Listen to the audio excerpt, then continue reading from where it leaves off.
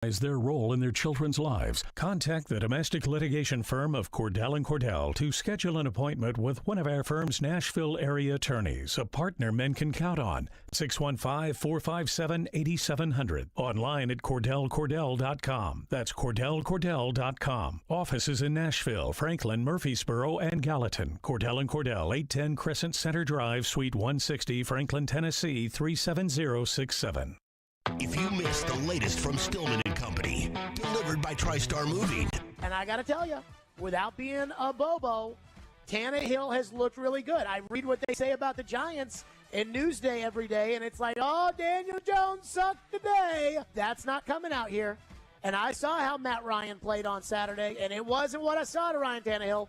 Give me a full breakdown, an evaluation today on Ryan Tannehill.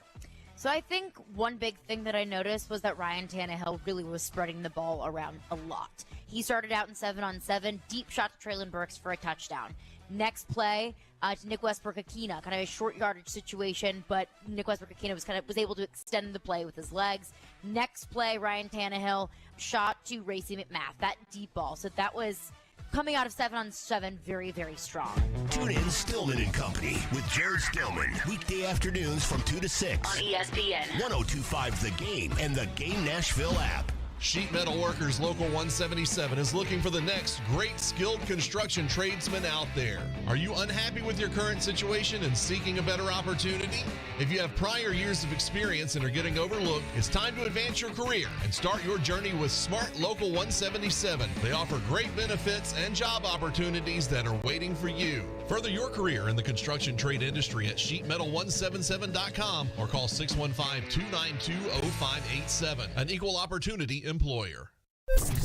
From the Hillside Medical Game Studios, WPRT-FM Pegram, WPUC HD2 Laverne, Nashville's exclusive home for the Nashville Predators. 102.5 and 106.3. Terang, it's a high fly ball. We got pass rushers. Awesome game, Checkered flag in the air. The Game. A Cromwell Media Station. Where you have a voice. We're one play away from an injury. He knows this. He's a study of the game. And we have strong opinions. He's been awful. I don't think they were trying, and that's why I feel the way I feel. This is Stillman & Company with Jared Stillman and Caroline Fenton. Presented by TriStar Moving on Nashville's best sports talk, 102.5 and 106.3 The Game. And on the Game Nashville app. Stillman & Company is delivered by TriStar Moving, 102.5 The Game, streaming live on Twitter, Twitch, YouTube, and Facebook Live. Let me get a little cough in here.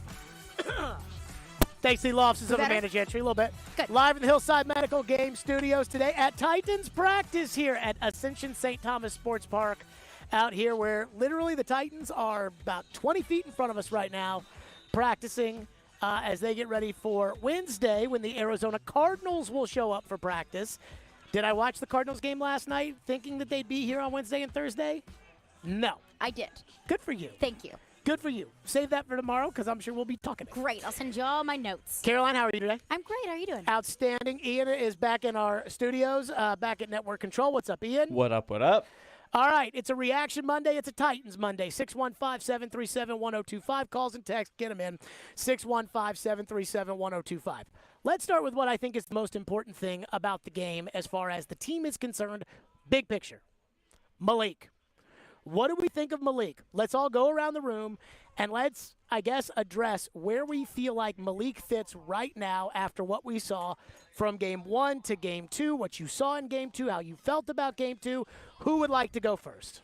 I'll go first. Go first. What do we think of Malik? Malik belongs in the exact same place that I thought he belonged last week, that I thought that he belonged the week before, and the week before that, which is QB3. But that's not to say that Malik Willis didn't look better in this game against the Bucs. I think that he looked more confident, and I could tell that he was trying to execute what I think are probably some of the notes that he was given by Pat O'Hara, by Mike Vrabel, standing back in the pocket, being a little bit more patient, throwing the ball a little bit more. And you could tell in that touchdown pass, you could tell he dropped back. First read wasn't there. Second read wasn't there. I want to say Chigakonkwo was either his third or fourth read in the end zone. That was a good thing. That showed me that he's being a little bit more patient, and he feels a little bit more confident standing back there, even when he had a bunch of scrubs on the offensive line. So I thought that was a good thing. So you can see progression, but he's still not there yet. He's still hesitant. He's still overthrowing receivers. He still doesn't look 100% confident. So while I think that there is some good progress being made, he's still not quite there yet. Ian, what did you think? I thought he looked better. I think he's in a weird position where, as a young player, he's in a position where what's the best thing for him to win the game versus what are we trying to accomplish in preseason. And so, part of him, I think, gets trapped like, hey, am I really trying to win this game? And the best way for me to win this game is probably run around a little bit. But for the best thing that we want to see in preseason, probably best to just run through the progressions, try and stay in the pocket, and do the best we can as far as that goes. And I think he's trying to find the balance there. Do you think that he's ready to play in the NFL? As a starter? Well, at all. I mean, ideally, no.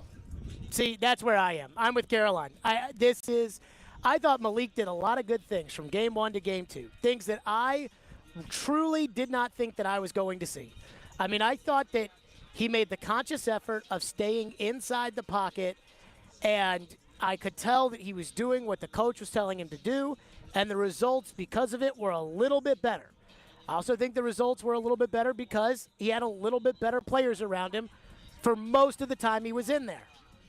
But he's still nowhere near ready for the football field. And for everybody out there that's banging on Logan Woodside, I get it.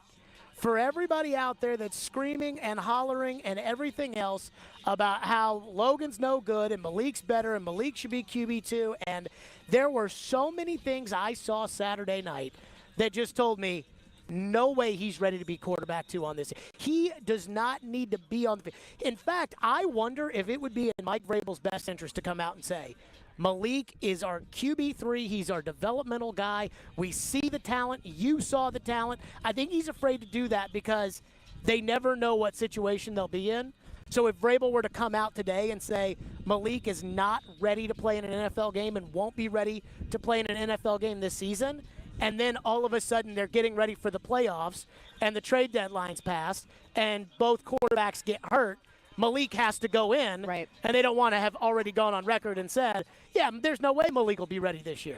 But Malik, and I don't know if he'll be ready this year or not, but Malik is not ready. He is not ready to play in the NFL, and that wouldn't just be a detriment to the Titans because I don't think he'd be able to do anything that they want him to do, but I think it would be a detriment to him that if he goes into a game, you all, and I'm talking about you all the fans, you all, I believe sometimes, have this belief of, well, he's better than Logan, so he should be QB2 and Logan should be QB3. And if Malik goes out there and he doesn't play well, then we all know that he's developing and that it's okay. And that you say that today on August 22nd, but that you won't say that on October 13th if that's when he gets put into a game against the Houston Texans and he's asked to win a ball game and he doesn't win the ball game. I know the phone calls I'll get. And so that's what I saw on Saturday night. I went back and I watched tape yesterday morning. I probably spent about 2 hours watching it and charting each of the 2 quarterbacks and the defense until they took all the good players out. And then I'm not sitting there watching through each defensive series to say what, I'm trying to think of the most random guy on defense. Who cares? I'm not doing that. But Deshaun Hand. He might actually make the team. He actually played pretty well. Nice little sack. He might actually notes. be okay. But I went through each of them. And as I go through each series, Willis on the first series, they dropped 7 in coverage on 3rd and 8, and he runs and he tries to get 6. Well, they're all playing the sticks. There's no way he's going to be able to run through all those guys and pick up a first down. So that's something where, again, he can run a little bit and then get out of bounds and know you have to punt, or drop it off to a back, let him get tackled, see if he can make a play. But that just, again, it was like, nobody's open. Of course nobody's open. They dropped 7. They're all standing at the sticks. Of course no one's open. I thought his offensive line was terrible. Awful. So on the 4th and 2 where they ran that RPO, I went back and watched it like 5 times from the coach's angle, from behind the play. And I'm not sure that had he handed that ball to Hilliard would have had a chance to get the 2 either. Like, it was both covered up because they didn't block anybody. His second series, he threw a ball short for Kyle Phillips. So, and I asked Vrabel if that was Phillips' fault or if that was Willis's fault. Vrabel, of course, didn't answer. Classic. But I only asked because Trevor thought that it might be Phillips' fault. Well, Phillips was already on the ground. I think the ball was short, yes, but by the time that the ball was on the ground, Phillips was also on the ground. So here was a play on his third series for Malik, and this is where Malik is right now. This is why he's not there yet. So it was a 3rd and 7, or 3rd down, and he's forced from the pocket because, of course, Dylan Radins gets no pressure, or, does nothing against Carl Nassib. But Malik rolls out to the right. Well, when he rolls out to the right, it's where he ends up throwing it, I believe. To Torrey Carter. Yes, and they end up punting, and then Reggie Robertson runs out of bounds. So when he's running towards the sideline, his eyes are to the sideline. Well, the entire defense moves over to the sideline. Austin Hooper, who chipped on the left side of the line, is standing wide open in the middle of the field about 4 or 5 yards down on a 3rd and 7. All he's got to do is turn right back. If he sees the whole defense go over here, then he knows the whole defense is not looking at Hooper, who's on the left side of the play. All he's got to do is turn back, dump it short, and that's probably an 18 or a 20-yard gain. And he's not there yet. Again, going through some of his notes, where he had a bad ball placement on a play action on a pass for McMath, that he's got to put that ball outside. There were a couple where I thought he needs to throw the football away sooner. One of them in which he, on 3rd and 14, this was after Nicholas Petit-Ferrer got a false start that just killed the drive at the Tampa 11. A lot of false starts. A lot of false starts. And that was a drive killer because that team is going for points at that point. Commits a false start. On 3rd and 14, Malik's got a little bit of time, starts to feel the pressure, so he escapes from a couple of sacks, and then he throws incomplete in the end zone. And Charles Davis on TV was talking about how, that was good that he's looking for this guy in the end zone. No, that ball should be in the 15th row. And I know he's got the arm strength in order to get it there.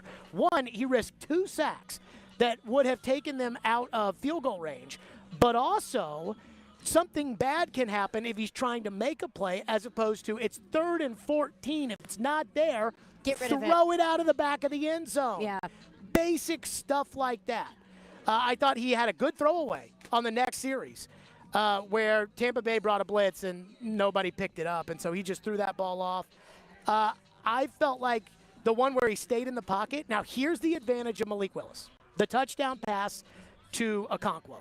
Here's the advantage of Malik Willis, is that Tampa dropped 2 linebackers in the middle of the field, afraid that he's going to run. And in that zone, all he has to do is, if they just give him a decent pocket on the outside, all he has to do is just wait for Okonkwo to run into one of those windows, and then he just put it on him. So I thought that was a good throw. And then on his final drive, it was 3rd down.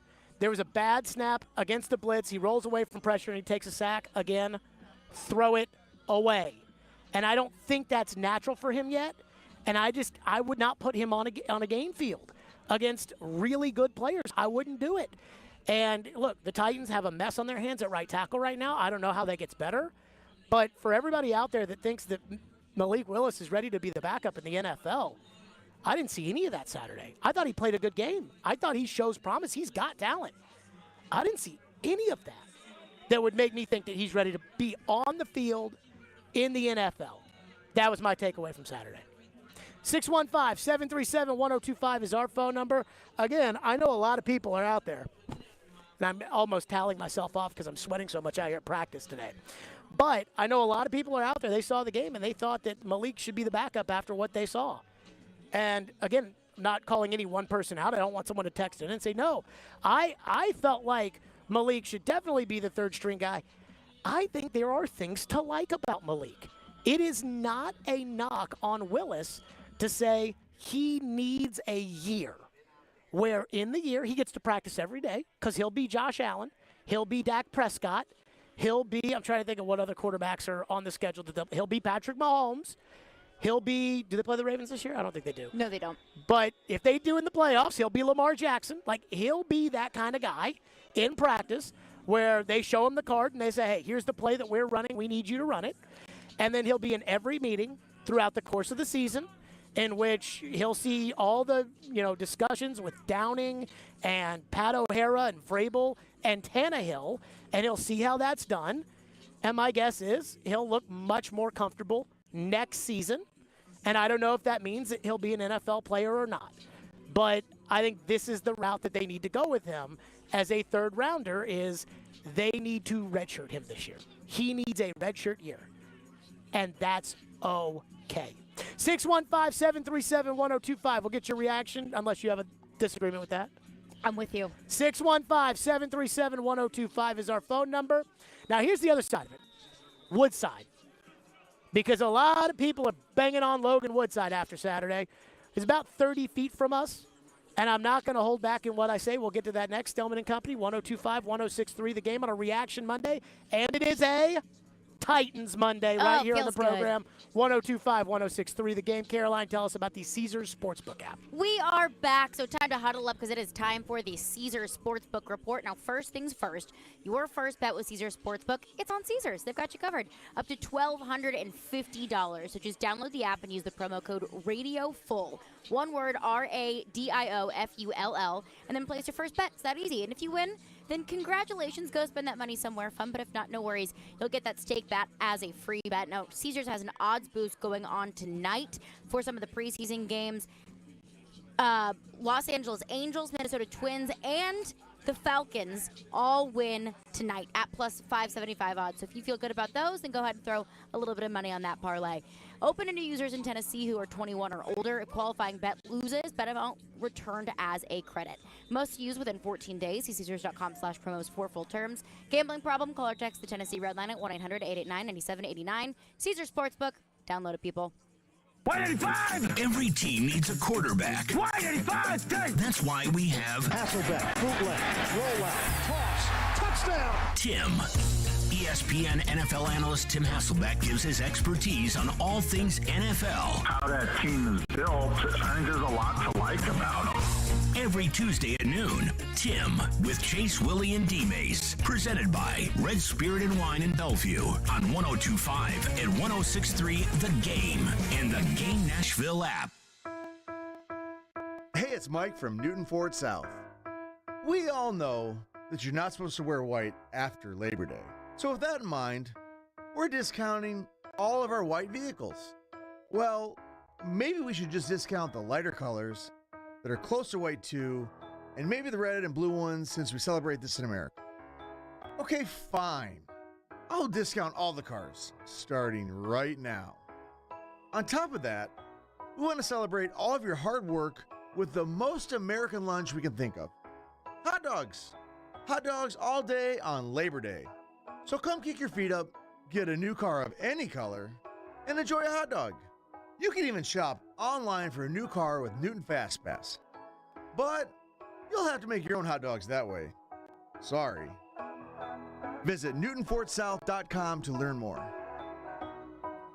Jewelry business, it's in my blood. I've been doing it all my life, and it's my passion. Meet Daniel Sabalas, a third-generation jeweler at Genesis Diamonds. This line of work, it's all about honesty and trust. It's about building relationships. And that's what drew Daniel to Genesis, where it's all about education, transparency, and respect for each customer. It's based on a family business mentality, and that's how we are. We're here to educate, to guide you, and we make it very easy. So we really go out of our way to educate customers in the right way. There's no stress level, there's no tension. The customer can feel that. All this while providing the guaranteed best value price. I've never seen a company that has the best price like this that I've seen anywhere. We are a powerhouse of diamonds. Genesis Diamonds. No commission salespeople, no pricing games, no risk, no pressure, no cutting corners. Genesis Diamonds is going to give you the best price, best quality, guaranteed, no matter what. Genesis Diamonds, Green Hills and Cool Springs. It's on. It's happening. Remember, you can watch us on YouTube, Facebook, Twitch, and Twitter. Get out of the way. I'm watching the game. Presented by the law offices of Amanda Gentry. You're listening to Stillman and Company. Presented by TriStar Moving. 102.5 and 106.3 The Game. And on the Game Nashville app. And the ability to translate things from week 1 to week 2 pretty darn well. Woodside looking downfield, and Woodside picked off Don Gardner. How did you feel about Logan's decision-making last night? I thought he made good decisions. There were some times where he got us in the right play, and we got, they blitz zeroed us, and, we threw it out to Roby and got a first down. It looked like a football play. Progressed through, and and hit Roby again on a play pass. I think that this, gets hit. I mean, the quarterbacks get hit. That's not a very good job of protecting the guy with the ball. We're trying to take a shot to Traylon, and, he gets hit. So I think the decisions were okay. I think the execution by both quarterbacks has to be better. There you go. That was Vrabel yesterday. Boy, Twitter, I don't know if you were on it during the game Saturday night, but they were mad at Logan Woodside. My God. I felt bad for the guy on Twitter. I also felt bad for the guy watching the game on Saturday. And look, I've been a guy who says, hey, man, Tannehill's number 1, Logan's number 2, Malik's number 3. I like it that way. As I've said many times, Malik stinks right now. That doesn't mean that he will always stink, but right now he can't go in a game and help this team win. And so I'm watching Logan play, and he obviously had a rough night. And then as soon as the game's over, I mean, again, not to say that Twitter represents everything, but my goodness, I mean, it was like, they got to get rid of him. He stinks. They need to get a new backup. They need to make Malik the backup. They need to, somebody wrote a column that was like, the Logan Woodside, it was Buck, the Logan Woodside experiment needs to be over. And I'm like, whoa.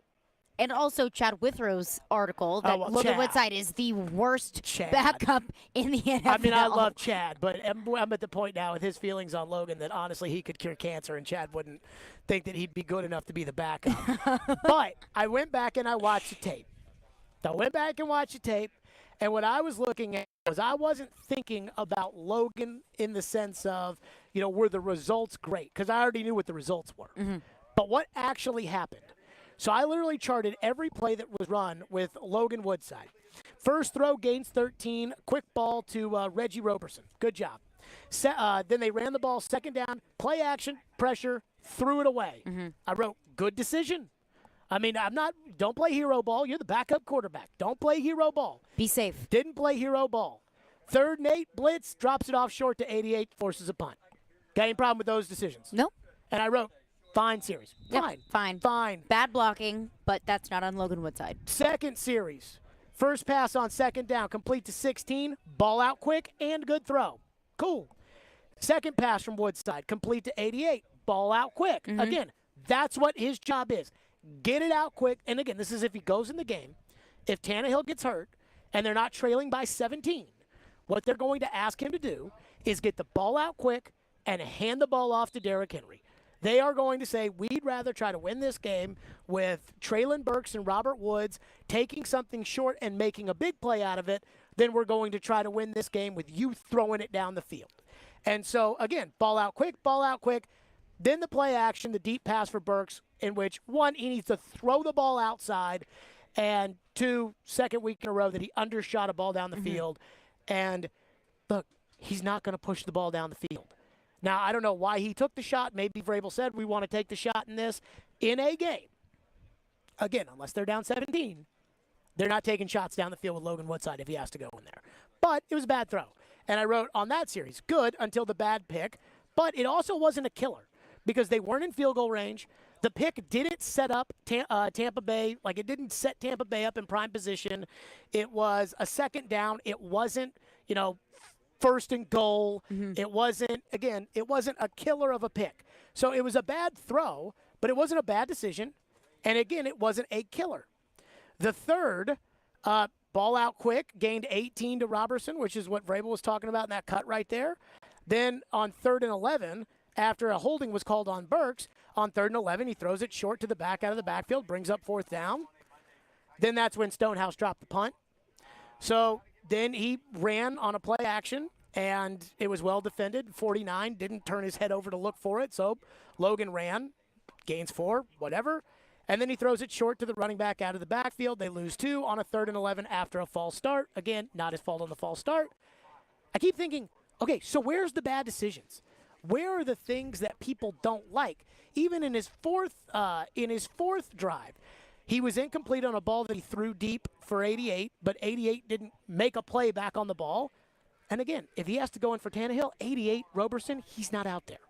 Traylon Burks probably does try to make a play on the ball. Mm-hmm. Or Robert Woods tries to make a play on the ball. Or Nick Westbrook-Akine tries to make a play on the ball. rolls out to the right. 49 never turns his head again, the tight end. Right. He'll never play with 49 in a real game. On 3rd and 5, scrambles up the middle, gains 6, and slides. Good decision. Good job. Good decision. They run it twice, 3rd down. He's sacked. 83, David Wells, who I have never heard of before in my life. I did a whole lot of roster reference in this game, especially in the second half. I don't think it's Boomer. I don't think it's David Wells, the old pitcher for the Yankees. 83, David Wells. Didn't block 46. So 46 just gets a direct shot on the quarterback, trying to run a play pass on a 3rd down. He's trying to run a play pass. By the time he turns around, 83 whiffs on 46. 46 just sacks him. So I keep asking, what did Logan not do well other than the one ball that was underthrown for Traylon Burks? And I'm not making this about Malik versus Logan because I really think it's more so Malik's the 3rd guy, and it's really Logan versus whatever else is out there.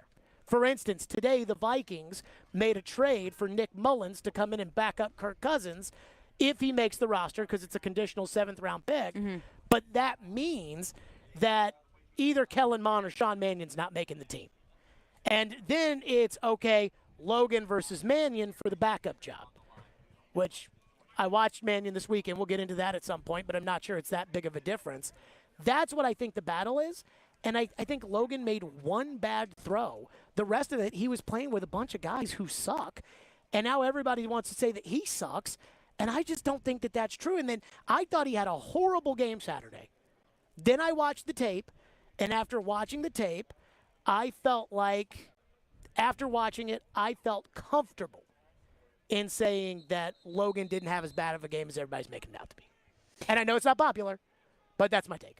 And I think my biggest takeaway from Logan was the interception, the pass intended for Burks. That was a bad throw. Sure. And the people I was watching the game with, they said, oh, my gosh, Logan Woodside, he sucks. You got to go out and get another backup quarterback. But I said, if he's in a game, he's not making that throw. No one's asking him to make that throw. Logan Woodside didn't do anything flashy. He didn't do anything sexy on Saturday night. It was a whole lot of, hand the ball off to Hassan Haskins, Reggie Robertson, hand the ball off to the tight end, hand the ball off, hand the ball off, hand the ball off. And that was fine for me. And everyone wants to talk about, if Malik Willis is the backup quarterback, he brings his extra dimension to the offense, which is true. To your point about the touchdown pass to Chig Chig was able to get open because the 2 linebackers were just waiting for Malik to jet off with his legs. He does add an extra element. Malik Willis does have more talent than Logan Woodside does. But Malik Willis, I don't trust him to take care of the ball like that. Logan Woodside isn't going to be asked to do anything flashy. He didn't do anything flashy in the second half of that game, and I think that was okay. And that's after me complaining about Logan Woodside for a full week after the Ravens preseason game. Now, Charles Woodson kept hitting on this, and I do think this is true. I do think the drafting of Malik Willis has screwed with Logan. And I don't know why, because they brought in Barkley last year to compete with him, and they brought in Trevor Siemian the year before that to compete with him, and he beat out both those guys. But those are all backups. No, Malik's not getting cut. I would agree. No. The Titans drafted Malik Willis. That's so much more investment into Malik than it was into Trevor Siemian or to Matt Barkley. But he knows Malik can't play right now. Does he know that? He has to know that, I would assume. 615-737-1025. Our phone lines are driven by WilsonCountyHyundai.com. AG, the president of the John Robinson Fan Club, is going to kick us off today. Thank you for calling. Go ahead, AG. Yeah, Jared, I don't even know why we have this conversation. Logan Woodside. Who is Logan Woodside? Man, do you see the power that Willis stand in the pocket with, man? I'm just saying. But my big deal about it is, why would we our defense look pretty deep. Wide receivers and stuff looking good. Why would we waste a spot by keeping Logan Woodside on the team when we can be getting deeper in other positions? I don't even understand why we having this conversation. The upside with Willis compared to Woodside don't even add up. Why is we having this conversation? AG, I'm going to tell you one thing. And he dropped off there. I believe if Ryan Tannehill gets hurt, I believe that Logan Woodside gives the Titans a better chance to win a game right now than Malik Willis. Like in the middle of a game, maybe even to start a week. I think Logan Woodside gives the Titans a better chance to win a game than Malik. And I'm not saying that Logan gives them a good chance to win a game. I'm not saying that. I think he gives them a better chance.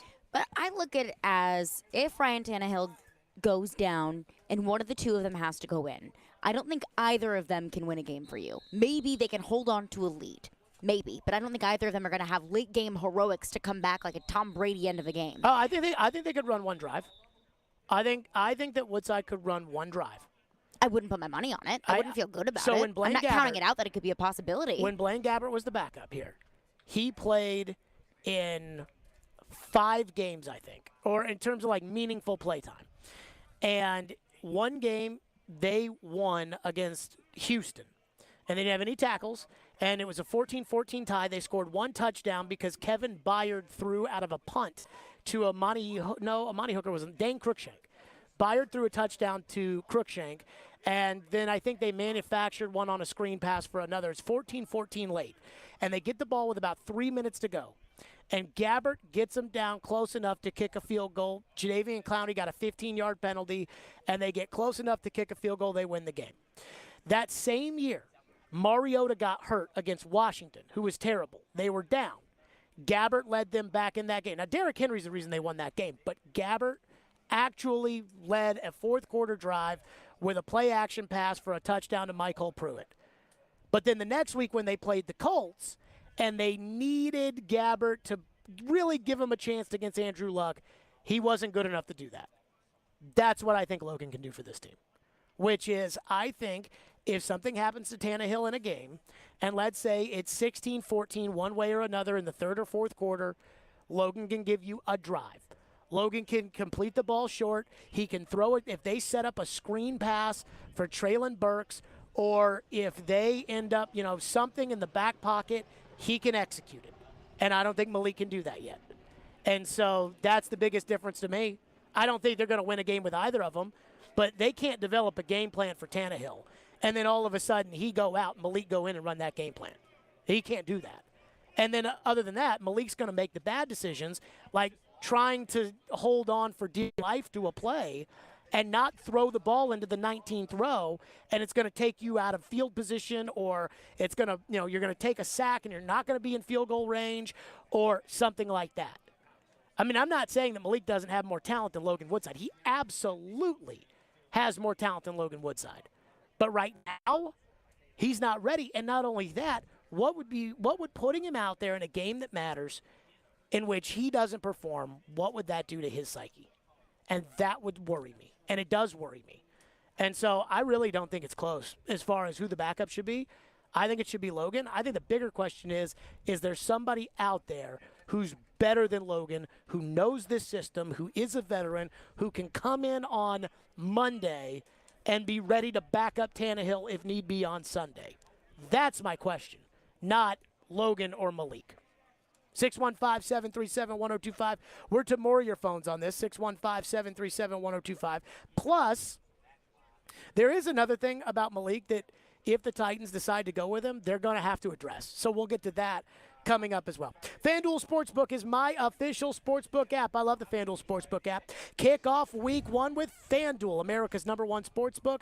Just join today and get started with $150 in free bets guaranteed when you place your first $5 bet. Just sign up with the promo code JGM to get in on all the action, and then you can turn game day into payday all season long.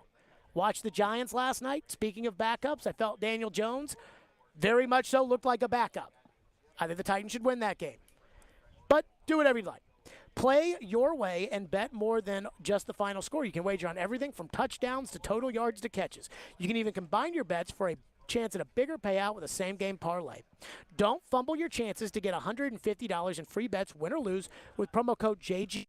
Make every moment more with FanDuel, an official sportsbook partner of the National Football League. 21 and older and present Tennessee. First online real money wager. Only $10 first deposit required. Bonus issued is non-withdrawable free bets that expire 14 days after receipt, and restrictions apply. See terms at sportsbook.fanduel.com. Gambling problem? Call the Tennessee Red Line at 1-800-889-9789. TD ESPN Titans NFL Nation reporter Teron Davenport brings knowledge. 3 touchdowns. He was processing, getting rid of the ball quickly. Passion. Make no mistake about it. He absolutely has to hit the ground running. And expertise on the two-tone blue and the NFL. Join TD every Monday at 11, Thursdays at 3, and Friday morning at 8 for all the latest on your favorite team. Teron Davenport is presented by Craneworks on 102.5 and 106.3 The Game and the Game Nashville app. This is Chef John from Kitchen Notes at the Omni Nashville. Invite you to come join us for breakfast and lunch. We are offering some exciting new menu items. For breakfast, we have a smoked prime rib hash. Comes with a sunny side up egg, hominy, caramelized onions. It's a great start to your day. We are featuring a sourdough pancake made with a sourdough bread starter. It's a fun spin on the classic buttermilk pancake. As always, Kitchen Notes is serving biscuits all day. Come join us and create a memorable experience here at the Omni Hotel. Food is all about memories for us. We'd like you to start a new memory here at Kitchen Notes in the Omni Hotel. Breakfast at Kitchen Notes in the Omni Nashville Hotel. Save big this Labor Day at Electronic Express. Get a Samsung 65-inch 4K TV for only $5.99 or a Whirlpool 4-piece kitchen package for just $27.99. Electronic Express has huge savings in every department: computers, appliances, 4K TVs, smart home, furniture, mattresses, and more. Don't miss out on an Acer gaming laptop for just $6.99 or a Google Nest Hub for only $54. Shop in-store or online with up to 36 months free financing. Electronic Express. We make it happen. 312 Pizza Company is Nashville's authentic Chicago pizzeria, and they're now hiring. Work for a family-owned business and be a part of their incredible team. 312 Pizza Company is hiring for all positions, including host, waitstaff, bartenders, cooks, and more. 312 Pizza Company offers health insurance and paid time off to full-time employees. Contact Kimberly at 615-730-7888 or email at contact@312pizzaco.com. 312 is an equal opportunity employer. Robbie and Rex Road here on ESPN. Welcome into Chase, Willie, and D-Mace. Stillman Company is delivered. There's a new way to hear 102.5 The Game, Nashville's best sports talk on 106.3 FM. From downtown Nashville to Spring Hill on I-65 and to Murfreesboro on I-24. You now have two choices to hear our great sports programming. Get the extra point, no problem. And the Nashville Predators. Check out 106.3 now and save it as a preset. Hey, this is Philip Forsberg. You're listening to Nashville's best sports talk, ESPN 102.5 The Game. Willis looking that way, then looks right. Into the end zone, touchdown Titans. It's the rookie tight end out of Maryland, Chigakonkwo.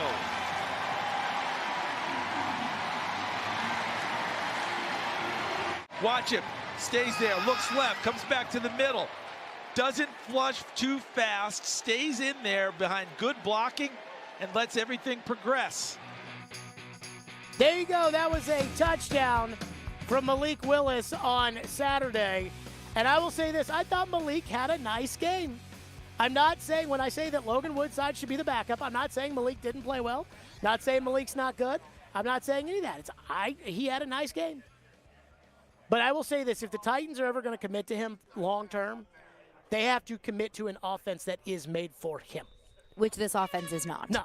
If he were to come in this season and play quarterback, he would be running Tannehill's offense, which is made for an athletic quarterback, who's got, some mobility to him, who's got a good arm, who gets the ball out quick, and is good in between the numbers. Think Garoppolo, think Stafford's probably not mobile enough for the offense he's in, but he gets the ball out quick enough. He pushes it. That's not Malik's game. Now, maybe it will be, but I doubt it. I think it's more like that. I think Bill Polian used the term slang bang offense like Baltimore. That's what they'd have to become. Right now, on their offense, guys that would be able to play in a Baltimore-style offense right now, if Willis is the quarterback, Hooper, Henry, maybe Burks, although I have to see a little bit more of Burks. Chig? No. Phillips? No. Oh, absolutely not. Those little slot guys, they don't play. Who's Lamar's slot guy? I don't even know who any of Lamar's receivers are this year, to be completely fair. That's the point. So like that route tree of like, hey, here's 5 routes. Ball might come out this way. If the corner's playing you that way, it goes out that way. Lamar doesn't do that. So that's what they would have to do. And so they'd have to completely overhaul the offense. I think Nate Davis could stay, and that might be it. So, again, if he's the backup, which a lot of fans want, then he is backing up Tannehill, and he is running Tannehill's offense, and he's not ready to run Tannehill's offense. Let's get to your phones, which are driven, of course, by WilsonCountyHyundai.com. Jason from Mount Juliet texted in and says, I feel bad for the receivers. Due to poor quarterback and offensive line play, they haven't had a real chance for evaluation. I still don't know what to think about Burks, Fitzpatrick, Chig, or the rest. Oh, I think that the receivers got the benefit of the doubt for that in the first game. I thought the receivers freaking sucked on Saturday night. I thought they sucked. Why? I'll give you an example of a play. Okay. Reggie Robertson, Logan Woodside takes a shot down the right sideline, and he underthrows it a little bit. And Reggie Robertson doesn't go back to the ball to make a play on it. And everyone's going to look at that and say, Logan sucks, or Logan doesn't have the arm strength, or It's like, no, the receiver needs to go back and make a play on the ball. I asked Vrabel yesterday about the incompletion from Willis to Phillips on third down. And I asked Vrabel whose fault it was because Trevor texted me and said that he thinks that Phillips is doing a good job running or punt returning, but that he's wondering if he's running his routes all the way through, which is why I asked Vrabel about that. And Tannehill has gotten on his ass at practice about not being in the right place at the right time. So I don't know whose fault that was. I thought the wide receivers were terrible on Saturday night. I thought they were terrible. I mean, you heard Derek going off about Traylon Burks today. Yeah. I mean, Derek was not pleased with Traylon Burks. So I think it's easy to say, like, oh, well, this receiver, it's not his fault because quarterback's no good. It's like, man, the first game, sure. This game, and honestly, I didn't think the receivers helped out Logan in the first game. Burks didn't really make a play on a ball that was underthrown in the end zone. Godwin, who is no longer with the team, did make a play coming back on a ball that got intercepted. And Kinsey on a ball Chris Sanders said was his fault that Logan got intercepted. So if anything, and I'm not saying that the receivers, that it's, perfect, but I do not believe that the receivers had a good game. I think it's very easy to evaluate them and say that for the most part they didn't play very well. But how much can you expect the receivers to make plays when they're just not getting the ball? When they're not being targeted? What do you mean? About the game on Saturday, you're saying the receivers sucked. And, I would have liked to have seen a whole lot more from Traylon Burks. And, yes, that ball from Logan Woodside was underthrown. So how can you really put that on Traylon Burks? How can you put that on the receivers when they aren't getting the ball? Okay, when it's so many short yardage situations. I'll give you an example. Hand off to Haskins. When it's a pass to Reggie Robertson. When it's a pass to the ball Chig. deep that Willis threw deep for McMath. Yes. That Charles Davis said was great as far as the coverage was concerned, which I didn't agree with. But Charles Davis said it was great with the coverage. That was not a good throw by Malik. Malik's got to put that ball on the outside shoulder. He's got to put that ball up and ahead of McMath. But it's a 50-50 ball with McMath versus a DB. McMath should make the catch. Yeah. And so that's how I evaluate it. I'm not saying it's going to be perfect, but not every ball Tannehill throws is going to be perfect either. And I didn't think any of the receivers did anything that separated themselves that wasn't right in front of them. I thought Phillips had a great punt return. He did. He also had a stupid punt return where he went back into the end zone on a ball, which I don't like. But I was not pleased with the receivers. But let me say this. Robert Woods in play. Westbrook Akine came out of the game really early. And those are the guys, with Burks that are going to play. So I try to keep that in mind. Hooper had one wide open in the middle of the field. Malik didn't turn his head to look back and drop it off. But I understand. What's next? Another texter texts in and says, is there any chance the Titans are secretly asking Logan Woodside to not perform well in the preseason football games? Says the Titans could release him from the 53-man roster and potentially still keep them on the practice squad if no one picks them up. Therefore, the Titans could still have 3 quarterbacks. No, I don't think the Titans are telling Logan to tank like that because that would be, if that got out, then they would all get fired. Yeah. And that's not something that I think they want. I do believe that it is in play what the caller just brought up. I do believe is fair. The Titans could release Logan, put him on the practice squad, and then elevate him for 3 weeks to be the backup to Tannehill. But I'm not sure that 53rd spot. Look, we went through this the other day. I had, 45 locks, 46, if we count that there will be a backup quarterback behind Tannehill who is not. Those are the 46 guys that belong in the NFL. The other guys that are going to make the team, the Jordan Rooses of the world, they don't belong in the NFL. There's just no other offensive lineman to have on the team. So they got enough spots. The idea of, oh, no, if they end up keeping Logan, then they might not be able to keep Cody Hollister on the active roster. Was that your concern? What? About, if you carry 3 quarterbacks, then what are you going to do about special teams? That's active on a game day. But not active on the roster? So that's when they get to the 45. Uh-huh. So when it's who's going to play, and they have to deactivate, a third quarterback, it would be easy for them to deactivate Malik every week. Right. But if they want to use some running plays from Malik, then he has to be active in order to be able to come in the game, and then that takes away from special teams. But as far as just an extra Cody Hollister kind of guy, they can elevate that guy off the practice squad every week and then deactivate Malik. So the active 45 is different than the 53-man roster. Got it. And I just believe this. If Logan Woodside is the backup quarterback of this team, and they release him, and they want him on the practice squad so they can elevate him every week, that's going to last for 1 week. And then in week 2 or week 3 or 4, Indianapolis or Buffalo or somebody is signing him off your practice squad because they're going to ask him everything about your offense. Right. So that's what's going to happen. Is everything that they're going to hire that guy for 1 week, and unless the Titans protect him and elevate him to their active roster, so they might as well just keep him. 615-737-1025. We'll get back to your quarterback phones because we will get to the other stuff at 3 o'clock, including the tackle position. Stillman and company live out at training camp where the Titans right now are getting in some good work with no pads on. 615-737-1025. Stillman and company, 1025-1063 the game.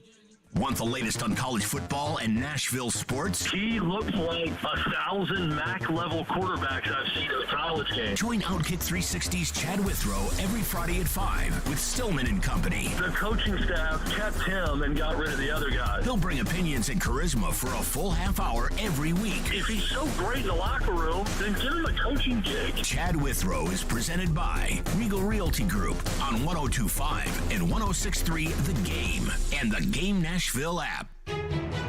From the Fox 17 News Code Red Weather Center. A beautiful start to our new work week out there as temperatures top out this afternoon in the mid to upper 80s. Partly cloudy skies, no chance of rain this afternoon. We'll see gradually clearing skies through the evening. For Fox 17, I'm Code Red meteorologist Zach Covey. This weather report brought to you by Hiller Plumbing, Heating, Cooling, and Electrical. Call the Happy Face Truck today. Are you sick and tired of constant pain in your knees, hips, or back? Especially this time of the year. You need to be moving pain-free, right? Hey, Willie Donick here for the team at QC Kinetics. QC Kinetics is helping people every day, giving them lasting pain relief using the latest advances in regenerative medicine. The science is simple. They concentrate your own body's healing agents and apply them to your aching joints, restoring and repairing the damaged tissue. No drugs, no steroids, no surgery. The old remedies for pain are not the only remedies. You need to learn more about how regenerative medicine at QC Kinetics can change your life. Make this the last summer you suffer from chronic pain. They've got clinics here and all over America. This is the exciting new, natural way to deal with joint pain. No side effects, no downtime. So call the local medical professionals at QC Kinetics. 615-249-4024. That's 615-249-4024. 615-249-4024 for QC Kinetics. Finding great candidates to hire can be like, well, trying to find a needle in a haystack. Sure, you can post your job to some job board, but then all you can do is hope the right person comes along, which is why you should try ZipRecruiter for free at ZipRecruiter.com/radio. ZipRecruiter doesn't depend on candidates finding you. It finds them for you. Its powerful technology identifies people with the right experience and actively invites them to apply to your job. You get qualified candidates fast. So while other companies might deliver a lot of hay, ZipRecruiter finds you what you're looking for. The needle in the haystack. See why 4 out of 5 employers who post a job on ZipRecruiter get a quality candidate within the first day. ZipRecruiter, the smartest way to hire. And right now, you can try ZipRecruiter for free. That's right, free at ZipRecruiter.com/radio. That's ZipRecruiter.com/radio. ZipRecruiter.com/radio. Chase McCabe. You get a little fired up for that. Pads start popping. Willie Donick. And you're just thinking, this guy's unbelievable. And Derek Mason. Now I got to run a little bit faster so I don't get hit. Chase, Willie, and D-Mace. Weekdays from 10 to 2 on Nashville's best sports talk, 102.5 and 106.3 The Game. And the Game Nashville app. You're listening to Stillman and Company. Sounds like this has been a game-changing day for all of us. Presented by TriStar Moving on 102.5 and 106.3 The Game and on the Game Nashville app. Do you feel like you made progress in that regard, Malik, in terms of, getting the ball out quickly and passing it from the pocket, or was it about the same as week one? What were your thoughts? I think thinking about it, it was a little bit better than week one. I got a few checkdowns that I stayed in there and just got it out quickly, but not by much. I think it's something I just need to focus on and continue to just find that in between from when I need to play, make a play, and when I don't, just climb in the pocket and help my O-line out. That was Malik after the game. By the way, and this was a common problem for the game. On Saturday after the game. I mean, those microphones inside the Titans facility, those have worked now. And I heard this with all the press conferences where it was just terrible. I mean, just awful. So I hear that cut and I hear the audio coming back. I'm like, my goodness gracious, was that bad? Anywho, there was one little nugget that I found to be very interesting, which was that the Minnesota Vikings today, we kind of touched on this, they traded for Nick Mullins, a conditional 7th-round pick for Nick Mullins. Why is this a big deal? Because that would mean that Sean Mannion or Kellen Mond, they're not going to carry 4 quarterbacks. So Sean Mannion, who was the backup in L.A. for all those years, he runs this system. Kellen Mond, Kevin O'Connell's the coach there, he runs this system. So either one of those guys could come in and replace Logan. Now, here's the thing. I watched all the tape on those guys over the weekend. Watched Minnesota, San Francisco, so I watched Nate Sudfeld. I watched the Texans, who, by the way, they stink. But I watched the Texans and the Rams, and John Wolford started that game.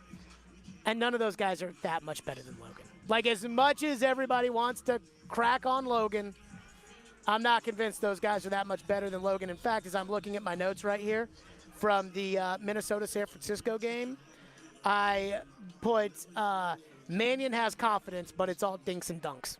That's it. Yeah. None of those guys push the ball down the field, and none of those guys are going to push the ball down the field. But isn't that kind of what you want from a backup quarterback? Yes. Or really what you expect from a backup quarterback? Confident, you have experience, but you're okay with just handing the ball off, dinks, dunks, gain of 1, gain of 2, gain of 5. You don't need these 25-yard bombs like we saw from that interception from Logan Woodside on Saturday. It's not going to be Neil O'Donnell.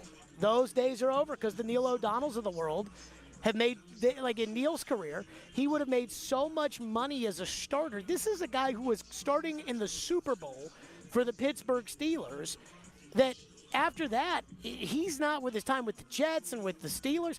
He's going to make, in today's era, $30 million a year. So once the light dims on his career, he's not going to go be a backup.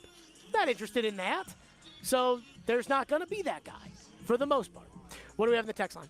One texter texts in and says, I'm tired of hearing about Logan Woodside. Just cut him. Open up another roster spot. If we don't want to throw Willis to the Wolves in the event Tannehill can't go long-term, we can always pick up a journeyman to finish the season. See, people don't understand this. Like, a journeyman and a journeyman who fits your system, who knows your system, doesn't have to get a practice rep to be able to come in and do what he's told to do. There's not that many guys out there, and all of those guys are Sean Mannion. That's what it is. It's Mannion. I heard somebody texted the morning show today and said, what about Cam Newton? Cam Newton has never played in this system before. He can't play quarterback. This is not baseball where it's like, hey, we just traded you from Arizona. You're in at third base and you're batting 6th. It doesn't work like that. So anybody that comes in to be the backup has to be able to get no practice reps, and if something happens to Tannehill, know exactly what to do. And there's like 7 guys, and there's no guarantee that those 7 guys are going to get cut. And every single one of those guys is so valuable that they just went for a conditional 7th-round pick, which is essentially giving away a guy for free. So you really think that, and I think it was the Raiders that traded Nick Mullins, you really think the Raiders care that much about Nick Mullins? No. And so San Francisco and Philadelphia and all these other teams that had him, they didn't want him back. And so he's there now. He's the 4th quarterback with the Vikings. And they used a conditional 7th-round pick, which means if he doesn't make the team, they don't get anything in return, just to see if he's better than Mannion. And they already know what Mannion is. And so they're going to put Mullins in there. And if he's not better than Mannion, then Mannion or Mond will be the backup. And that'll be on they go. And again, the difference between John Wolford and Logan Woodside, in my opinion, is negligible. And so why would they cut Logan, then have to go hope that one of these guys is available, then maybe have to pay that guy more money than they're paying Logan now? Why would they do that? And I'm not saying they won't do that, but that's all they're getting. They're not getting a starting quarterback who no longer is a starter if they cut Logan Woodside and bring somebody else in. And I think one thing with that, too, is you might ask yourself, and this is a question that I asked myself, too, kind of with the Logan Woodside or somebody else kind of conversation is, well, if you can upgrade, then why wouldn't you? And I would think that if the Titans did see a certifiable upgrade at the backup quarterback position that wouldn't be more money or a big-time commitment or, a high-round draft pick, which I don't think you really would unless you're picking up a Jimmy G, and why would you do that? Then it's not worth it because I don't think that Logan Woodside can win you a game. I don't think that Malik Willis can win you a game. Maybe they can pull something out if Ryan Tannehill goes down the middle of the game and maintain a lead. But when talking about the backup quarterback position, position, Logan can win them a game. I think take the Rams game last year as an example, where Tannehill made one big play, which was a play-action pass in which he ran into the corner of the end zone, threw a bad interception to Jalen Ramsey. But outside of that, they had the pick 6 of Matthew Stafford. They had the other one where they picked him inside the 5. They ran the football effectively. I think Logan can do all that. I'm not sure Malik can do that because. But I don't want Malik to do that because just because he looks better with his training wheels on does not mean that he's ready to bike the Tour de France. Well, and that goes back to if Malik's in that kind of situation, I'm not sure Malik knows exactly what they're going to be asking him to do, and I'm not sure that Malik can really do much right now other than run and chuck it as hard as he can. Again, if the Titans find themselves in field goal range, they can't have somebody out there trying to play hero ball that gets, a sack that takes them out of field goal range or makes it more difficult for a kicker who is not, he does not have an extensive leg. So they can't afford those mistakes, and I don't think Logan would make those mistakes in a game. But I think there's a big difference between, I truly do not think that Malik Willis can win them a game right now.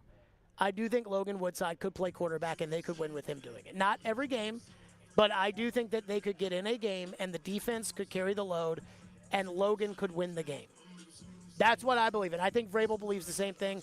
But maybe Logan's been so crappy that they don't feel that way. But that's how I feel about Logan. And where Malik, he doesn't know what he's doing. He hasn't honed that arm, which is a great arm. He can't process multiple things at one time. And he doesn't know what the offense is.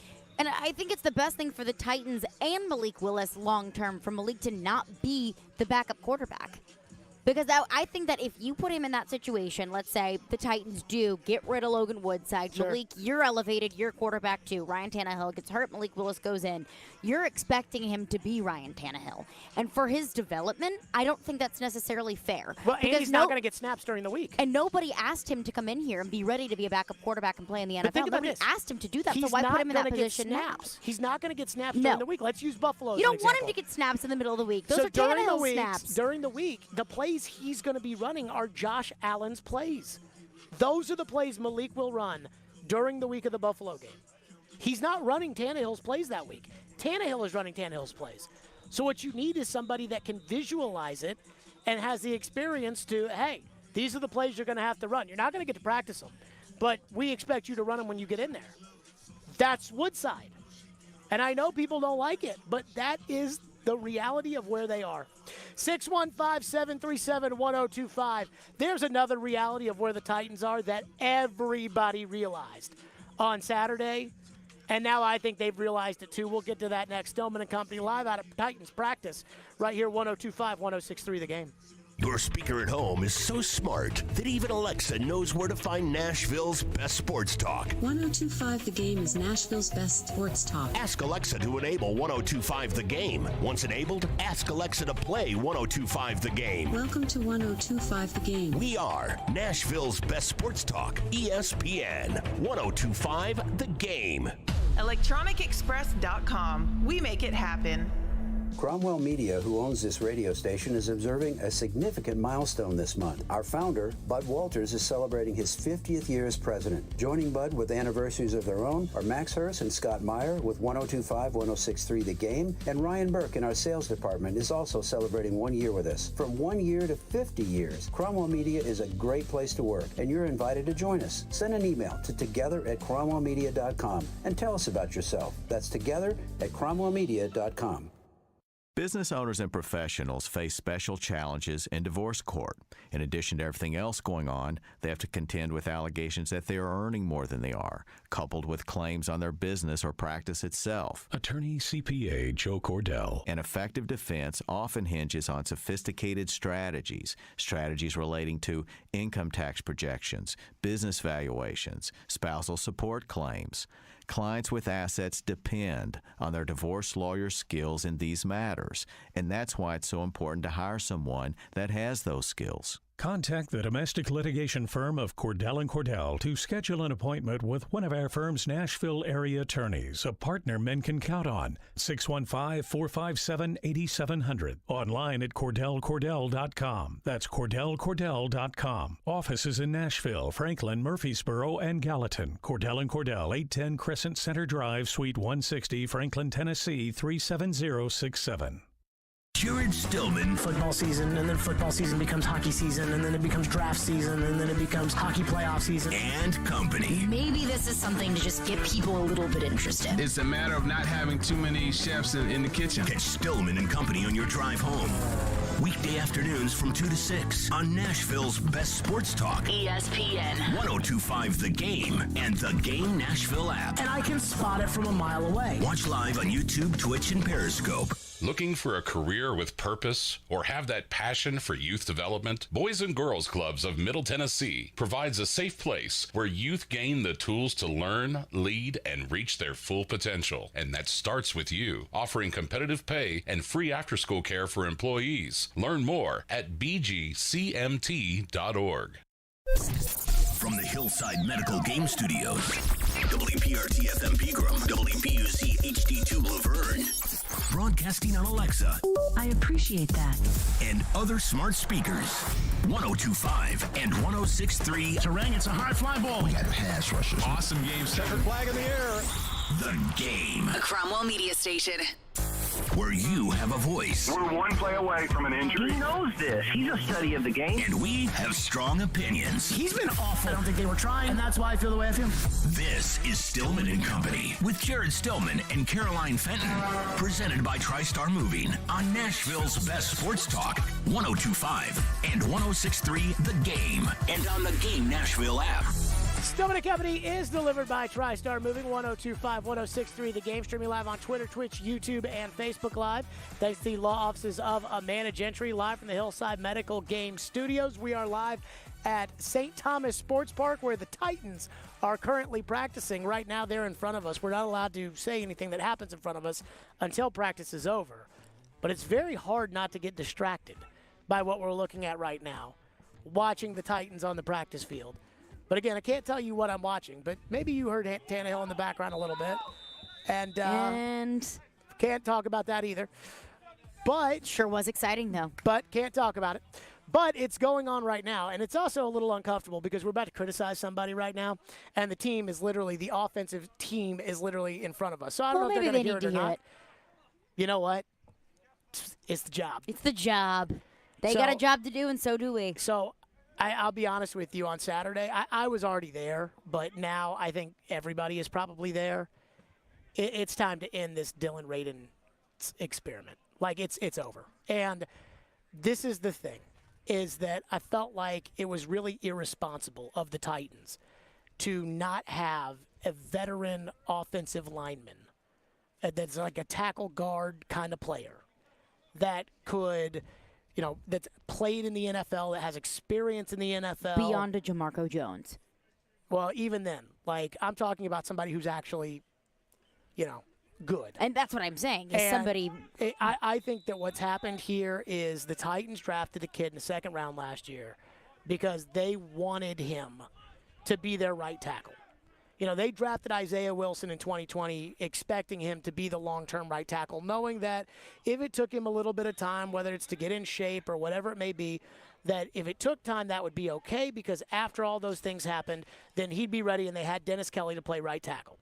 Then Isaiah Wilson completely goes off the reservation, and there's nothing they can do about that. And so then the next year they draft the tackle in the second round. And I think they fully expected, they brought in a journeyman tackle in Kendall Lamb, who also wasn't very good. They brought in a journeyman tackle to compete with the second-round pick, but they also had a swing tackle who had started for them the year before in Sam Brilo, and another swing tackle who had started for them the year before in Quessenberry, and they said, okay, you know what? Like, these guys, at least one of those four guys can play right tackle. Well, they don't have any veterans now. And so they both played, both Petit Frere and Radens played right tackle in the game against Tampa Bay. Honestly, they were both terrible. But I hate to say it, with Radens, every one of my notes on him was bad. For the most part, play action, 75, whipped by 93, who was massive. 75, no resistance on 93. Willis's fourth series, 75, false start. He had a horrible game. He had a horrible game. And the reality is he had a horrible game against the Ravens. He wasn't good enough last year to ever get on the field in a meaningful way, except for that one San Francisco game in which he wasn't very good. He just didn't give up any sacks. It's over. It's over. They experimented. They tried. They said in the offseason they played him at right tackle. They said, we want him to be our right tackle. They gave him every opportunity to win the job in training camp. It's over. And I don't know where they go from here. I don't know. I'm sure everybody wants to have some sort of an answer. They want to hear something that will make them, feel comfortable about the position, that it'll be, Petit Frere will play right tackle. I don't have that answer. I don't know what it is. And again, there's not even a veteran journeyman on this team that they can just plug in at right tackle this year and say, you know what, we'll get by with it. They don't even have that. And it reminds me of a conversation I have brought up many, many times. But I'm not going to assume that the audience has heard this story. But Floyd had just been hired. And I had just been hired. We got hired the same day. And we didn't really know each other. And so we don't really know each other. And I'm just trying to make small talk with him. And I go, GM, and so this is 2015. So this is Ken Wisenhunt's second and final half season, or whatever you want to call it. And they had just had the draft. And Mariota was taken with the second overall pick. And I said to Floyd, I go, GM, how the Titans going to be this year? Just making conversation. And he looks at me and he goes, he used to always say we, and he goes, we don't have a right tackle. And I was like, pretty important position, right? He's like, right tackle? I'm like, yeah, it's a pretty important position. And so what they did was they drafted a guard in the third round by the name of Jeremiah Patasi. Ian, you remember Jeremiah Patasi? Sure do. So they drafted Jeremiah Patasi in the third round, and they played him at right tackle. And they played the Texans, and this was Wisenhunt's last game. They played the Texans, and the Texans just sat J.J. Watt right on top of him, and every time he got to the quarterback. And that's exactly what's going to happen here. And they don't have some veteran tackle that they can put in there. But it ain't going to be Radens. And it's obvious to everyone. And I don't know what this team does now. They in the same spot. I want to say they're going to have a good team. I feel comfortable. I love the defense right now. I think they're solid at receiver. They got the best running back in the NFL. They have a real tight end as opposed to last year. They've got a solid nucleus of players on their team. But, Floyd, are we going to be any good? We don't have a right tackle. And right now, this team don't have a right tackle. And it was evident on Saturday night. And so I don't know what they're going to do. I don't know if I was a general manager in the NFL, and I'm not, but if I was a general manager in the NFL, I don't know if I would be able to sleep right now, hoping that somebody cuts a veteran tackle that I can bring in right now to play at right tackle. I don't know if I'd be able to sleep, but right now what it looks like they have at right tackle just looks like it's not good enough. But I have to beg the question, and, it's crying over spilled milk at this point, but how are they even in this position? Well, they screwed up the Quessenberry thing. That is, David Quessenberry was a restricted free agent. It would have cost $2.2 million in order to tender him a contract. Is David Quessenberry a good right tackle in the NFL? No. But he can play the position, and Buffalo signed him. And again, Buffalo signed him to a, little deal, wasn't a big, and he's going to start at right tackle for the Bills, and that might be a bad thing for the Bills. But he's starting again in the NFL. He started at left tackle when Lawan tore his ACL and Sombrilo got hurt in 2020, and he started at right tackle last year for the Titans. And so at least they had a veteran. Again, this time last year, or not even this time, starting a training camp, what did they have at right tackle? They had a draft pick. They didn't know if he'd make it or not. They had a veteran they signed to a little bit of money, Kendall Lamb. They had a backup who started for them the year before in Quessenberry, and a backup who started for them the year before in Sombrilo. They had 4 guys who could play that spot. Right now, they might have one, and it's Petit Frere, and I just don't know. And so here they are, and I don't know what they're going to do. Like, I say this as a concerned patron, but also as, kind of a fan. I don't know what they're going to do at that position. I just know the guy that they decided this offseason, they decided was going to be their right tackle and decided to give him almost no real competition in ratings. It's not going to be him. He is not going to play right tackle. He cannot play right tackle in the NFL. And not only do I think he can't play right tackle in the NFL, I'm not even sure he can play in the NFL. Play in it, period. And they're stuck right now until Bobby Hart gets cut or somebody gets cut. And somebody will get cut. I just don't know who. So the anxiety of not knowing who is weighing heavily. But right now, he can't play. Honestly, I heard Derek Mason say this today, and I agree with it. He shouldn't make the roster. He should not make the 53-man roster. I mean, after I saw him get dragged like a tiny little girl getting walked by a Great Dane, that was it for me. I saw that. I sent you a video, and I said, this is awful. But the position group, the offensive line as a whole for the Titans is a mess, and it's so shallow. There's no depth there. They didn't afford themselves any insurance at that position group. So if you say, okay, well, if Dylan Raines can't play right tackle, can he play anywhere on that offensive line? No. Because he's going to have to. No. Because this position group is so thin. No, he cannot play in the NFL. And maybe they'll try to force it. Maybe they'll try to say, hey, you know what? He can play guard for us, he can maybe they'll try to do that just because they picked him in the second round. But no, he does not belong in the NFL. But there's a lot of these guys that don't belong in the NFL. That's the problem. And this goes back again with Robinson, something that he will never tell anybody. Every general manager says the same thing whenever it's, evaluating past failures. And they always have the same answers, which is something along the lines of, every year we go back and evaluate everything that we did this last season and try to figure out everything that we did wrong and try to figure out where we go from there and how we can get better and everything else. The evaluating of this organization and what they've done at the offensive line position, I don't know if it's a coach thing. I don't know if it's a GM thing or a scout thing or a personnel thing. I don't know. But it's bad. I mean, it is really, really, it's bad. And look, a couple years ago, when Taylor Lewan had the PED suspension, Nate Davis got hurt, and they had to stick Jamil Douglas, who, by the way, I saw last night playing for the Giants, but they had to stick Jamil Douglas at right guard. That worked for the first game against the Browns, and then after that, It was an unmitigated disaster. I mean, Calais Campbell crushed him. Danico Autry, Indianapolis absolutely killed him. Denver, I mean, it was a mess. And that ended up working for one game, but it didn't work after that.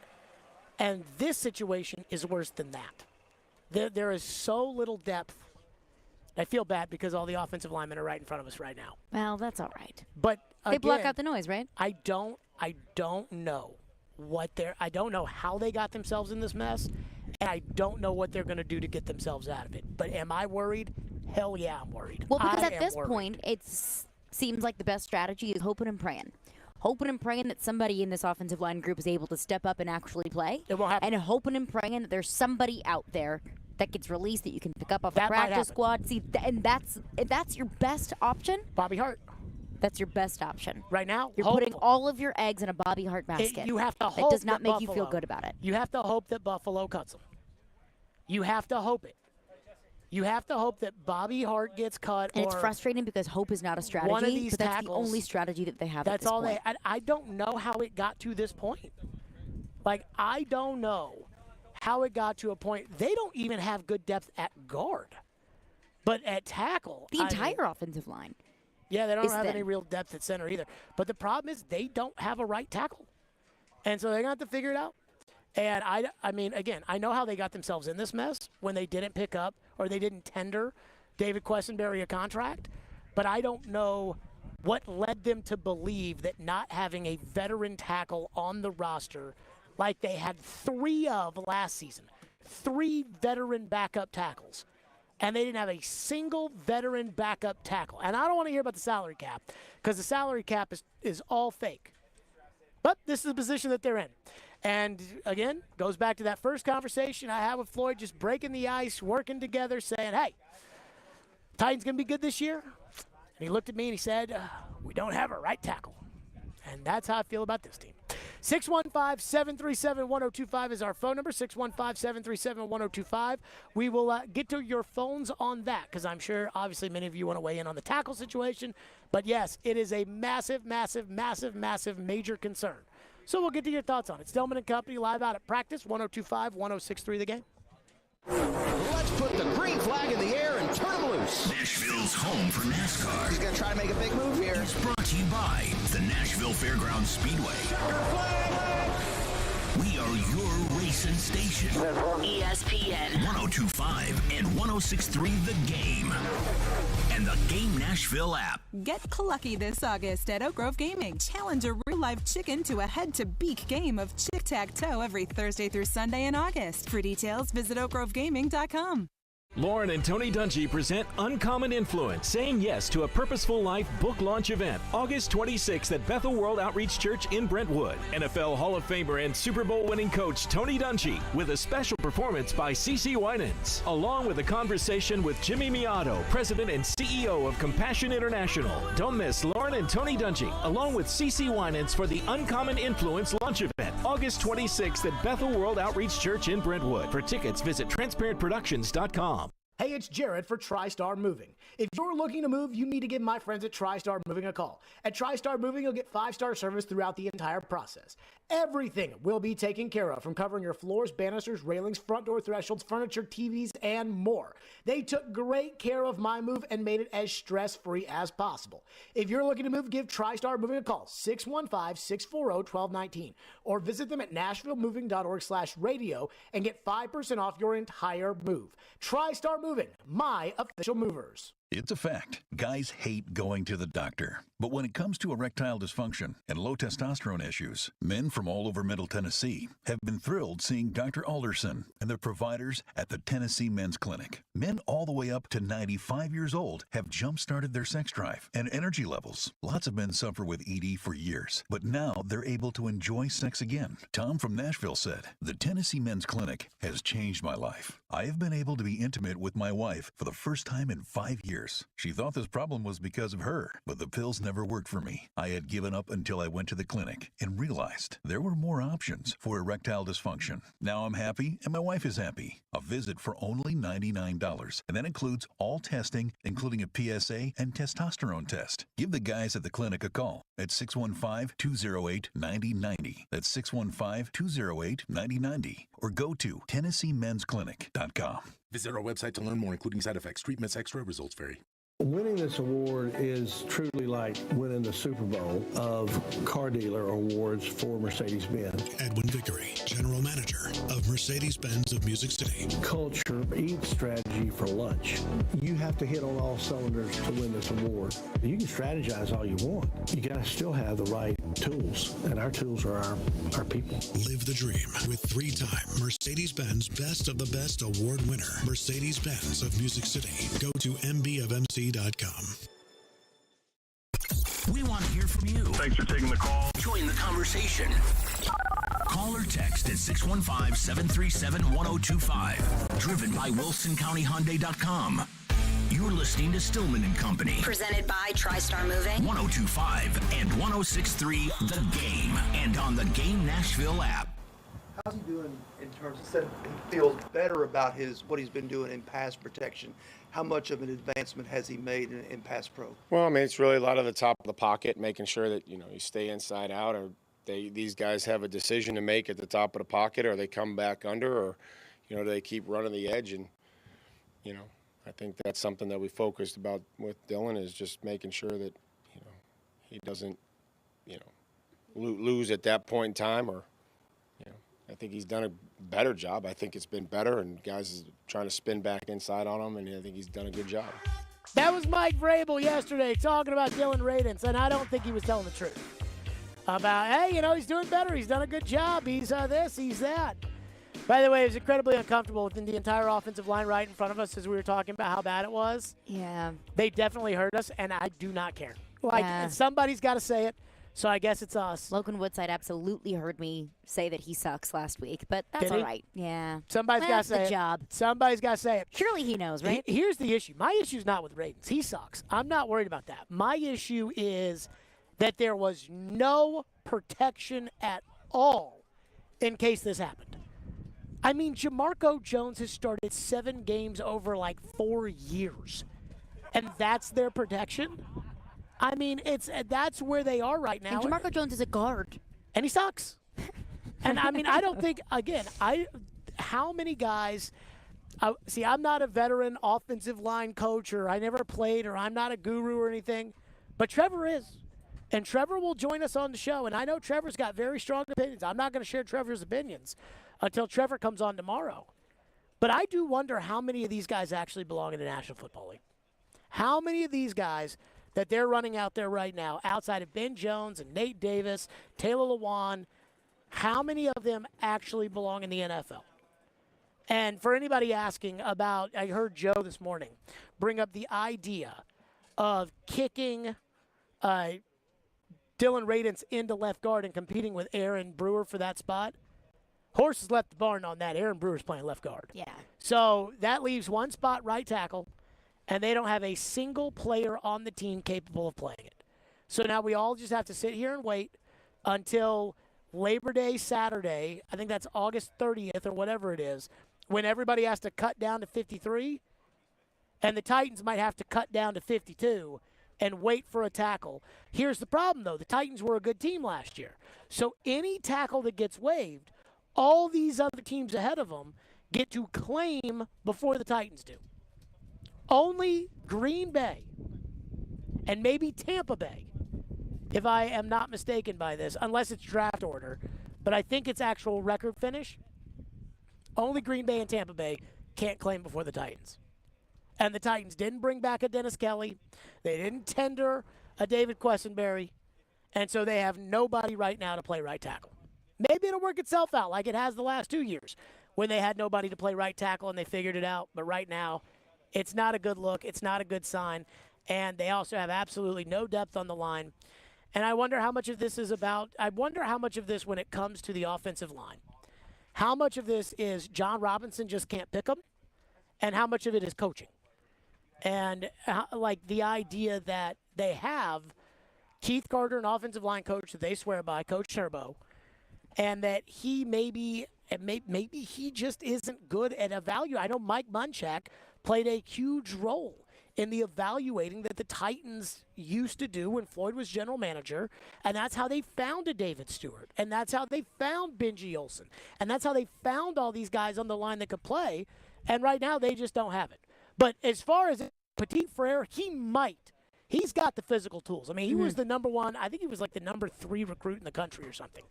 He's got the physical tools. He's not ready now. Maybe he gets ready at some point in the season. But the Dylan Radins thing, that's over. He might be a great guy. I'm sure he is. He might work really hard. I'm sure he does. But he cannot play tackle in the NFL, and I don't think he can play guard either. I do not think he belongs in the National Football League. But we'll hear what Trevor has to say about it tomorrow. But to me, the experiment is over. I mean, I think that we made our minds up a while ago, and on Saturday that just solidified it. But the frustrating thing with me is not just that the Titans are in this position in the first place, which is frustrating enough that they put themselves in. It feels like Groundhog Day with the offensive line. Was this not a problem last year where they at least had 4 extra guys that you could move around and use as insurance pieces? So here's what I think they're doing. I think that they're doing what they've done the last 2 years, which is they thought it would be a big problem, and then it wasn't. So because it wasn't, they probably think, hey, we went through this last year, and it worked out just fine. So it'll work out just fine this year.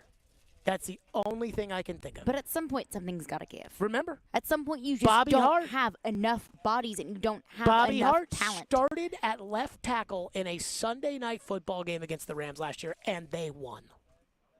I'm not saying that is. It wasn't because of what Bobby Hart did, but it's also not because of what Bobby Hart did. I mean, I didn't look at the Bobby Hart tape. Now, they cut him right after that. But, again, they won. That's my point, is that they think that they can do – I'm guessing they think. Instead of tendering Quessenberry the $2.2 million. And, again, I don't care about the salary cap. It's all fake. Redo somebody's contract. Move some money around. You'll be fine. Forget about the cap. It's fake. It's not real. It's fake. And every single one of those players right in front of us, they know it. Here's the thing. Maybe they just thought, instead of tendering Quessenberry, let's not take reps away from guys who might need them. Let's give them the reps in practice, and then let's just go get our Quessenberry or our Dennis Kelly or our Bobby Hart or our whomever. I mean, I think Indianapolis has a bunch of young tackles. If they cut Dennis Kelly, then the Titans will claim him, and he will play right tackle, I would assume. So maybe they're just banking on that. Just one of those guys. And maybe it works. Maybe it works. But again, I have anxiety from it. And I know that if I was a general manager of this team, would I be having a lot of anxiety about my tackles. Especially the fact, again, that they could have tendered the guy who started for a season and a half at each tackle spot for $2.2 million as a restricted free agent. And they didn't. And now he's the Buffalo Bills right tackle. What do we have in our text line? Jeff texts in and says, for such a critical unit for team success, repeated failures at bringing offensive line replacements, here we are again, and again. Most are infatuated each year with getting a new receiver whom cannot catch the ball when the quarterback is scrambling for his life. We're one missed block away from a Tannehill injury and a backup. So here, they're always, Tannehill had one huge major injury in his career. It was a torn ACL, and it was a non-contact injury. So regardless of whether or not Tannehill gets hit, the team for the last 2 years has always been one Tannehill hit away from the team being a total mess. Most teams are. My problem is, or maybe it's not even a problem, everybody keeps saying same situation, same situation, same situation. And they would be right. I mean, Ian, you would agree the biggest bitching we've done about the offensive line was in the middle of the 2019 season, right? That probably could be true. Yeah. I mean, we were crying. That team went to the AFC Championship game. The next year, Isaiah Wilson was a bust, and that team was 11-5, won the division, and they didn't lose because of pass rush. Last year, they didn't have a right tackle. They stuck David Quessenberry in there. They had injuries. Roger Saffold missed a game. Ben Jones would go out of a game. Lawan missed a couple of games. And they were the number 1 seed in the AFC at 12-5. And they didn't lose to the Bengals because of pass protection. I mean, they ran for 140 yards. And in those 3 years, they've had the rushing champion 2 out of those 3, and probably would have had the rushing champion last year too. That must be their thinking is, look, we have screwed up in these drafts with these tackles that can't play. But at the same time, we also know that it didn't matter last year, and it didn't matter the year before that, and we got it figured out in 19, so we'll get it figured out in 22. But also, you say the Titans didn't lose to the Bengals because of the offensive line. Well, that's saying that you assume that Tannehill didn't throw those 3 interceptions because of something else other than the offensive line, when it very well could have been because 1 or 2 or all 3 of them could have been because of pass protection. Yeah, but he had clean pockets for all 3 interceptions. Did he? Yeah. So the first interception was a clean pocket. He stared down Julio Jones on a play-action pass. The second interception was that bubble screen that Mike Hilton said, if he throws that again, I'm going to pick it off. And the third one was a 3rd and long where he tried to force a ball into Westbrook-Akina, and it got batted in the air and intercepted. So pass protection wasn't the problem. That was my whole point, was everybody was making excuses all year for Tannehill. And they were saying things like, what are they going to do with the line? Remember Joe? Joe just kept saying the line, and kept crying about it. And in the playoff game, he had all of his receivers, which was an excuse. He had Derrick Henry, which was an excuse. He had his offensive line, which was an excuse. He didn't have a lot of pressure from the Bengals. And so those 2 games that they played, the Ravens and the Bengals, the offensive line was not why they lost. They may not have been great, but that's not why they lost. And my guess is that is probably the way that they're approaching it. It has to be. It has to be what they said to themselves in the offseason of, we know we'll get it figured out because we've got it figured out the last 3 years, because it's the only thing I can think of. But don't you want to make it easier on yourself? Don't I want to make it easier on the Titans? Don't the Titans want to make it easier on themselves? I guess not, because they could have just, they could have just drafted someone. They could have, or picked someone up. They could have easily tendered Quessenberry a contract, and they didn't. That was their choice. Now, I wasn't going to tender him either, but I was going to go after Morgan Moses, who's played right tackle in the NFL for the last 7 years and started, and would have said, hey, you're playing right tackle if Radens doesn't work out. They didn't do that. They didn't even do what they did last year when they had Kendall Lamb, and he sucked. And so maybe they're just like, you know what? We'll just find it along the way. 615-737-1025. We're to your phones because I see them lined up on this. 615-737-1025. Again, we are live out at Titans practice here on 102.5-1063 The Game. Let's tell everybody that we are bringing you Nashville's best coverage of training camp, presented by Parman Energy, your one-stop petroleum solution. And silly underdog picks are back. Sign up today at theGameNashville.com or the Game Nashville app. Silly underdog picks is presented by Volunteer Hose and Gasket. Hey, Preds fans. Sliding across to make the save is Sarah. You can now hear Nashville's best sports talk. The backhander, he scores! And every Predators game on 106.3 FM. Oh, that was a thing of beauty. From downtown Nashville to Rutherford and Williamson counties. Duchesne with the overtime winner. Catch all the action on 102.5 and 106.3 The Game.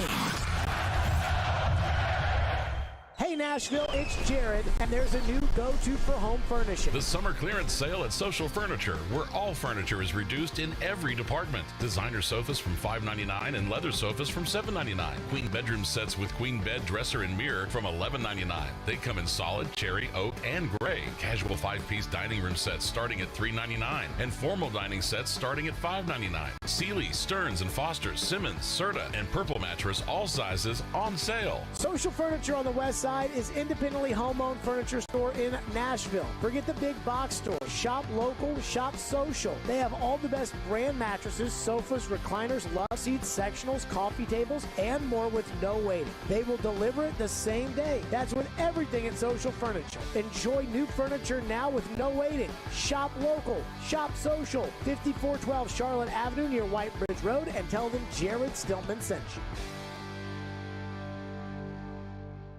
FanDuel wants you to be ready for game day when college football kicks off this week. It's finally here, folks. Joe Rix is here to let you know. New customers can get $150 in free bets guaranteed for week one. Just place a $5 bet. You can get $150 in free bets, win or lose. Try a same-game parlay, jump in on the live betting. Hey, you can go for national championship futures. I'll tell you one thing I do like. I like Vanderbilt giving the points at Hawaii. I really think the Commodores are going to offensively have a big day out at Hawaii. If you've been thinking about joining FanDuel, now's the perfect time to give it a shot. The app is so easy to use. They're always hooking up with great odds, and when you win, you get paid fast. So see for yourself why FanDuel is America's #1 sportsbook. Download the FanDuel app. Sign up with promo code Joe102. Place a $5 bet to go out at $150 in free bets, guaranteed to kick off the college football season. Again, that's promo code Joe102. You must be 21 or older and present in Tennessee. First online real money wager only. $10 first deposit required. Bonus issued is now available. Free bets that expire 14 days after receipt. Restrictions apply. See terms at sportsbook.fanduel.com. Gambling problem? Call the Tennessee Red Line 800-889-9789. The stage is set.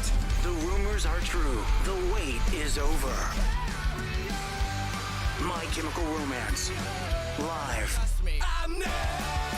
The 2022 tour. This Tuesday night, Bridgestone Arena. My Chemical Romance. With special guests, Turnstile and Dilly Dally. Tickets are on sale now. Buy tickets at livenation.com. My Chemical Romance. In concert. Looking for a career with purpose or have that passion for youth development? Boys and Girls Clubs of Middle Tennessee provides a safe place where youth gain the tools to learn, lead, and reach their full potential. And that starts with you, offering competitive pay and free after-school care for employees. Learn more at bgcmt.org. Robbie and Rex Road here on ESPN. Welcome into Chase, Willie, and D-Mace. Stillman & Company is delivered. There's a new way to hear 102.5 The Game. Nashville's best sports talk on 106.3 FM. From downtown Nashville to Spring Hill on I-65 and to Murfreesboro on I-24. You now have two choices to hear our great sports programming. Get the extra point, no problem. And the Nashville Predators. Scores! Check out 106.3 now and save it as a preset. Hey Nashville, this is Laura Rutledge from the SEC Network, and you're listening to Nashville's best sports talk, ESPN 102.5 The Game. After watching the film last night, do you start to get more clarity on that, and what do those guys have to do to kind of separate themselves towards that starting spot?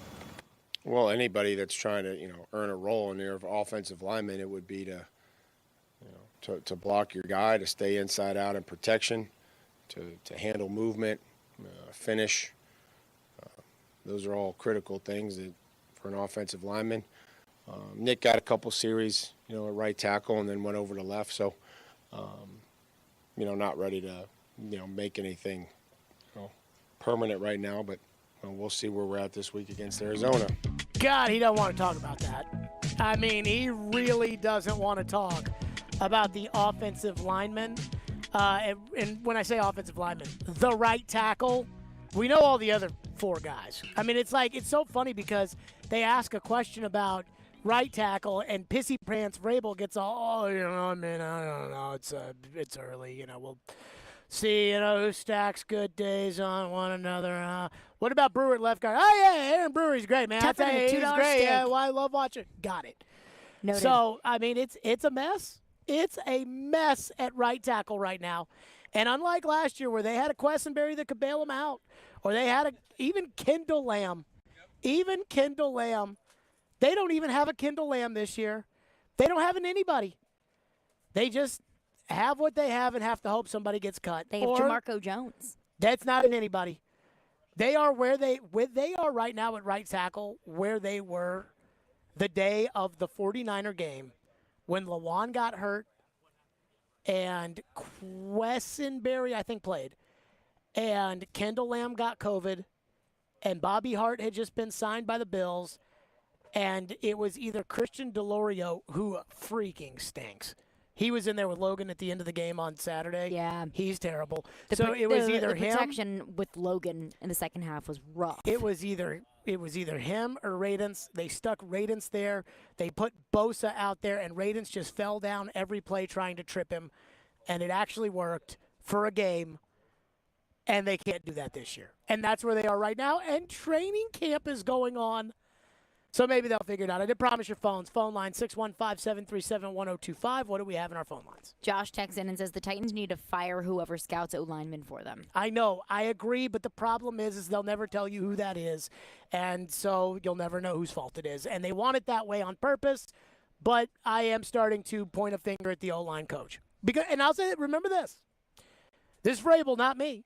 And I know At some point, I'm going to have to ask Vrabel about this if they don't figure out right tackle. Mm-hmm. Like, I'm going to have to ask Vrabel about this, and he is going to get all – I mean, you think we've seen pissy pants Vrabel before? This is going to be at the same level as the whole, like, oh, I guess I'm just not a very good coach, Jared.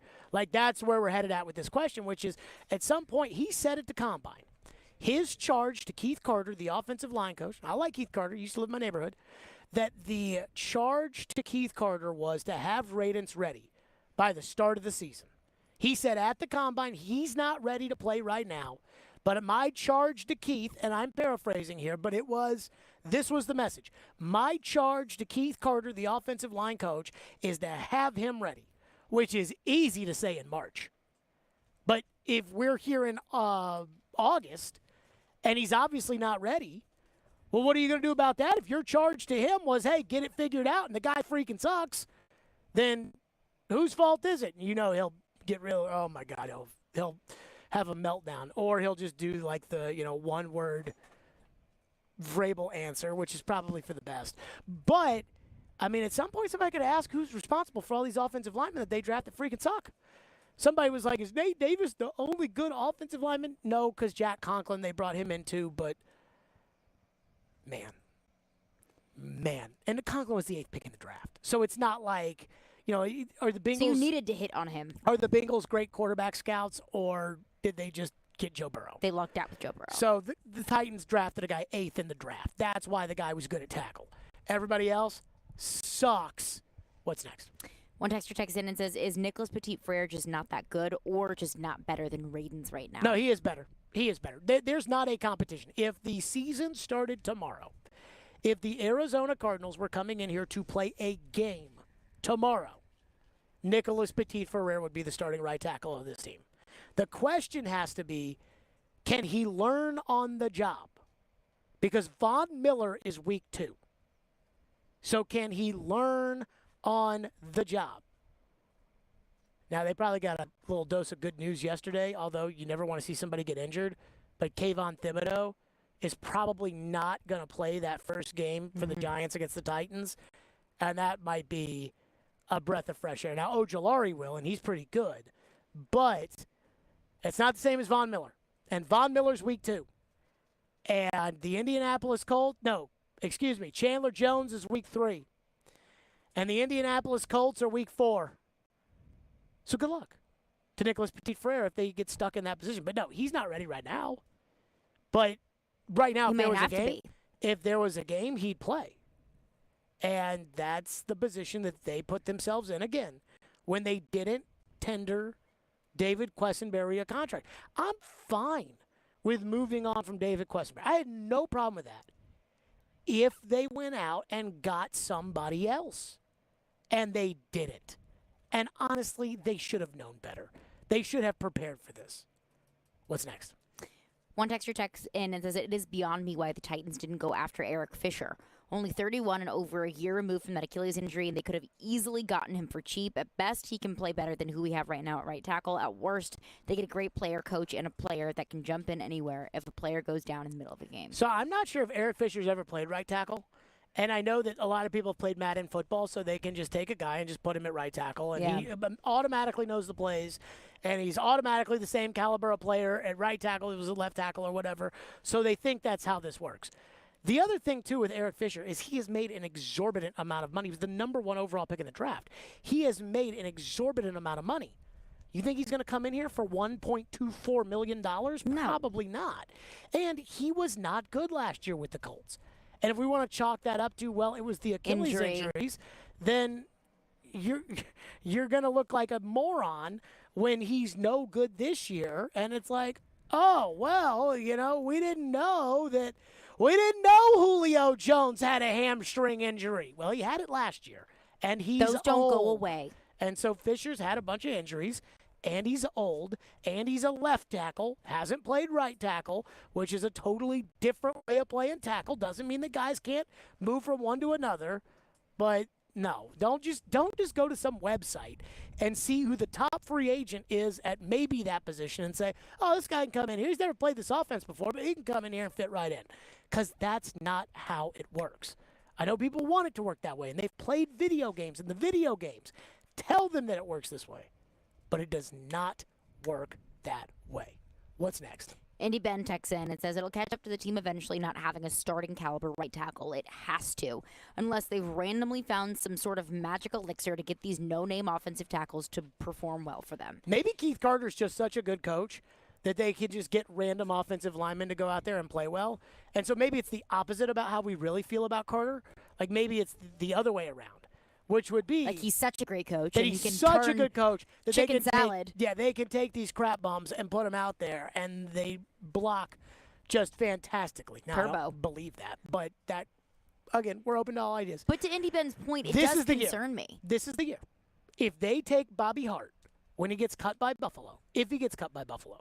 By the way, if I was Buffalo, I wouldn't cut any of my tackles because I wouldn't want the Titans for week 2 to have one against Von Miller. But if they cut Bobby Hart, or if somebody in Cincinnati gets cut, or although Cincinnati, woof, again, the Titans might have to trade for one of these veteran guys off a roster because between Cincinnati, Tampa Bay, and the Titans, there's not going to be a lot of NFL caliber linemen to be had. So maybe they have to swing a deal for somebody or something. I don't know. But they bring in somebody to play that spot, and if they bring in some run-of-the-mill guy like Dennis Kelly or like David Quessenberry or like Ty Sambrilo or some run-of-the-mill tackle who's not a real starter, and they get the same results that they've gotten the last 3 years, then we should never worry about right tackle again. Fair? I don't know. I will never worry about I don't right tackle know. with this administration if they can pull it off for a third year in a row. Lead the league in rushing, not have it be an unmitigated disaster. They can do that for the fourth year in a row with a no, because Conklin was the first. So the third year in a row with Kelly, Quessenberry, and now whoever has to play tackle this year. If they can do that, then we have to not worry about it next season when they inevitably find themselves in the same position that they're in right now. I guess that's only fair, but still, I don't see, if this team can still continue to do what they have done with the puzzle pieces that they put together at the offensive line, I still don't see us this time next year just being okay with a bunch of no-names on the offensive line. Well, it's only getting worse because Ben Jones and Taylor Lewan are not getting younger, and they don't have replacements for those guys. And they have a 280-pound left guard, which I'm still not convinced can work in the NFL against those big old fatties that they put on the defensive line for these other teams. I'm not. There was a guy who used to play for the Titans by the name of Henry Ford, big old fatty. They drafted him as a defensive end, but they had to move him to defensive tackle because they couldn't get him to stop eating Cheetos. And so Henry Ford must have been like 360 pounds. I mean, big old fatty in a 4.3. They put him over Brewer. He will eat him. Like, he will literally eat him at 280 pounds. So I don't know what they're going to do. But, again, I don't know what they're going to do. 615-737-1025. Mike Vrabel has done something on the practice field. We couldn't talk about it until practice was over. Mike Vrabel has done something on the practice field. Get a load of this. It's along the same lines. We'll get to that next. Stillman & Company, 102.5, 106.3 The Game.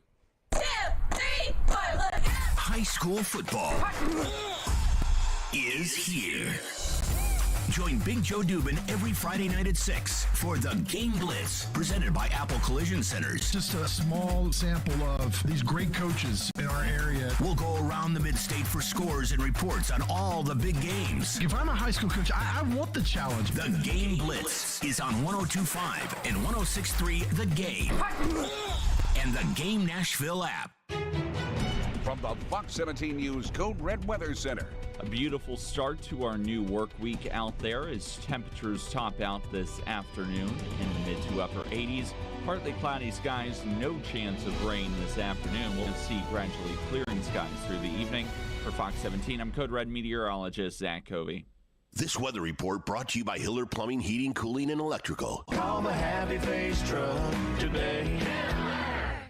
Get clucky this August at Oak Grove Gaming. Challenge a real-life chicken to a head-to-beak game of Chick-Tac-Toe every Thursday through Sunday in August. For details, visit oakgrovegaming.com.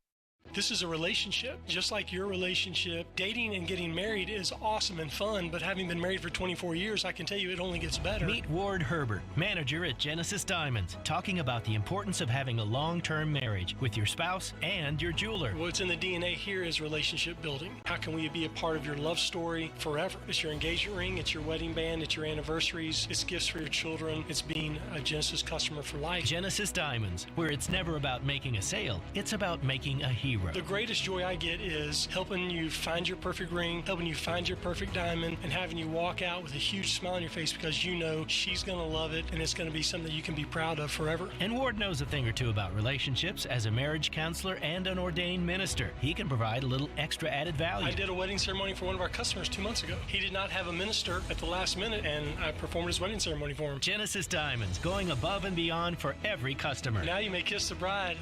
Green Hills and Cool Springs. Are you sick and tired of constant pain in your knees, hips, or back? Especially this time of the year. You need to be moving pain-free, right? Hey, Willie Donick here for the team at QC Kinetics. QC Kinetics is helping people every day, giving them lasting pain relief using the latest advances in regenerative medicine. The science is simple. They concentrate your own body's healing agents and apply them to your aching joints, restoring and repairing the damaged tissue. No drugs, no steroids, no surgery. The old remedies for pain are not the only remedies. You need to learn more about how regenerative medicine at QC Kinetics can change your life. Make this the last summer you suffer from chronic pain. They've got clinics here and all over America. This is the exciting new, natural way to deal with joint pain. No side effects, no downtime. So call the local medical professionals at QC Kinetics. 615-249-4024. That's 615-249-4024. 615-249-4024 for QC Kinetics. Informative. They played a lot of power play time together back in the day. Insightful. It's a great addition to this team. And just three guys being dudes. On the sideline in shorts and a t-shirt. Hanging out, watching the game. Chase, Willie, and D-Mace. Weekdays from 10 to 2. No such thing as bad press. On Nashville's best sports talk, 102.5 and 106.3 The Game and the Game Nashville app. You're listening to Stillman and Company. Sounds like this has been a game-changing day for all of us. Presented by TriStar Moving on 102.5 and 106.3 The Game and on the Game Nashville app. Stillman and Company live out at practice. Gentry Estes has the biggest smile I have ever seen. Gentry always smiles. Bullcrap. He's a happy guy. Gentry's got this huge smile. I'm like, what are you so happy about? He's like, what about you act like I'm never smiling around, which is the #1 cover. That there's something that he thinks is funny that he's laughing about. Well, share it with the class, Gentry. And I don't know what it is. But it's something. It's something. I don't know. So today, I didn't see this at practice, but it was asked of Mike Vrabel. Apparently, you know how we said that the Dylan Radins experiments, like it's time. It's time over? to move on from right tackle, yes. Apparently, I think the Titans have decided the same thing. They asked Mike Vrabel why he was practicing at guard. Now, I want you to listen to this, and then I want you to decide if you think Vrabel is telling the truth. Dylan kind of in a situation where you're able to use his versatility, get him some work at guard and all? Yep, just trying to shuffle guys around. Just trying to shuffle guys around and see, we've had some guys out and just trying to figure out where guys are going to be best served for themselves and for us. Do you think there is any chance that is remotely true at all? No. And I think that Vrabel heard that question and thought, oh, goody, I can just agree with it. Oh, the question, yeah. Terry. Where's Terry? Is Terry still here? I think he walked away. Oh, Terry. Is it using his versatility? Terry, No, Terry, it's because just he ask. can't play right tackle. Terry, I love you, but just ask, why is Radins at guard? And instead, oh, my God, you're right. Because the question, and I like Terry, but, I mean, the question of, teed him up. Are you just using his versatility? No, he's not using his versatility. He's putting him at guard because he can't play tackle. The idea, Vrabel has decided. He has decided that the experiment is over. That we're going to give him every shot to win the right tackle. He is saying we gave him every shot. Well, he's not saying. He's saying the opposite. His actions are proving that he believes we gave him a shot. It didn't work. He can't play tackle in the NFL, which everybody already thinks. But it also was my No first... disrespect to Terry, whom I love dearly. No disrespect to Terry. But it also was my first thought of this offensive line group is so thin. So if there are guys that aren't out at practice, do you have to put Radens or whoever in at guard just because you have to have a body there? I think it might be 5% that and 95% we just have to put him somewhere and see if he can contribute at all to any part of this offensive line because he can't at right tackle. Oh, I think it's like, oh, well, we got him here at practice and he might make our team, so we might as well see if he can play somewhere. Might as well see if he can play a guard. Might as well see if he belongs in the league somewhere. Using his versatility. Goodness yeah, gracious. Sure, that's what we're doing. Yes. Yeah. Good. He can play all 5 positions. Good call. Good call. Wow. Phones, what do we have? 615-737-1025. One texter texts in and says, our offensive lines have been good run blockers and poor pass blockers. As long as we run and don't have to pass, we'll be okay. You have to pass the ball at some point. Yeah, they're gonna have to throw the ball. There's not a way around that. They're gonna have to throw the football. I mean, I would love for them to not have to throw it, but that's just not realistic. They're gonna have to throw the football this season. And they will end up in a situation like they did against the Jets where, one pass rusher, I guess, can dominate a game who's not even that good, and they'll put Tannehill on his back. And Tannehill's going to have to overcome it. I mean, because even if they get some guy that some team cuts or they trade a 6th-round pick or they get rid of some guy. I'm trying to think of a position that the Titans have a lot of depth on this team at. And wide receiver. But is that depth? It's just a lot of people. Is Des Fitzpatrick depth? I think he's a body. But he's not any good. Des Fitzpatrick isn't bad. Okay, well then what's another position with a lot of depth? I don't think they have one. I know, and wide receiver is the only position that comes to mind. Okay, defensive line. Okay. Defensive line. So I like all the guys they have there. Murchison actually had a decent game on Saturday. He's not going to make this team. But Simmons, Autry will make the team. Mm-hmm. Naquan Jones, I think, will make the team. I think Tier Tart, it's time for him to move up off the junior varsity. He doesn't need to be playing in preseason games anymore. He's good. Just, let him play in the games. And then they've got all these other guys like Deshaun Hand and DeMarcus Walker and Laurel Murchison, and they got some good depth on the defensive line. Maybe some team that doesn't have any depth on defensive line has a swing tackle that they can trade a guy a la Dorial Green Beckham for Dennis Kelly. But that's just a hope right now.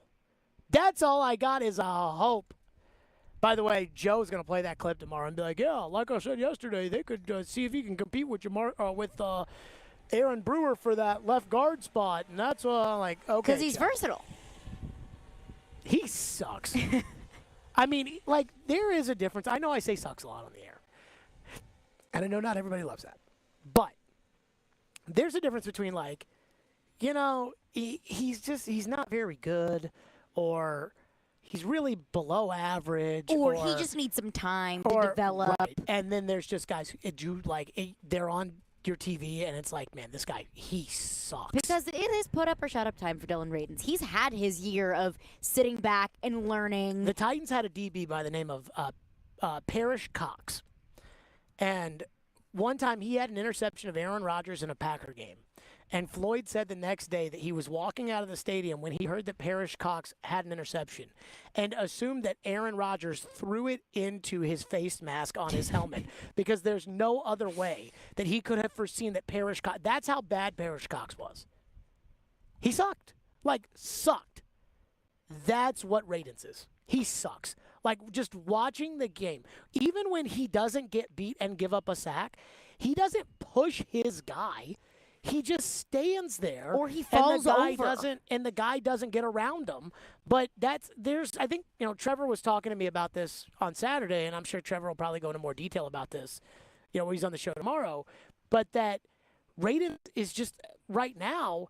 He just stands there. He doesn't offer. He may offer a little resistance, but he's not pushing anybody. Mm-hmm. They're either pushing him or going around him, or he's just kind of holding his ground, standing in front of a car being don't move or whatever, but he's not pushing. He's not offering any resistance. And that's just a glorified tackling dummy. And they drafted it in the 2nd round. And that's the thing is I understand that you're not going to hit on all of your draft picks. I fully understand that. But in the 2nd round, in year 2, and he is very obviously he sucks. Not able to play on this football team in the second round. If it's a 6th round random guy, that's fine. You're not going to hit on those guys. The second round, in a position group that you need depth, in a position group that you need young guys, and he can't play. Oh, can't play. Can't play. Can't play. I just go back to it on Saturday when he fell backwards. Like Ben Harper and was on the Predators can't dragged. play. Was getting dragged. And Malik Willis didn't have anywhere to go, and because coming right for him. It's crazy as that happened the first game to him too. Ah. So, again, there's a difference between had a bad game and bad player, and he is absolutely bad player. And I hate it because he sounds like a good kid, and they always talk about how hard he works. And I think they really want him to be successful, but I think they're at a point now where everybody knows. 615-737-1025. We will circle back at this at some point. 615-737-1025. So a major quarterback story over the weekend that kind of involves the Titans. We'll get to that coming up next. Live out at St. Thomas Sports Park for practice. Stillman and Company, 102.5, 106.3 The Game.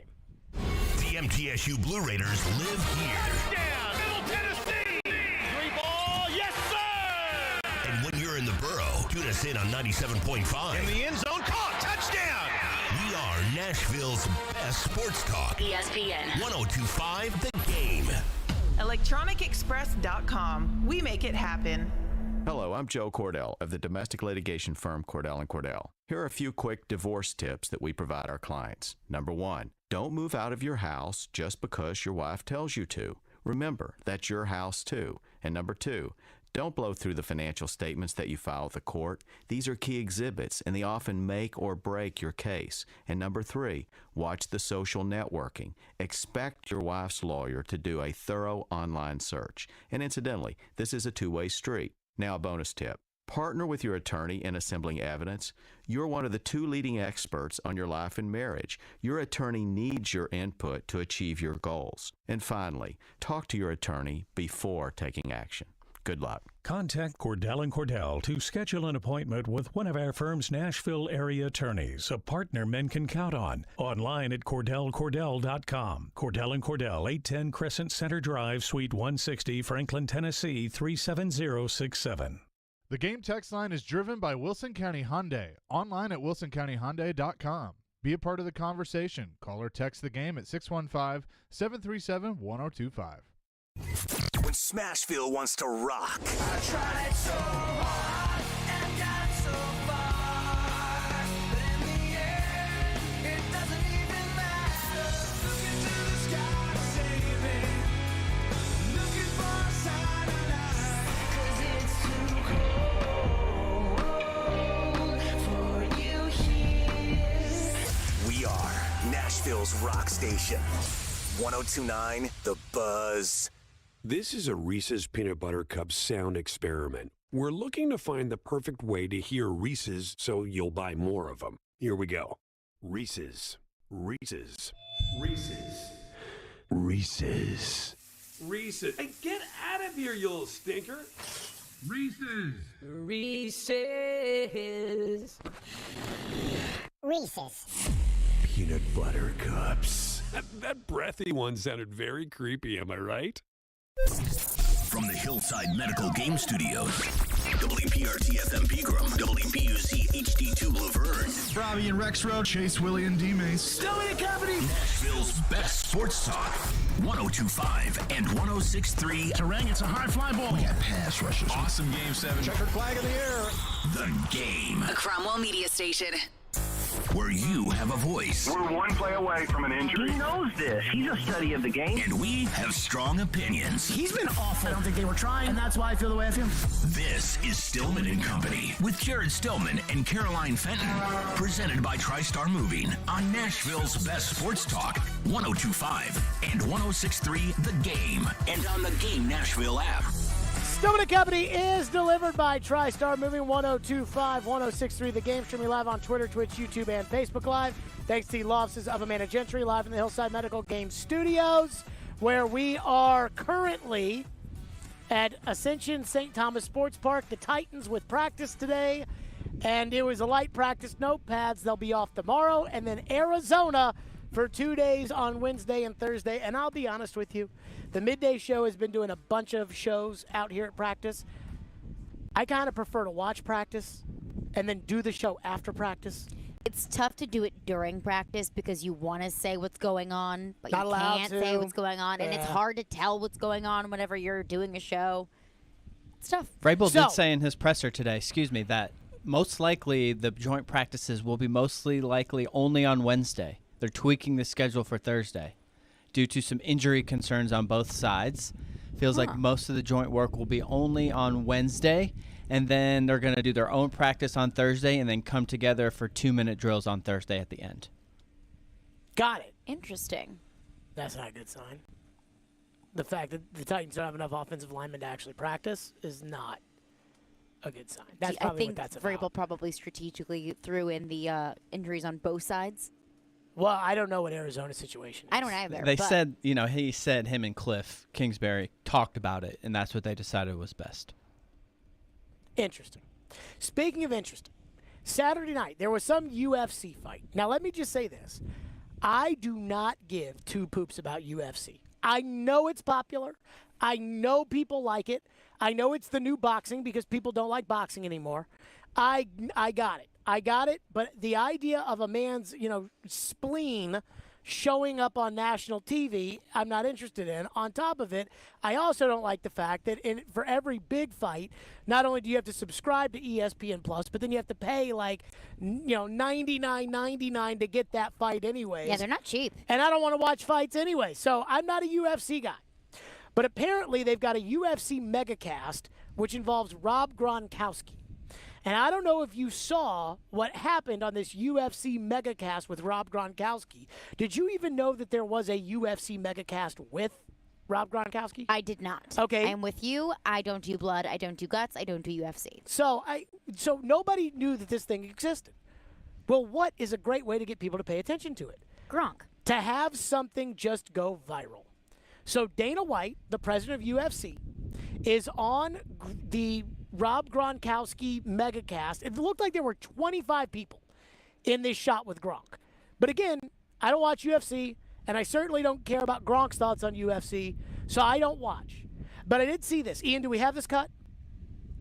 This was Dana White on with Gronk, and here's what he said. I'm the one, I worked to put that deal together for Brady and Gronk to come to the Raiders. And it was almost a done deal. And at the last minute, Gruden blew the deal up and said that he didn't want him. And all hell broke loose, man. It was crazy. And Brady was already looking at houses, and it wasn't being said yet that Gronk was coming. So Gronk confirmed that story on the Gronk megacast. And everybody was just shocked about that. And I'll be honest, I was a little shocked too, because I'd never heard that. I knew that Brady to the Raiders was some kind of a possibility. And yet, here is Dana White spilling the tea, Gronk confirming it on the Gronk megacast. And now that's when my brain starts to go into the functioning of, okay, who said it? Why'd they say it? What'd they say? And what do we believe? So here's what I think. One, I think it's true. I think the Raiders were very much a player for Tom Brady, and I do wonder if John Gruden blew the deal up. Two, a lot of people are saying that aligns with the story Brady told in the shop when he referenced that MFer. That it was, I got right down to it, and then this one team decided to stay with the guy they were going with, and I said, you're sticking with that MFer? And so a lot of people now think that that's Derek Carr, and that kind of tracks a little bit.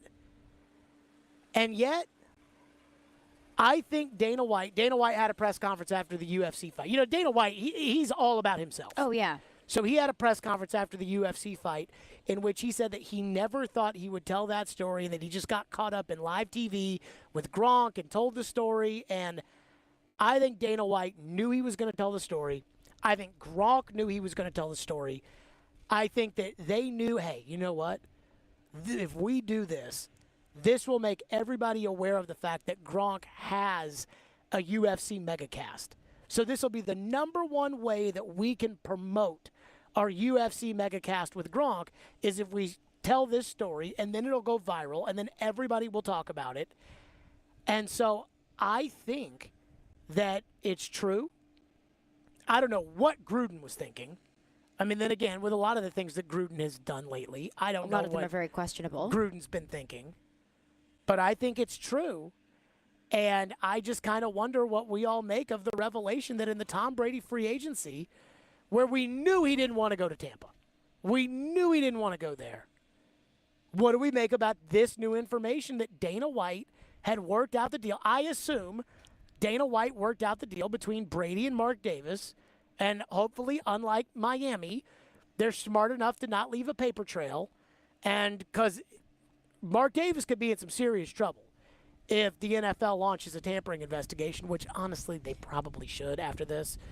Would it be considered tampering? Yes. Yes. In what way?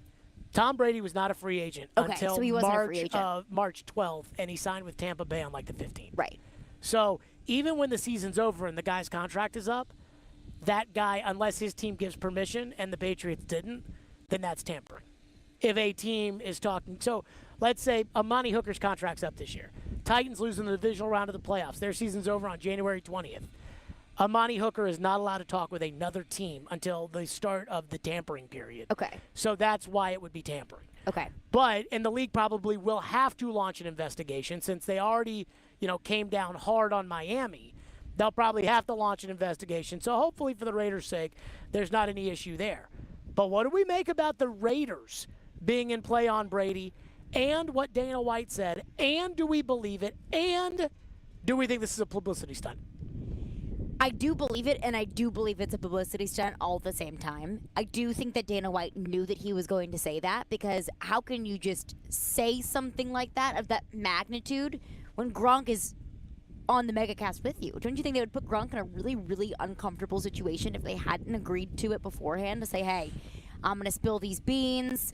How do you feel about sometimes you it? get caught up, though, right? Like, I would say sometimes I've gotten get very caught up nervous before, but getting not caught up in saying things. And I've gotten caught up in saying things, but I wouldn't reveal something that I knew I probably shouldn't say. So my buddy was. Wouldn't Dana White know the repercussions of saying something like that if not all parties were on board with revealing it? See, that's what I believe.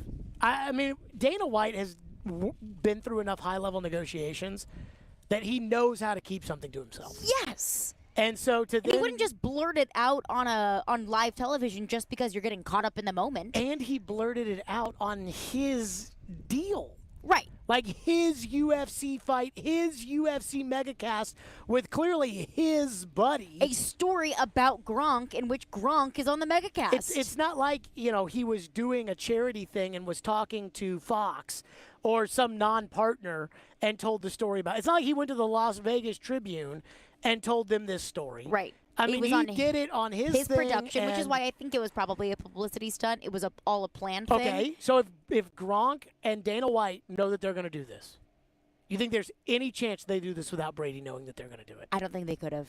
Okay, I so think Brady had to have been on so board. then why did Brady greenlight it? That I don't know. Was that a message to Tampa Bay? Was that Brady just being like, yeah, man, I'm not going to be involved in this? Is it anything going to come down on Brady in terms of tampering? Is he going to be held liable for that? No, Brady can't get in trouble for that. Then why would he care? Yeah, get Gronk, you plug your thing. Well, he It'll doesn't be a good want story. his business to be. I mean, this is, even though it's technically Gronk's business too, this is his business that they're putting out there. It's more so Brady's business because Gronk goes It's where Brady Brady's goes. business. I mean, why is that any skin off of Brady's back other than just you get a peek behind the curtain of how the deals went down?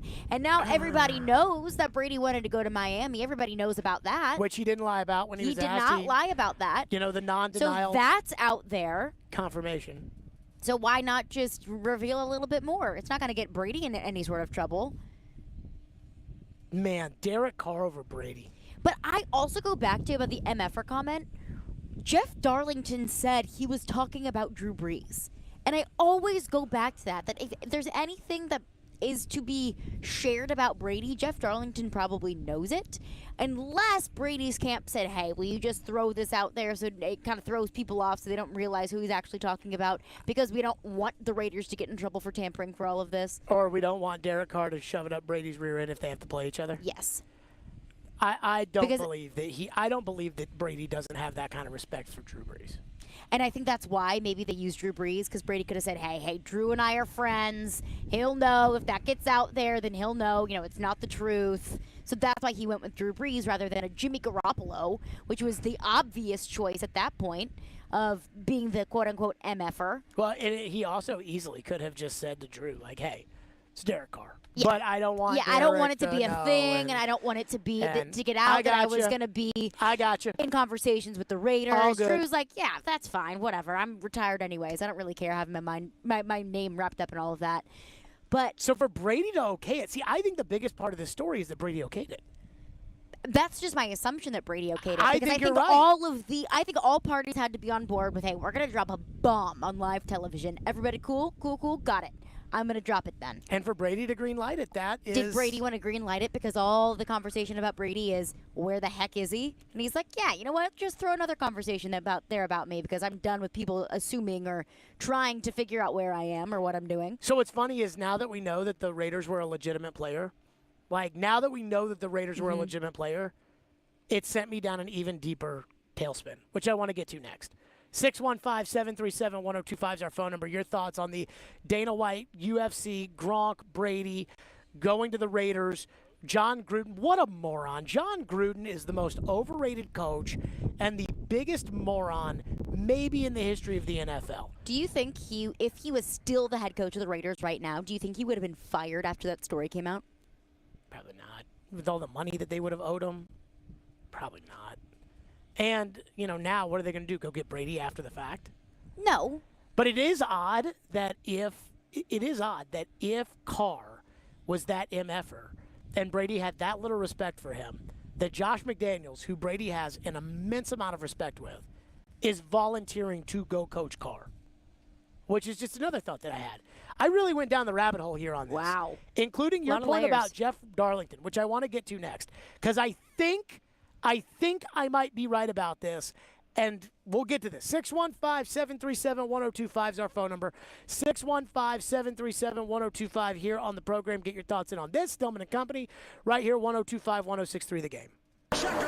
Join Chase McCabe for Chasing Checkers every Sunday morning at 8 for all the news in the world of motorsports. Joey Logano gets the very first victory in the next-gen car while hearing from the big names. Two-time champion Kyle Busch. Being able to bring NASCAR, the Cup Series, back to Nashville is cool. It's Chasing Checkers, presented by Apple Collision Centers and the Nashville Fairgrounds Speedway on ESPN 102.5 and 106.3 The Game and the Game Nashville app. Visit Samsung.com now to pre-order the new Galaxy Z Flip 4 or Z Fold 4 and get a free storage upgrade in case. Valid through 8/25/2022. See terms and conditions that apply. Save big this Labor Day at Electronic Express. Get a Samsung 65-inch 4K TV for only $599 or a Whirlpool 4-piece kitchen package for just $27.99. Electronic Express has huge savings in every department: computers, appliances, 4K TVs, smart home, furniture, mattresses, and more. Don't miss out on an Acer gaming laptop for just $699 or a Google Nest Hub for only $54. Shop in-store or online with up to 36 months free financing. Electronic Express. We make it happen. Have you seen the selection of luxury pre-owned Rolex watches they now have at Genesis Diamonds? If not, prepare to be amazed. If people really know the watch world, they come in and they're in shock. They're like, I cannot believe you have this selection here. They're able to see them, touch them, feel them. Meet Genesis watch expert Charlie Rivers, who says over the past few years, Genesis buyers have scoured the world to build a collection of luxury pre-owned Rolexes, including all the hard-to-find models. Daytonas, Pandas, Sky Dwellers, a huge selection of Submariners, Hulks, Kermits, Rolex. Anything that you could ever possibly want, we have. Every luxury pre-owned Rolex that we have here, we ensure that it's in pristine condition. So come in today and find the timepiece of your dreams at Genesis. Or if you already own a Rolex and are looking to trade for a different model or even sell it, Genesis can help you get top dollar. If you have a Rolex, definitely bring it in. I would love to see it and do a complimentary evaluation on it and see what we can do for you. Genesis Diamonds, now with one of the largest selections of luxury pre-owned Rolexes in America. Green Hills and Cool Springs. Calling a criminal defense lawyer or a divorce lawyer, you may think it's the worst day of your life. It doesn't have to be. If you have quality, competent representation who can guide you through a complex system, we can do that for you. Despite if you've been arrested for a DUI or a robbery charge, whether or not you're going through a divorce or a post-divorce, or demanding your fundamental constitutional right to parent your children. 615-604-6263. AmandaJGentry.com. This week's Nashville's Best Deal is Seafood Sensation. Often imitated but never duplicated, Seafood Sensation is Nashville's original seafood restaurant. Right now, you can get half off a $25 gift card at thegamenashville.com/deals and enjoy some of your favorite seafood dishes, like their crab legs platter, grilled salmon, and more. That's Seafood Sensation, located at 2719 Jefferson Street near the TSU campus. Get half off a $25 gift card while they last at thegamenashville.com/deals. Never miss a moment of the show. What is this? Check it out. Subscribe to the Stillman and Company podcast on iTunes, Spotify, and wherever you get your podcasts. You're listening to Stillman and Company. Presented by TriStar Moving. 102.5 and 106.3 The Game, and on the Game Nashville app. Tom, there was a lot of talk about perhaps you coming to the Titans a couple of years ago. In the HBO shop thing, you talked about a team staying with a quarterback over you. A lot of people wonder in Nashville if that was Ryan, and if so, what do you think of Ryan as a quarterback? I like Ryan a lot. He's a great player. So he's obviously a great leader for that team, and he's done a great job. Last year was phenomenal. The year before that, he was great. So I really like Ryan. Competed against him a lot. He's beaten me quite a few times. So I think he's a great player. But he wasn't that MF'er in the shop? Did you say MF'er out here? Yeah, he wasn't that MF'er? Was Ryan? Yeah. No, Ryan wasn't. Ryan's a great guy. No, I like Ryan. I was just talking. Just fodder. That is my all-time favorite. Just Thomas fodder. Edward Brady Jr. a year ago saying that Ryan Tannehill was not the MF'er in the HBO shop. Now everybody seems to think after Dana White's revelation on the UFC Gronk megacast that the done deal was Brady to the Raiders. Everybody seems to think that that means that Derek Carr was the MF'er. And it does line up. Like, it does line up because it makes sense. In the shop video, Brady is sitting around with Draymond Green and I believe LeBron and some other people. And Brady's like, Chelsea Handler. He's talking about when he got to free agency, and he says, this one team that was interested, they told me at the last minute that they weren't interested anymore. And I'm like, you're sticking with that MF'er? And everybody laughed.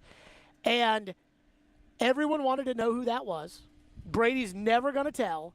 But it does add up of he was in discussions with the Raiders, and then the Raiders decided, to Dana White's point, that John Gruden blew up the deal. At that point, it makes sense that at the last moment, Gruden was like, we're staying with Derek Carr instead, which is still so stupid. But that's beside the point. Now, do we want to go down the rabbit hole? Yes. Ian, are you willing to go down the rabbit hole? Okay, Alice in Wonderland. Okay, we're going down the rabbit hole here. Take us back to 2020, March of 2020. Caroline's at ESPN, and all this talk about Brady and Tannehill.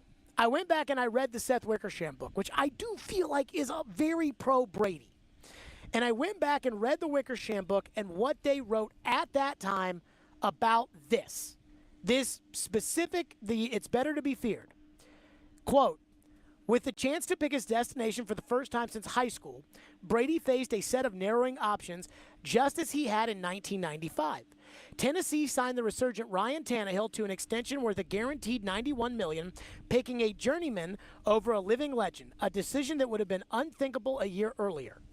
The Raiders, now in Las Vegas, planned to put in a call, but even though Brady had spoken with Mark Davis ringside at a fight in January, even though UFC President Dana White, a Patriots fan, told the press, quote, if that dude isn't playing for Boston, he's playing here, neither Brady nor the team seriously considered one another. Well, we have to believe that that's not true. That's not true. So then the Titans supposedly chose Tannehill over Brady, which I have always believed. Jeff Darlington. We've talked about how Darlington is in the Brady camp. Yep. Darlington apparently said this in February of 2020. And this was the impetus for us getting Darlington on the show. We got Darlington on. We asked him a bunch of questions, but Darlington had to be like very specific about what he was saying. But he made it clear on the show.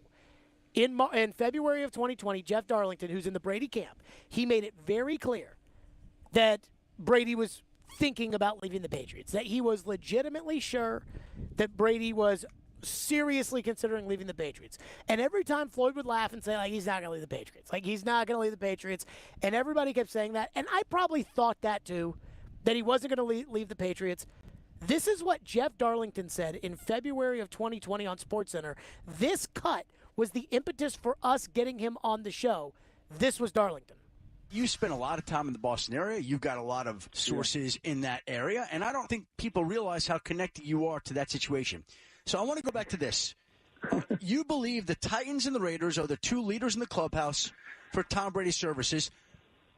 Do you think that it's more likely that he'd sign with one of those teams than return to New England, or where do you put returning to New England in that pecking order, Jeff? This is, we'll call it what, educated speculation? Yeah, exactly. And that's what this time of the year is. But yeah, if you're asking me to put odds on this thing, I say Titans and Raiders, and then I say Patriots, and then I put down the list teams like the Chargers, the Dolphins, and some of those other names. And I would put the Patriots somewhere pretty close behind, though, the Titans and the Raiders, if you're asking me to put odds on this thing.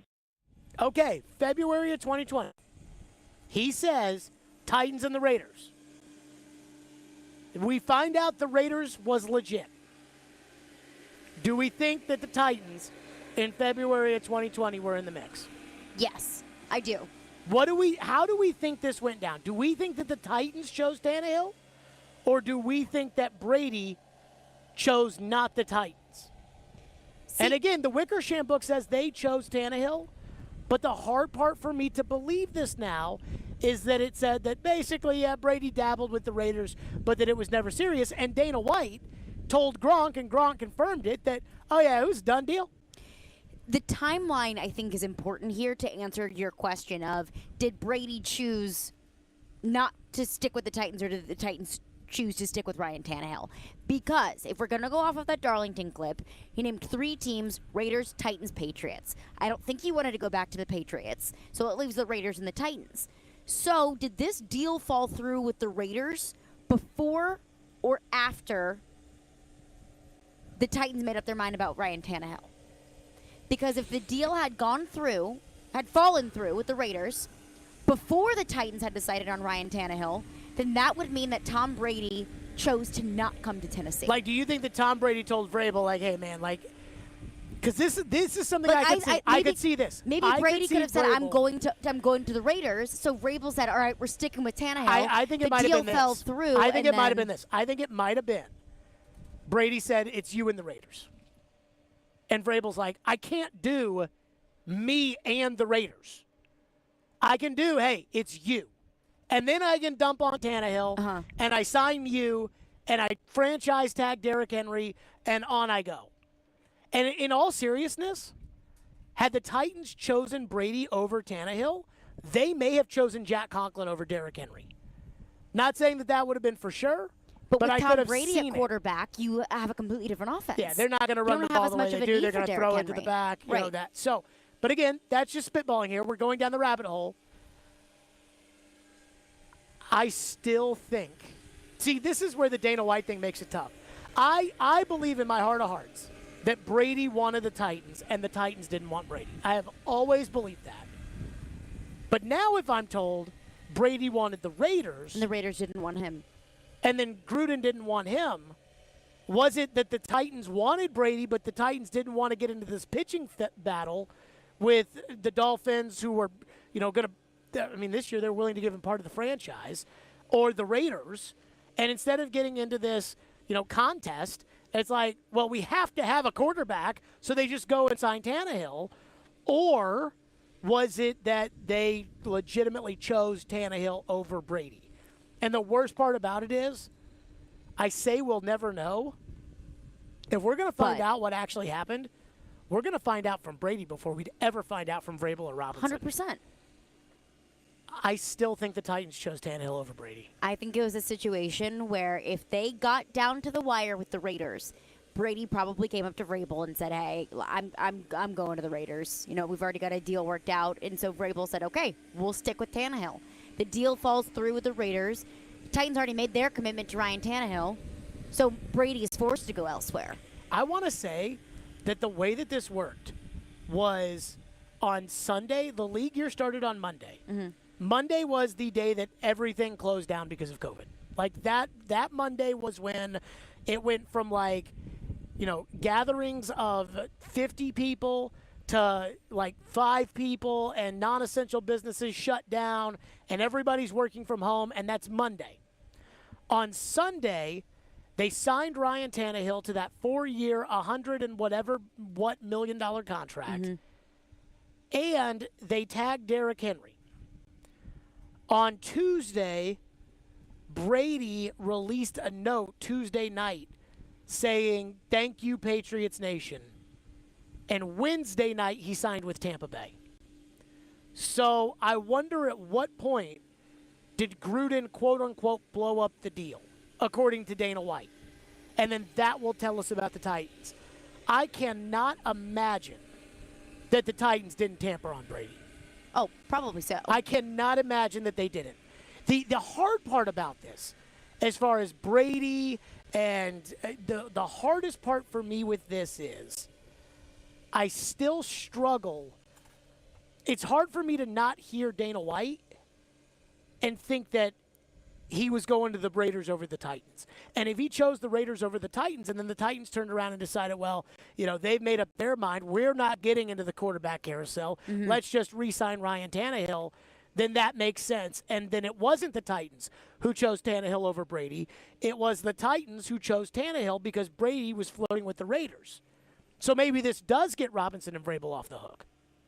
Let's get your phones on it. 615-737-1025. Down the rabbit hole we have gone because of Dana White. Dana White's revelation that it was a done deal.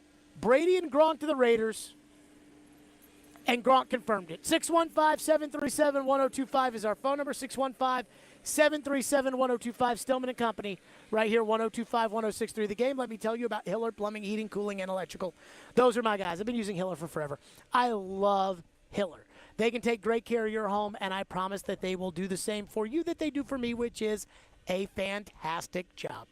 It's back to school season, and Hiller is giving you free backyard upgrades all month long to tackle those necessary home system replacements in August to take advantage of these special deals, like a free Yeti Tundra cooler with the purchase of a new tankless water heater, a free Traeger wood pellet grill with the purchase of a new whole home generator, and Hiller's also going to keep you cool for back to school with special limited time financing promotions on HVAC replacements, like zero interest financing for up to 12 months on select new HVAC systems.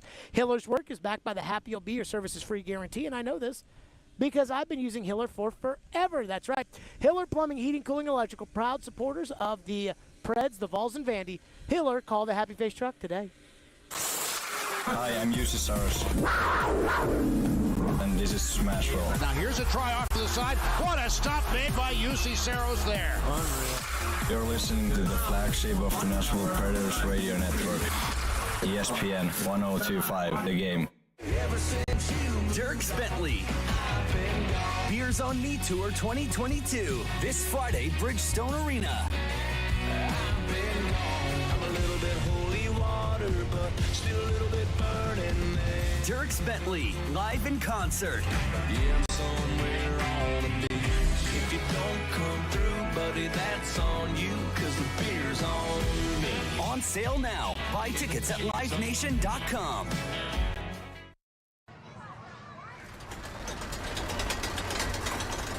For the love of the climb,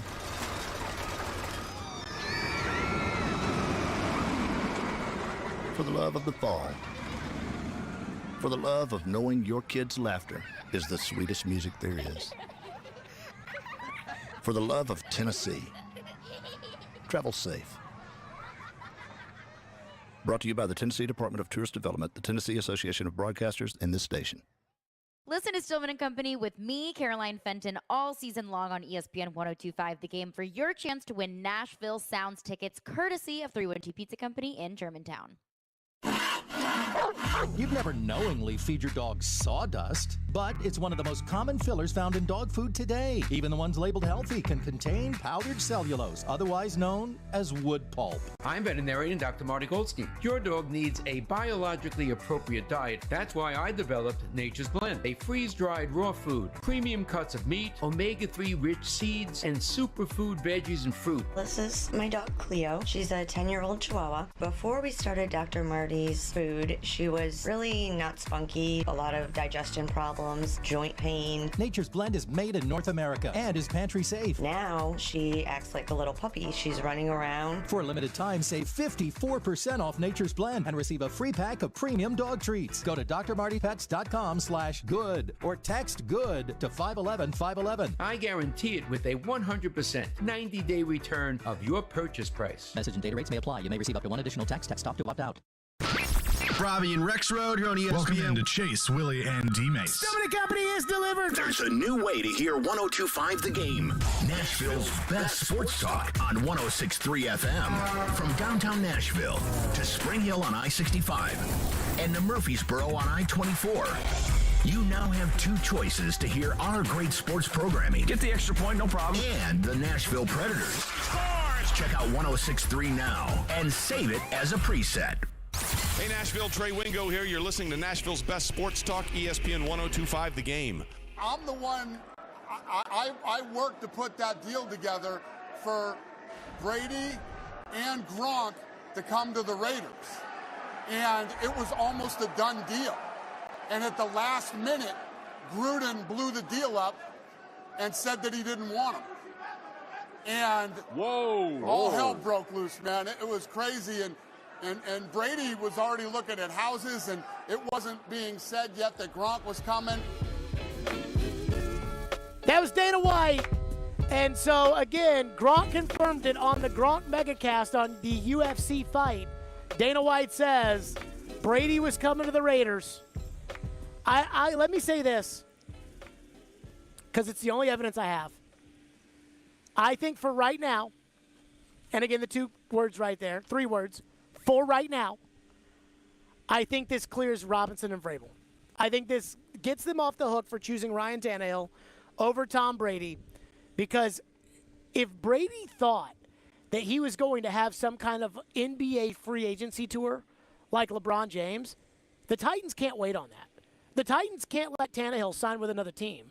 And I don't know who would have signed Tannehill or who wouldn't have signed Tannehill, but the Titans can't let Tannehill sign with another team and then miss out on Brady when he goes to the Raiders and then be stuck looking for a quarterback. And at this point, everybody thought that Gruden hated Derek Carr. Clearly he didn't, because he picked him over Tom Brady. So he's the real moron in all of this, which Gruden is a moron, so that makes sense.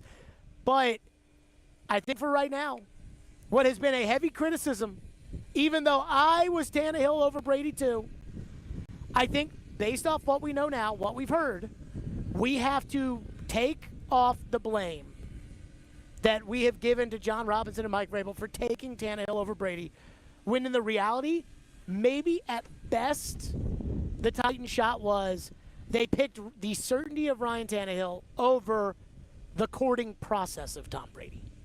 And I get that. I'm not trading Ryan Tannehill for a chance at Tom Brady. I'm trading Ryan Tannehill for Tom Brady. Unless Brady felt comfortable going into the depths of the negotiation process with the Raiders, because the Titans had already made up their mind about Ryan Tannehill. That early on in the process, the Titans committed to Ryan Tannehill over Brady. But nobody will tell us that. No, they won't. And Brady might. Nobody will tell us. We have to go with that assumption. But that's the only way that Robinson and Vrabel would still be on the hook, is if they wholeheartedly went with Tannehill without even paying Brady any mind, which I don't think is the case. Juicy. We're live at Titans practice, 615-737-1025. Our phone lines are driven by WilsonCountyHunter.com. Chuck is up next. Thank you for calling. What's up, Chuck? What's going on, Jared? Hey, I'm a Bucs fan, and we were hearing rumors in Tampa Bay from the sports writers in Tampa that Tom was seriously considering the Bucs too. So, who knows what was going on beside that. I mean, they had to have time to put the deal together in Tampa, and the timeline's just a few days. It's just hard to say what was going on then, really. Thanks, I'll hang up list. I don't think anybody considered Tampa as a legitimate possibility for Brady. No. Even that Darlington cut, where, again, this was February of 2020 on Adam Schefter's podcast, and Darlington said that the Raiders and the Titans were the leaders in the clubhouse for the Brady sweepstakes, followed by the Patriots. And I do believe that Brady considered the Patriots. I think Brady wanted a plan from Bill. And it has been reported, and I don't know how true this is, Brady wanted a plan from Bill about how are we going to have a team that is going to compete for a championship. And I think Bill was unwilling to give Tom that kind of access. That partnership feeling where these quarterbacks that are no good are demanding like a partnership with the front office. Like Kyler. Right. Whereas Brady, Brady wanted a partnership. Like that was what he wanted. He wanted Bill to say, okay, here's the plan. We're not just, well, if you sign with us, maybe you're throwing it into N'Keal Harry, maybe you're not. I think Brady wanted a plan. When he didn't get it, they were out. And, Tampa was so far down the list. So far down the list. And I keep going back to all of the available teams out there were not available for one reason or another. And I think certainty was part of it. The more that I think about it, the more I think this was and Dana White's only telling one side of the story. And God, I hope Gruden comes out and tells the other side of it. Because what's Gruden got to lose? But maybe the Raiders, maybe the deal that Dana White had in place was we will, it was a done deal. It felt like it was close or it was working through, and Gruden was like, no, we're going with the certainty of Carr. Because it sounded like he wanted to go to Indianapolis at one point, and they were like, no, we're going with the certainty of Rivers, who's worked with Frank Reich. So, and I think that is where I am taking Robinson and Vrabel off the hook, is the fact that they chose the certainty of Tannehill because Brady wanted this to be like a free agency tour, and no team that had a quarterback or had the possibility of getting a quarterback could do the free agency tour because they didn't want a situation like what Atlanta just endured with Matt Ryan, which is when they went after 4 teams went after Deshaun Watson, right? Atlanta, New Orleans, Carolina, and Cleveland. Yeah. And the 2 teams that had starting quarterbacks, Matt Ryan in a nice way said, I don't want to be here anymore. Baker Mayfield in a, bombastic way said, get me the hell out of here.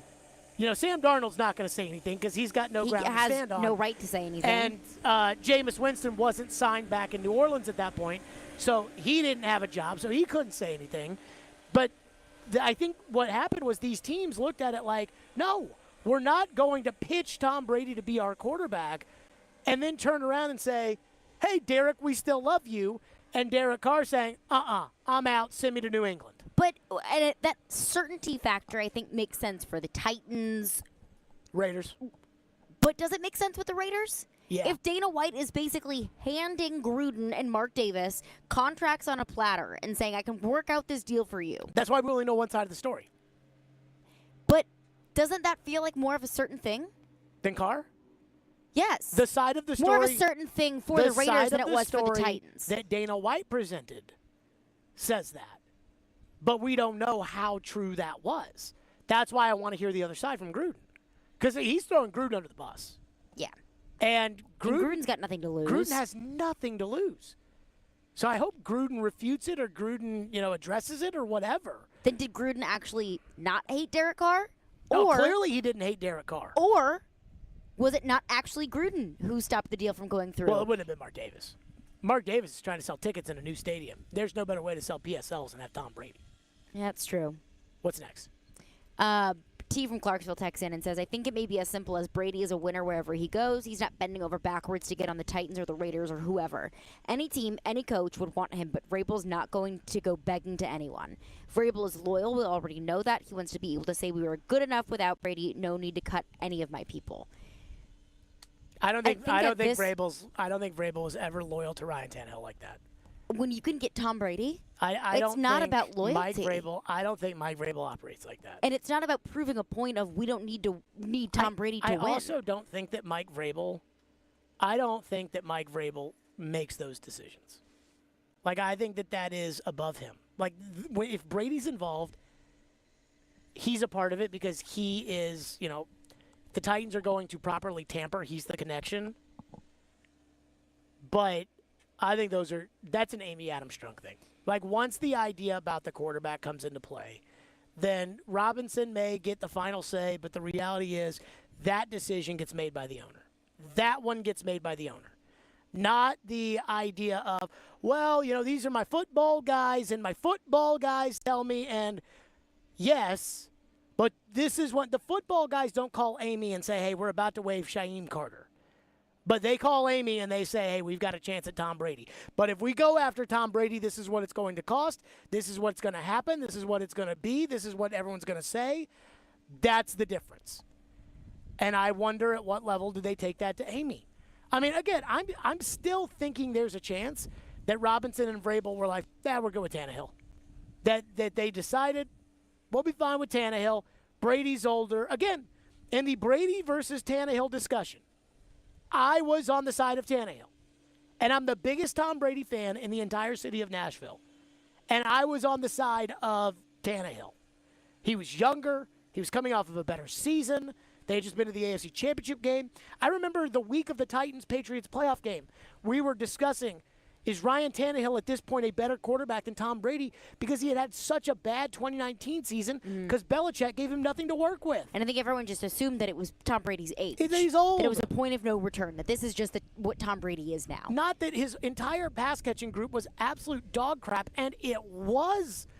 I mean, a broken-down Julian Edelman, an old Mohamed Sanu, N'Keal Harry, Jacoby Myers, Ryan Izzo, and there's one other guy in there, a tight end, that was so bad, I can't remember his last name.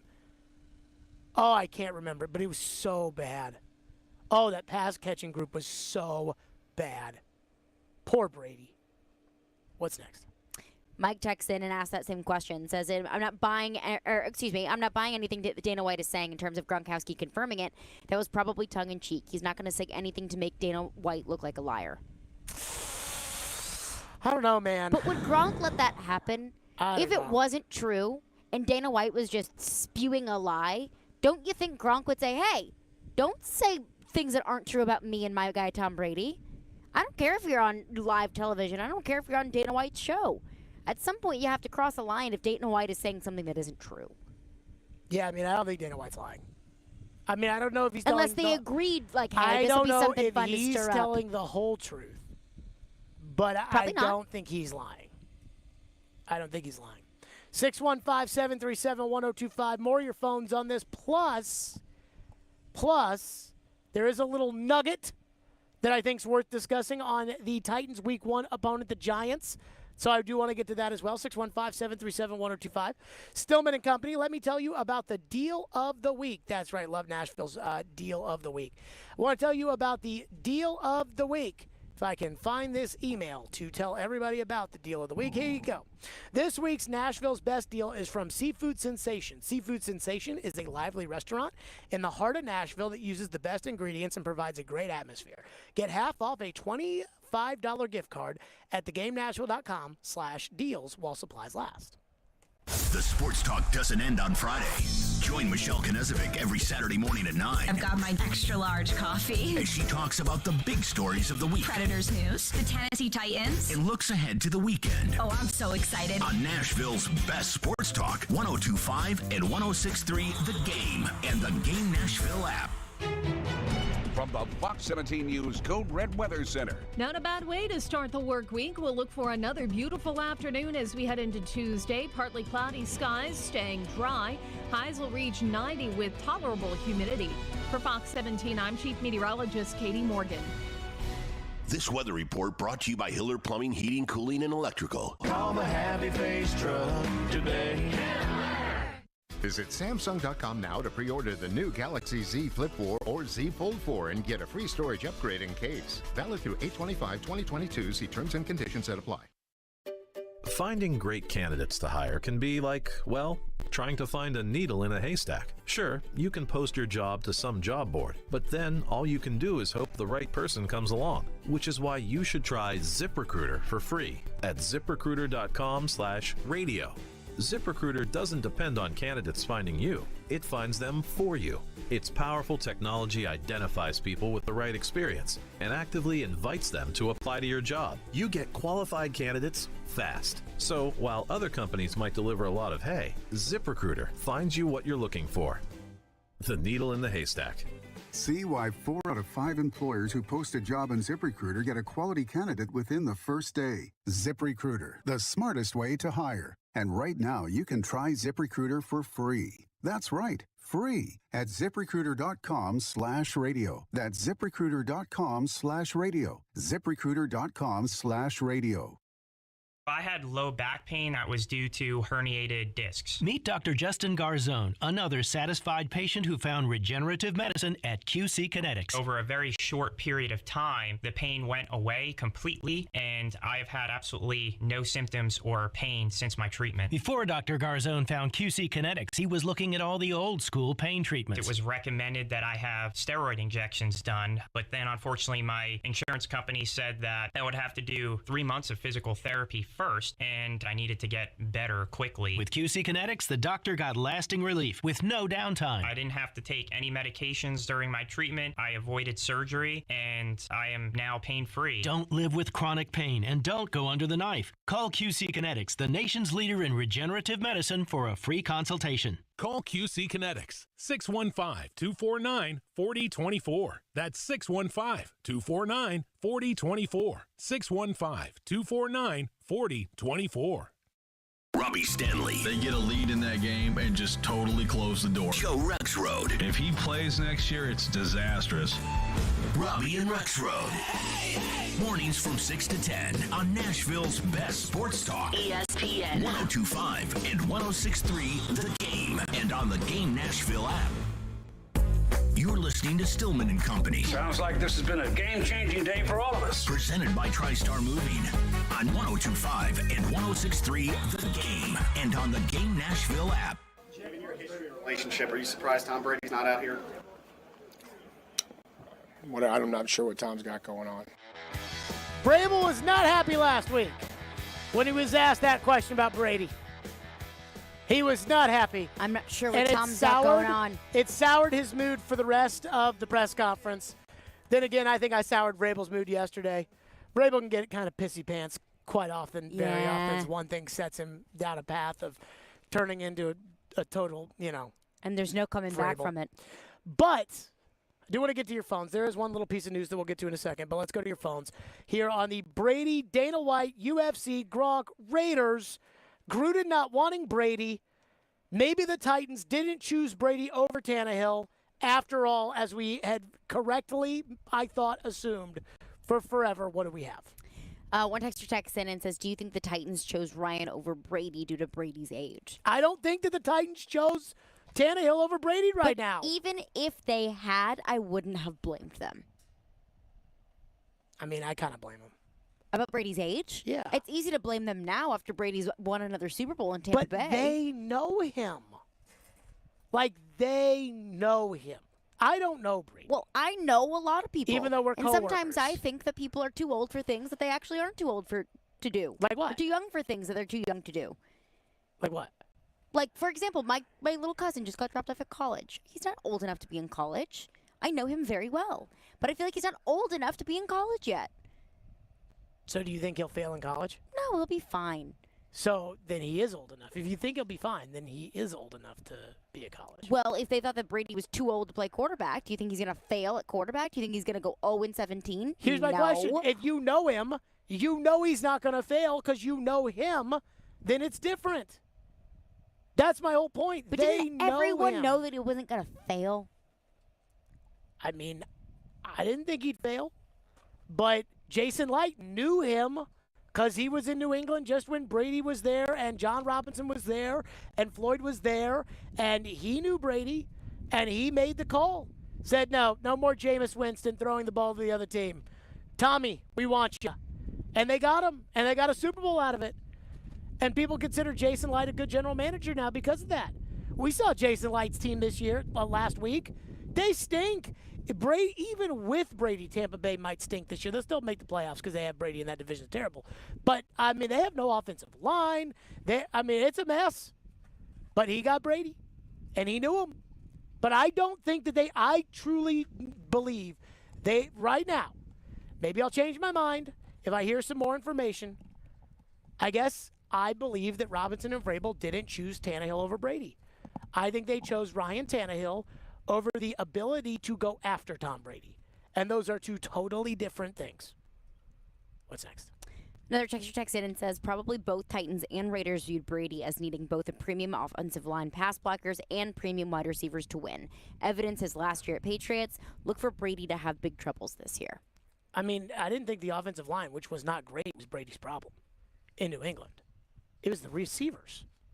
That was Brady's problem at the end. They had no receivers. They played a Titans playoff game. Let me pull up who caught passes in the 2020 Titans-Patriots game in the playoffs, the last one where Logan Ryan had the interception of Brady into the end zone for a touchdown, and the last pass of Brady's Patriots career. And, I mean, the pass catchers were horrendous. They had, I believe they had Thuney on that offensive line. They had Shaq Mason, who Tampa Bay traded for. They had Trent Brown, I believe, at tackle. Like, they had an offensive line. David Andrews has been their center for the last 5 years. They've won Super Bowls with him. Here's who they threw the football to. Patriots receiving, James White, Benjamin Watson, who must have been like 200 years old at that time, Rex Burkhead, Julian Edelman, N'Keal Harry, Mohamed Sanu, Sony Michel, and Philip Dorsett. That stinks. That's not good enough. At that point, all those guys were old. An old Julian Edelman at that. It wasn't a line. It wasn't about the line. Brady will be fine this year, even though they don't have any offensive linemen. Their Pro Bowl guard, Ali Marpet, retired. Their Pro Bowl center, Ryan Jensen, tore up his knee. He's out for the year. Their other center, other guard, Alex Kappa, went to the Bengals. Tristan Wirfs, I think, is hurt right now. Mm-hmm. So, Stenny, former Titan, Stenny just tore his knee up in the second half of a preseason game. I don't know what Todd Bowles was thinking having him out there on the field. And guess what? Brady will be fine. Brady will be fine with the offensive line. He's Brady. He'll be fine. What's next? One texter says, if the Titans did get Tom Brady, do you think Vrabel and Brady would have ended up bumping heads? I think if the Titans had gotten Tom Brady, they would have won one of the last 2 Super Bowls. Probably so. That's all I care about. And deep down inside, I think that's all Vrabel cares about too. And I know that's all Brady cares about. And they would have won one of the last 2 Super Bowls. And I don't know if that would have been from Brady showing up in that Ravens playoff game that Tannehill didn't show up in. I don't know if that is Brady holding everybody's feet to the fire to make them fix the defense to the way that they did last season so that the defense would be good enough. And we know Brady wouldn't have thrown 3 interceptions against the Bengals in a playoff game. I can't tell you specifically which one they would have won of the 2. But I am completely convinced they would have won one of the last 2 Super Bowls and probably not the other one if they had Tom Brady as their quarterback. I mean, it's easy to assume that, too, seeing as though Tom Brady has won one of the last 2 Super Bowls. Well, and the Titans had a really, really good team that just didn't have a good quarterback in the playoffs last year. So you plug Tom Brady in there, you have to believe, at least I do. I believe that if Tannehill doesn't turn the ball over 3 times against the Bengals. I said after the Dolphins game, which was the second to last game of the season, that if Tannehill doesn't turn the ball over, the Titans are going to go to the Super Bowl. And the Titans played a team that they already dominated in the regular season. They would have played the Rams in the Super Bowl. And so I know the Titans' defensive line can dominate the Rams' offensive line because we already saw it. I know they have a good coach. They'd have figured some things out. but the Titans maybe have a better coach. So I think that's, negligible. And you would have had Tom Brady in the Super Bowl.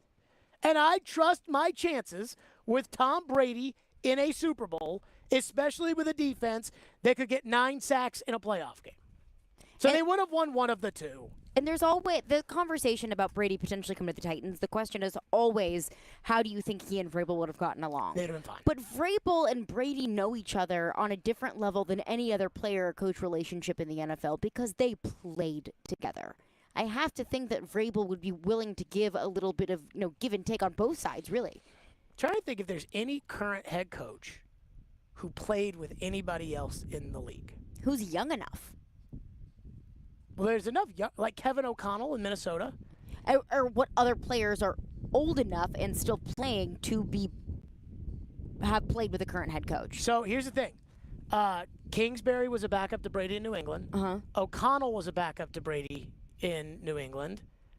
Trying to think who else. I mean, all the ones that are coaching, they all play with Brady.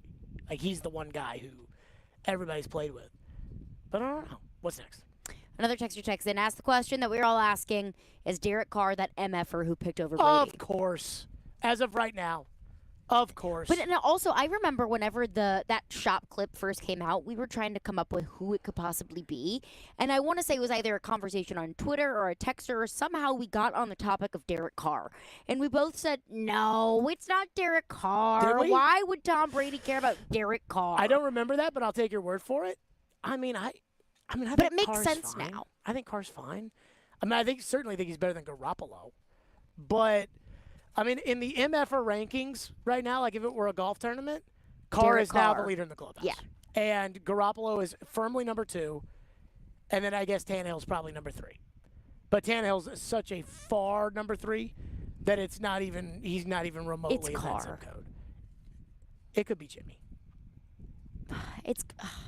But the 49ers at that point, I mean, we heard Jeff Darlington in that clip that we played that it was Raiders, Titans, Patriots, and then everybody else. Yeah, he didn't even mention the 49ers. But we did hear, we have heard from a lot of people that Brady wanted to go home to San Francisco, and that Brady talked to Shanahan. In that shop clip, Brady says, "Well, I didn't even want to go to that team anyway." He wanted to go to San Francisco. That is true. The Raiders, I feel like, would categorize under one of those teams of places that Brady probably didn't even really want to play. I think Tampa Bay would also be up there as well. He wanted to go to San Francisco. He wouldn't say that about the 49ers because it is well documented that he's always wanted to play for the 49ers. The two things that I want to know about this organization. One, I want to know what they knew and when they knew it about Josh McDaniels spurning the Colts in 2018. And I want to know what they thought about the Brady Tannehill situation. Like, I want to know what actually happened. And I never will. 615-737-1025 is our phone number. There is one little news item that I did tease, so I will get to this. Kayvon Thibodeau, bad knee injury yesterday in the Giants preseason game against the Bengals, which means he's probably out. I think they say it's like a 4 to 6 week injury, and I think they're like 3.5 weeks away from the Giants game. Like, I think yesterday would have been 4 weeks. So there's a chance that he won't play. And I was told from somebody that the Giants are going to take it super cautious with Thibodeau since he's their top pick and everything else. Mm-hmm. Probably not going to play against the Titans in week 1. So no matter how bad this offensive line is, at least they may not have to go up against Kayvon Thibodeau in week 1. 615-737-1025 is the phone number. It is obvious to me. Keyword, obvious. It is obvious to me how the quarterback room should look for the Titans after the Tampa Bay game. We'll get to that next. Stillman and Company, 102.5-106.3 The Game. You watch the game. And he's going. Nobody's going to catch him. Derrick Henry, touchdown. We talk the game. I don't think it was a bad play, but he took out their goalie. We are the game. Nashville's best sports talk. ESPN 102.5 and 106.3 The Game and the Game Nashville app. ElectronicExpress.com. We make it happen. At the law office of Amanda J. Gentry, we are committed to defending your rights. We have a team committed to helping you navigate the court system, whether you've been accused of a crime or you're going through a messy divorce and custody. Call our team to help you navigate this system. We are here to protect your rights, to demand your rights, to enforce your rights. 615-604-6263. 615-604-6263. AmandaJGentry.com. This week's Nashville's Best Deal is Seafood Sensation. Often imitated but never duplicated, Seafood Sensation is Nashville's original seafood restaurant. Right now, you can get half off a $25 gift card at thegamenashville.com/deals and enjoy some of your favorite seafood dishes, like their crab legs platter, grilled salmon, and more. That's Seafood Sensation, located at 2719 Jefferson Street near the TSU campus. Get half off a $25 gift card while they last at thegamenashville.com/deals. Get in zone, AutoZone. Welcome to AutoZone. What are you working on today? Thinking about gas mileage. An oil change with quality oil like Pennzoil Platinum Full Synthetic can help your engine get more out of every mile. Right now, you can get 5 quarts with an STP Extended Life Oil Filter for only $35.99. Get what you need for better fuel efficiency at any of our 6,200 stores or on AutoZone.com. Get in zone, AutoZone. Restrictions apply. From the Hillside Medical Game Studios, WPRT-FM Pegram, WPUC HD2 Laverne, Robbie and Rex Road, Chase, Willie, and D-Mace. Stillman and Company, Nashville's best sports talk, 102.5 and 106.3. Terang, it's a high fly ball. We got pass rushes. Awesome Game 7. Checkered flag in the air. The Game. A Cromwell Media Station. Where you have a voice. We're one play away from an injury. He knows this. He's a study of the game. And we have strong opinions. He's been awful. I don't think they were trying, and that's why I feel the way I feel. This is Stillman and Company with Jared Stillman and Caroline Fenton. Presented by TriStar Moving on Nashville's best sports talk, 102.5 and 106.3 The Game. And on the Game Nashville app. Stillman and Company is delivered by TriStar Moving, 102.5, 106.3 The Game. Streaming live on Twitter, Twitch, YouTube, and Facebook Live. Thanks to the law offices of Amanda Gentry. We are live at Titans practice inside the Hillside Medical Game Studios. And that's why we don't have any of our pictures up for practice, because apparently we are right in the sun, and every computer and camera we have is virtually melted. So we apologize for that. But we are excited to be here at Titans practice on the program. So I'm going to say something. I guess I have to be the one to say this. And a lot of people are going to get mad about what I'm about to say, which is that after the Tampa Bay game, Malik Willis started. He played okay-ish. Logan Woodside got in. The offense didn't do anything. And Logan's stat line was not pretty. And Logan threw a bad interception. Ish. And what I'm going to say people aren't going to like, it is abundantly clear to me that the Titans QB room after the Tampa Bay game, and I don't care what happens this week with Arizona, and I don't care what happens in the preseason game, that the Titans QB room should be Tannehill 1, and it is not close. Tannehill 1, Woodside 2, Malik Willis 3, and inactive on game days. And for every, well, Jared, what if they, or why not they, or let's go through all of it. First of all, Tannehill is the unquestioned starter of this team, and it is not close. Malik is absolutely, you all know this from watching the 2 games, Malik is nowhere near ready to compete at that level. The second thing is what the job of the backup quarterback is. The job of the backup quarterback for this team is to come into a game if Ryan Tannehill is hurt and try to finish that game or manage that game. It is also the job of the backup quarterback on this team that if Tannehill has to miss a game, he has to start and run Tannehill's offense with Tannehill's players. Malik can't do that. And you would say, well, Logan Woodside was terrible in the Tampa Bay game, and yes, I get that. And there may be other guys out there that the Titans could make a run at, but they're all backups. I watched the games this week. They are all backups. John Wolford for the Rams, Sean Mannion for the Vikings, Nate Sudfeld for the 49ers. Every single one of these teams has a veteran guy who stinks and some young guy who probably stinks but might be good. The Titans are no different. San Francisco has Nate Sudfeld and Brock Purdy. And Brock Purdy might be good, but he's probably not going to be good. Minnesota, until they traded for Nick Mullins today, they had Kellen Mond, who they drafted highly last year, and Sean Mannion. And Kellen Mond looks like a backup. The Rams have Bryce Perkins with John Wolford behind Matthew Stafford. The Titans are no different. They have Malik Willis, and they have Logan Woodside. Logan Woodside, just going through what this offense is, it's run the football, play action pass, ball comes out quick, in rhythm, timing passes. I went back and charted everybody's throws. Went back, watched the film, broke it down. Malik Willis had an okay game. He did. But then he did certain things like held onto the ball too long, took a sack, didn't throw a ball away, threw a ball incomplete in the end zone after running away from a sack, in which the ball has to go out of the end zone. Logan had one bad throw on Saturday night, the interception on a ball intended for Burks. That was it. In his 4 drives, and I wrote them all down, the things that killed those drives were not Logan's fault. Going through Logan's 4 drives, he had a 3rd and 8. He had a play action pass with pressure from his offensive line. He threw it away, in which I wrote, good decision. 3rd and 8, pressure, drops it off short to Roberson in hopes that Roberson could make somebody miss or do something. He didn't. They punted. No problem there. Woodside 2nd drive, ball out quick, completion to Burks. Ball out quick, completion to Robertson. That's what they want to do. 2nd down, play action, threw it deep, and he threw it short of Burks, and the ball got intercepted. And I wrote, good drive until the last bad pick.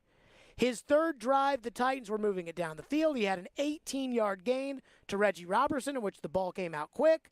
They ran it to the left on 2nd and 2. It was 3rd and 1, and they ran it with Chestnut. Traylon Burks got called for holding, set up a 3rd and 5. And again, none of these guys push the ball down the field. Nobody is asking their backup quarterback to push it down the field. They are asking the backup quarterback to go in there if the starting quarterback gets hurt and run the starting quarterback's plays and just get the ball out, get it to Woods, let him run, get it to Hooper, let him run, get it to Burks, let him run, and turn around and hand it to Derrick Henry. And at some point, those teams are going to make Nate Sudfeld or Sean Mannion or any of these guys beat them deep, and at some point, they're going to have to do it. But Malik's not ready for that yet. So while I thought Malik improved significantly from game 1 to game 2, and this is not a knock on him, and I don't think Logan's any good, but I just don't think it matters. I think that the quarterback room, unless they replace Logan, and all these guys that they could possibly replace Logan with are the same as Logan, Tannehill 1, Logan 2, Malik 3. And that's how it should be, and I am praying that's how it's going to be. Well, and I think the only other alternative there would be Logan Woodside at 2. And that doesn't mean Malik Willis slides into that 2 spot. It's, do they feel the need to go find another backup quarterback because Logan's just been that bad? And I am very well documented in saying that Logan Woodside has looked bad in practice, has thrown very questionable throws that I would have said so many times that he just has sucked. He sucks in practice, and he wasn't great in that first game, and he threw a bad interception in that game on Saturday night against the Bucs. But then I have to ask myself, what's the alternative? Because Malik Willis being the backup quarterback, in my opinion, is not an option. It shouldn't be an option. And that's for the best interest of Malik Willis and his development. That's in the best interest of this Titans team. I think overall that's just not an option. So then the next option would be, all right, you go out and get another quarterback. Blaine Gabbert, we've mentioned him so many times before. Sure. Matt Barkley, he's been on this team before. Any of he these knows guys, this offense. They're all the same. Are they that much better than Logan Woodside? They're all the same. And that's the question, is if the Titans think that Logan Woodside is so atrociously bad that they have to go get someone else, fine. But I also have to think, do they think that he is that atrociously bad? Because he's beaten Blaine Gabbert for the backup job before. No, he didn't. He didn't? No, they traded for Tannehill and then they cut Blaine Gabbert. Okay, well, he's beaten Matt Barkley out for the backup job before. Trevor Siemian, that's the one I'm thinking of. So, is something all of a sudden going to change? Here's the thing. All these guys suck. They all suck. Logan sucks. They all suck. If Tannehill gets hurt and You Logan suck. Woodside or whatever backup quarterback goes in that's not Malik Willis. Even if it's Malik, you suck. But I don't even think that he should even be in consideration for that job. But anyone who it might be, your season's over. They suck. And that's the same for every All of these team teams. in this league. If Kirk Cousins gets hurt, Other Minnesota's than maybe in trouble. Carolina. No, they're in trouble too because he sucks.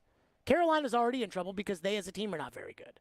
But every single one of these teams, if they have to play a backup quarterback, unless they just magically have Tom Brady and nobody knows about it, the next Tom Brady, who was a backup quarterback, or the next Kurt Warner, and I'm telling you, Logan's not that guy, and all these guys that run this offense aren't those guys, they'll all lose. If the Rams have to go to John Wolford, they'll lose. That's why the Matthew Stafford elbow injury, this Matthew Stafford elbow injury is basically, in my opinion, without knowing the details, it's probably a frayed UCL, which means that it's not completely torn, so they don't have to have Tommy John. But that if he played baseball, he'd have to have Tommy John. So what they're going to try to do is get through the season and then see if it gets better or something, knowing that at some point they're probably going to have a major surgery on Matthew Stafford's elbow. Why? Because if they play John Wolford, they'll lose. And they know it. And that's how every single one of these teams is. The Browns, they know they're going to lose. They're going to lose. They know it. And they're okay with it. And that's how everybody in the league is, except for the Dolphins, who have Teddy Bridgewater as their backup. And I think the thinking there is, I mean, he might not be as bad as, all the other backups, but our starter's not any good anyways, so whatever. That's what the Dolphins are doing. But I don't even know who Mahomes' backup is in Kansas City, but if he goes down, they lose. So they're all these guys are the same. And again, the job of the backup quarterback is to come in and have no practice reps and come in the middle of a week or the middle of a game and, all right, we're up by 7 with 4 minutes to go in the third quarter. We're going to have 4 or 5 more possessions. We need you to find a way to get us a couple of first downs. That's how it is with every one of these teams, except for the Giants and the Dolphins. And their starters are on thin ice. Everybody else, if something happens to Justin Herbert and Chase Daniel has to go in, and I haven't watched Chase Daniel in the preseason, so I don't know. But he's a career backup, and there's a reason why. But he's not. They're not going to win. That's it. So with this team, here it is. Tannehill starts. Everybody's in agreement with that. Woodside backs up because Willis can't run Tannehill's offense. He can't run it. Not at this point. And honestly, I'm not sure he'll ever be able to run Tannehill's offense. I think he's got to run an offense that is built for him. So the Titans have to decide this year or next year if he'll ever be good enough for them to overhaul the entire offense to build it around him. But he's not there yet. So then somebody has to be able to go through the entire week with no practice and get into a game and know what they're supposed to do. And that's Logan. And he even proved that on Saturday, in my opinion. He proved it on Saturday. He didn't make a single bad decision. Vrabel even said so. I asked him about how the decision-making was. He said it was good, just the execution wasn't good. And execution matters, I know. But this is what they want, is somebody that will make good decisions and not lose them the game. Because they are not going to ask a backup quarterback to win them the game. 615-737-1025 is our phone number. Get your thoughts on that. And I will go over, again, I wrote down notes. I watched Houston take on John Wolford and the Rams. I watched, there was a big trade with Minnesota today, and I say big, it was a conditional 7th-round pick. There was a trade with Minnesota today, which means somebody's coming free there. They run the same offense. I watched, I wrote down notes. We'll go over that because I was kind of surprised by some of the things I saw. We'll get to that next. Stillman & Company, 102.5 The Game, 106.3 The Game. FanDuel Sportsbook is my official sportsbook app. Use the promo code JGM. That's right, at sign up. And you can get great deals from my friends at FanDuel. And with college football this week, Vandy's got a big game. With college football this week, you want to get in on all the action. You can get $150 if you're a new customer and free bets guaranteed for week 1. Just place a $5 bet, and you can get $150 in free bets, win or lose. Man, that's a good deal. I'd say bet Vandy. I think they'll win at Hawaii. I don't think Hawaii's any good. If you've been thinking about joining FanDuel, now is the perfect time to give it a shot. Their app is easy to use, and they're always hooking you up with great odds. So when you win, you'll get paid fast. See for yourself why FanDuel is America's #1 sportsbook. Download the app, use the promo code JGM, and place a $5 bet to get $150 in free bets guaranteed to kick off the college football season. 21 and older and present Tennessee. First online real money wager only. $10 first deposit required. Bonus issued as non-withdrawable free bets that expire 14 days after receipt, and restrictions apply. See terms at sportsbook.fanduel.com. Gambling problem? Call the Tennessee Red Line at 1-800-889-9789. Every Wednesday at 2:45. Sanders for the touchdown, 48 yards. Former NFL wide receiver Chris Sanders joins Stillman and Company to give his thoughts on all things Titans and NFL. Fueled by Parman Energy, now hiring fuel drivers. Apply now at ParmanEnergy.com on 102.5 and 106.3 The Game and the Game Nashville app. This week in Vanderbilt history, August 28, 2008. The Commodores head to Ohio and open up the season with a 34-13 win over Miami University. A field goal gave the home team an early lead, but then Vanderbilt took control in the first quarter. Commodores went in front 7-3 with quarterback Chris Nixon connecting with Sean Walker for 49 yards and then a 4-yard touchdown. DJ Moore starred during a 6-minute stretch with an interception and a 91-yard punt return leading to 10 points. A score by Nixon made it 17-3. He was also key in answering a Miami score with a 59-yard rush and a 14-yard touchdown run. Part of a 166-yard night on the ground for the Vanderbilt senior as the team stacked up 272 rushing yards on 49 carries. Myron Lewis and Richard Langford were the leading tacklers, combining for 15 stops, and redshirt freshman Chris Marr recorded his first career sack. Vanderbilt 34, Miami 13 in August of 2008. This week in Vanderbilt history, I'm Kevin Ingram. Jewelry business, it's in my blood. I've been doing it all my life, and it's my passion. Meet Daniel Sabalas, a third-generation jeweler at Genesis Diamonds. This line of work, it's all about honesty and trust. It's about building relationships. And that's what drew Daniel to Genesis, where it's all about education, transparency, and respect for each customer. It's based on a family business mentality, and that's how we are. We're here to educate, to guide you, and we make it very easy. So we really go out of our way to educate customers in the right way. There's no stress level, there's no tension. The customer can feel that. All this while providing the guaranteed best value price. I've never seen a company that has the best price like this that I've seen anywhere. We are a powerhouse of diamonds. Genesis Diamonds. No commission salespeople, no pricing games, no risk, no pressure, no cutting corners. Genesis Diamonds is going to give you the best price, best quality, guaranteed, no matter what. Genesis Diamonds, Green Hills and Cool Springs. The stage is set. The rumors are true. The wait is over. My Chemical Romance. Live. The 2022 tour. This Tuesday night, Bridgestone Arena. My Chemical Romance. With special guests, Turnstile and Dilly Dally. Tickets are on sale now. Buy tickets at LiveNation.com.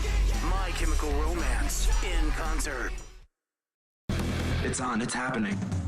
Remember, you can watch us on YouTube, Facebook, Twitch, and Twitter. Get out of the way. I'm watching the game. Presented by the law offices of Amanda Gentry. You're listening to Stillman and Company. Presented by TriStar Moving. 102.5 and 106.3 The Game. And on the Game Nashville app. And the ability to translate things from week 1 to week 2, pretty darn well. Woodside looking downfield, and Woodside picked off Don Gardner. How did you feel about Logan's decision-making last night? I thought he made good decisions. There were some times where he got us in the right play, and we got, they blitz zeroed us, and, we threw it out to Roby and got a first down. It looked like a football play. Progressed through and hit Roby again on a play pass. I think that this, gets hit. The quarterbacks get hit. That's not a very good job of protecting the guy with the ball. We're trying to take a shot to Traylon, and, he gets hit. So I think the decisions were okay. I think the execution by both quarterbacks has to be better. There you go. That was Vrabel yesterday. And let me say this. I wrote this down in my notes charting the game. Logan played with some real crap bums. I mean, his first series that he went in against Tampa Bay, Logan played with 16 Burks, 36 Chestnut, 83 David Wells, 88 Reggie Robertson, 71 Jalen McKenzie, 69, I believe that's Christian Delorier, 67, I don't know who the hell that is, 61, 68. He played with guys who are not going to be on this team. Yeah. So he had no time. The guys up front weren't great. They all suck. They suck. And the ball came out quick from Logan. And again, Vrabel said he made good decisions. And when I went back and charted it, every single one of them was a good decision.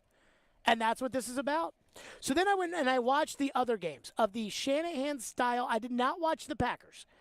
That is the one I didn't watch, but the Titans aren't going to be able to get Jordan Love anyways. So I did not. I mean, I guess they could if they wanted to, but they're not going to trade like a 4th-round pick for a backup. So I watched all the Shanahan style system games. That's what the Titans run. They run the LA Rams offense. Matt LaFleur brought it with him.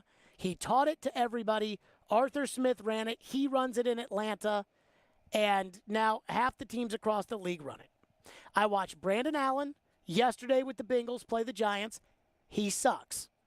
I watched John Wolford play for the Rams against the Texans. And when I went and sat down to watch this game, I thought, let's see if these guys, if the young guys are going to beat out the old guys, and could the Titans grab one of these older guys that knows this system so he wouldn't need a single practice rep before getting out on the field. They're all the same. They are all the same. The difference between Logan Woodside and John Wolford is completely negligible. Here you go. Here are my notes from Minnesota versus San Francisco. Kellen Mond starts at quarterback, the A&M kid. First series, bad interception on the first drive, Mond. Nate Sudfeld starts at quarterback for San Francisco. Brock Purdy came in there, and he, like Sudfeld, or he, like Malik, young guy, might be good, probably won't be. Purdy in at quarterback. Kellen Mond, 3 drives in the first half, 1 interception. I wrote no impressive throws. Mannion, Sean Mannion, longtime backup for the Rams. He's QB2 for Minnesota. Now, O'Connell started weaving them in and out in Minnesota, which makes me think that's a pure contest for the backup job. Right. But 3rd and 6 with 12:54 to go in the first half, Sean Mannion misses his man, and I wrote wide open, wide underline, open for a first down. Sudfeld came back into the game for San Francisco in the second quarter after they got a turnover because Shanahan wanted to get some points, 3 and out, and forced a field goal. Mannion missed a covered deep ball, and then I wrote, Mannion has confidence, but it's all dinking and dunking. And then I put, Sudfeld is not drastically better than Logan. In fact, they are very similar. John Wolford, I felt the same way. They're all the same. So all these guys know the concept of the offense. If Sean Mannion showed up, Sean Mannion could, if he had to, play in a game for the Titans. The problem is that he doesn't know everything about the Titans and their offense. Logan does. I'm not here to defend Logan. I'm not the biggest Logan fan in the world by any stretch of the imagination. I better be careful saying that in some instances. But I would say that all these guys, they're all the same. All the situations are all the same. For every Titan fan that's thinking, oh no, if Tannehill goes down the drain, so does the season. Yes, and so does Cincinnati, and so does the Rams, and so do the Vikings. Like, Kirk Cousins is a bum. Well, I know. But if Kirk Cousins gets hurt, their season is over. Well, why do we feel so confident that Cleveland won't be a contender for the AFC? Because Jacoby Brissett's no good. Yeah. And not only that, in this offense and the way the Titans want to do things, Minnesota today acquired Nick Mullins. Well, we know Nick Mullins isn't very good because he's only been on 5 teams in the last 4 years. And it was a conditional 7th-round pick, which means we will give you a 7th-round pick if he makes our team.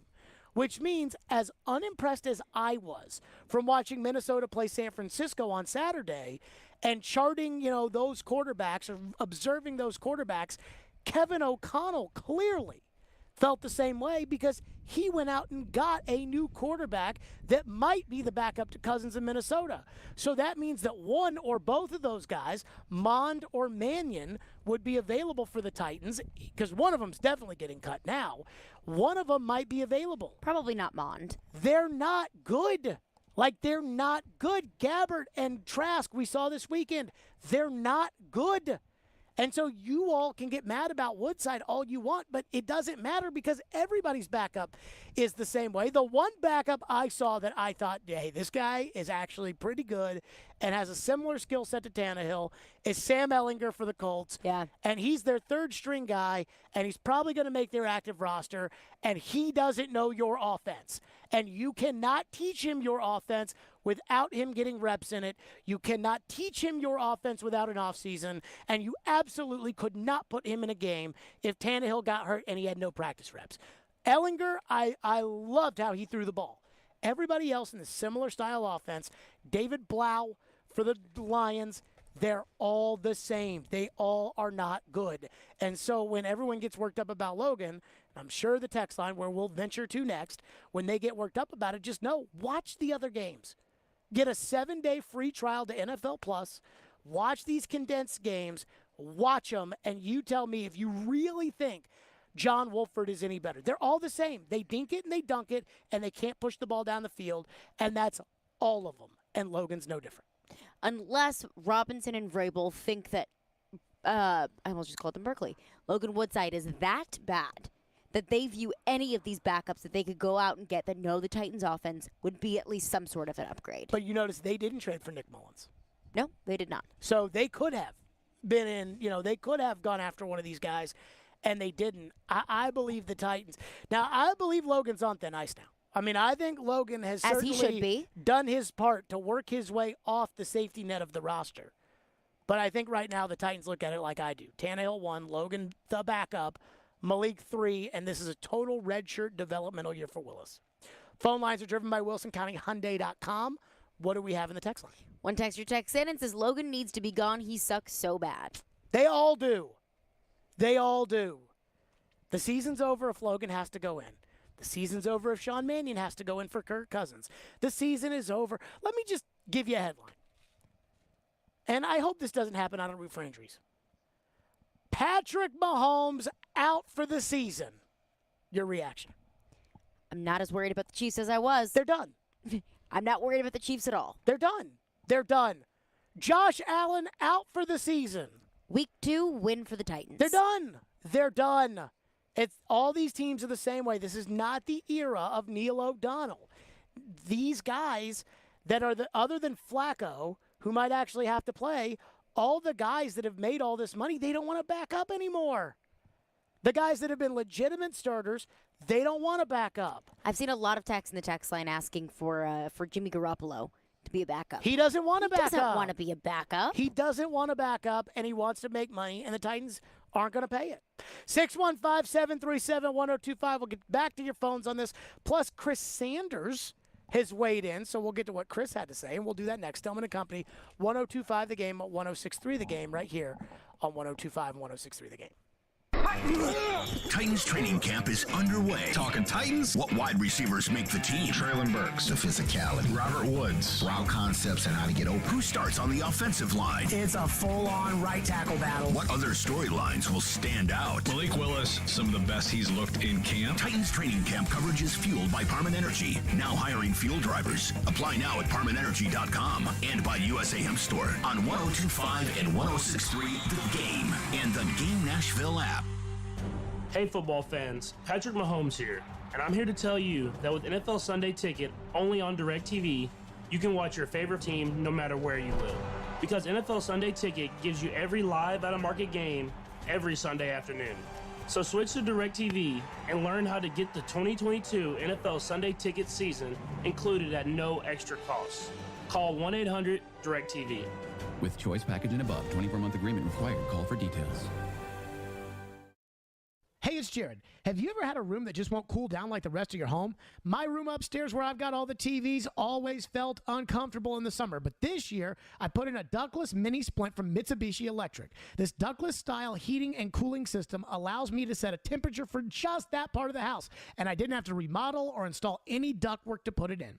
My friends at Hiller Plumbing, Heating, Cooling, and Electrical are experts at installing these systems. You can book your appointment in minutes online, like I do with my phone, and their techs will make sure that your new system is installed exactly how it was designed. Hiller techs are background and drug screened, and their work is backed by the Happy You'll Be Your Services Free 100% satisfaction guarantee. If your home isn't keeping your family cool, you need to call Hiller and upgrade to a Mitsubishi Electric Zone Comfort System. This month only, take $1,200 off qualifying Mitsubishi Electric ductless mini splint HVAC systems. Visit happyhiller.com today to learn more. Cromwell Media, who owns this radio station, is observing a significant milestone this month. Our founder, Bud Walters, is celebrating his 50th year as president. Joining Bud with anniversaries of their own are Max Hurst and Scott Meyer with 102.5, 106.3 The Game, and Ryan Burke in our sales department is also celebrating 1 year with us. From 1 year to 50 years, Cromwell Media is a great place to work, and you're invited to join us. Send an email to together@cromwellmedia.com and tell us about yourself. That's together@cromwellmedia.com. I'll second guest dinners with friends because they can be interrupted by diarrhea, gas, bloating, stomach pain, or oily stools. It turns out I have EPI, or exocrine pancreatic insufficiency, which means I'm missing the enzymes needed to digest food. My doctor prescribed Creon, pancrelipase, an oral prescription medication that replaces pancreatic digestive enzymes. Creon treats EPI due to cystic fibrosis, chronic pancreatitis, pancreatectomy, or other conditions. Creon may increase your chance of fibrosing colonopathy, a rare bowel disorder. Tell your doctor if you have a history of intestinal blockage or scarring or thickening of your bowel wall, if you're allergic to pork, or if you have gout, kidney problems, or worsening of painful swollen joints. Call your doctor if you have any unusual or severe gastrointestinal symptoms or allergic reactions. Take Creon as directed by your doctor and always with food. Do not chew capsules, as this may cause mouth irritation. Other side effects may include blood sugar changes, gas, dizziness, sore throat, and cough. These are not all the side effects of Creon. Creon is the #1 prescribed EPI treatment. Ask your doctor about Creon for EPI and visit creoninfo.com or call 800-633-9110 to learn more. That's CREONinfo.com. Robbie and Rex Road here on ESPN. Welcome into Chase, Willie, and D-Mace. Stillman Company is delivered. There's a new way to hear 102.5 The Game. Nashville's best sports talk on 106.3 FM. From downtown Nashville to Spring Hill on I-65 and to Murfreesboro on I-24. You now have two choices to hear our great sports programming. Get the extra point, no problem. And the Nashville Predators. Scores! Check out 106.3 now and save it as a preset. Hey, Nashville, this is Eli Gold, voice of the Alabama Crimson Tide, and you're listening to Nashville's best sports talk, ESPN 102.5 The Game. Malik a little closer, where'd you see improvement there? What are some areas maybe you still need to focus? Yeah, so the thing that, obviously that stood out was, we were able to rip a timing route in there to Nick early in the game, which is something that he didn't do last week. And we worked on it in practice, and it was cool to see him be able to hit that, and maybe he can kind of see how the whole process works, the play pass, the timing of it, and 21-yard gain. Other things that we still have to, and we still want to be able to work on, the operation, at the line of scrimmage, the command. I just think it's tough to run, talk to him about running out of the back of the pocket. And there's times where he's going to take off and make plays, and protection breaks down, and he's going to shrug guys off, and he did that and found Dez, found Hassan. I don't want to see anybody get hurt, especially our quarterbacks. And just you run out of the back of the pocket in this league, these guys are coming. So we'll continue to coach him and his pocket presence and being able to keep his eyes downfield. And it's such a fine line, but. Just look at the beginning part of the game and the one timing pass that we needed to complete and wanted to see him do. He did it. So we at least made some progress there. And then we'll continue to work on some of the other stuff. That was Vrabel. And let me say this. That timing throw to Westbrook Kine to start the game was behind him. Mm-hmm. We're like, hey, he hit that one and that was good. And it was still behind him. Like, it was better than not connecting. But he's a work in progress. It's okay. Chris Sanders texted me when we were discussing Willis and Woodside and what they're going to do with the backup position. And Chris said, it's not about who's better. This is Chris Sanders. It's not about who's better, who's the better athlete. It's who can make the right reads and go through the right progressions. I charted all of Logan Woodside's decisions, even runs. There was one where he, on a play-action rollout, he's got the tight end with him, and 49, the tight end, isn't even looking at Logan, so he keeps it and slides down and gains 4 yards. Those are the decisions that he's making. That's what he's doing. And so who's making better decisions? Logan. And who has more command of the offense? Logan. Because he's been in it longer. He's been in the NFL longer. He's started more professional games than Malik Willis has. He legitimately started in the AAF. That is an experience that Malik doesn't have. And that doesn't mean that at some point Malik won't pass him. He will. It just probably won't be this year. Malik Willis is driving on a learner's permit right now. We don't need to throw him into a NASCAR race. And that's what putting him in a game, in my opinion, would do. That's what they would be doing, is they would be putting Malik in a position that could stunt his growth and development. Phone lines are driven by WilsonCountyHonda.com, 615-737-1025. We're also giving away tickets later today for the Lumineers. Adam is up next. Adam in Portland, thank you for calling. Go ahead, Adam. Hey, buddy. So, yeah, I'm listening, man. You're right. There are outliers. Like, there's Neil O'Donnell or Nick Foles, whatever. But generally, the backup is the backup for a reason. You just want somebody that's kind of smart. And our rookie, I don't think he's had a chance to get that smart yet. It doesn't mean he's not smart. It means that he's still, he's a baby. He's young. So, but the one thing that I'll say, and I'll give you guys credit because y'all been talking about it a lot, is the right tackle spot. Like, how am I supposed to evaluate a quarterback if our right tackle sucks this bad, Jared? Like, if Ryan Tannehill has to get in behind Radunz, whatever his name is, if he has to get in behind that, I think he'll look as bad as these quarterbacks look. Like, I worry about that, man. Like, somebody just traded for a lineman today. I don't even know who it was, but it's possible to go get another lineman, right? Why are we sitting with this? Yeah, they're at a point where right now, and I appreciate your call, Adam, Dylan Radins is not going to start for this team. They've already made that decision. I think they know it, and I think they've known it. He's not going to start. The question is, can Petit Frere learn? And tomorrow, Trevor, 4:30, we'll ask him. But Trevor said 2 weeks ago after the Ravens game that I asked him who's going to start at right tackle. I asked Trevor the question, if John Robinson were to ask you, Trev, you played in the league for a decade. You've played tackle, you played guard, you played center. You were a first-round draft choice, and you watch all the college players, and you've called games in the NFL. What should I do at right tackle? Trev said he thinks that right tackle's not on the roster. And that has to be the case. Right tackle is a mess. Right tackle is such a mess that we sat here as we are live at practice today, which honestly, not to knock practice, but I'm not sure that in the future we'll ever come back.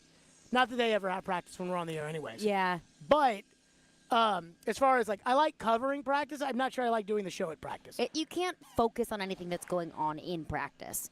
Plus, like, And there's no one else here right now. Well, and, we're talking bad about the right tackles, and the offensive linemen are right in front of us. And, look, hey, someone's got to say it's not comfortable. It's not going to hold me back from saying it. But, it is what it is. But I think everybody knows. I think they know. And so, yes, the right tackle position, it's a mess.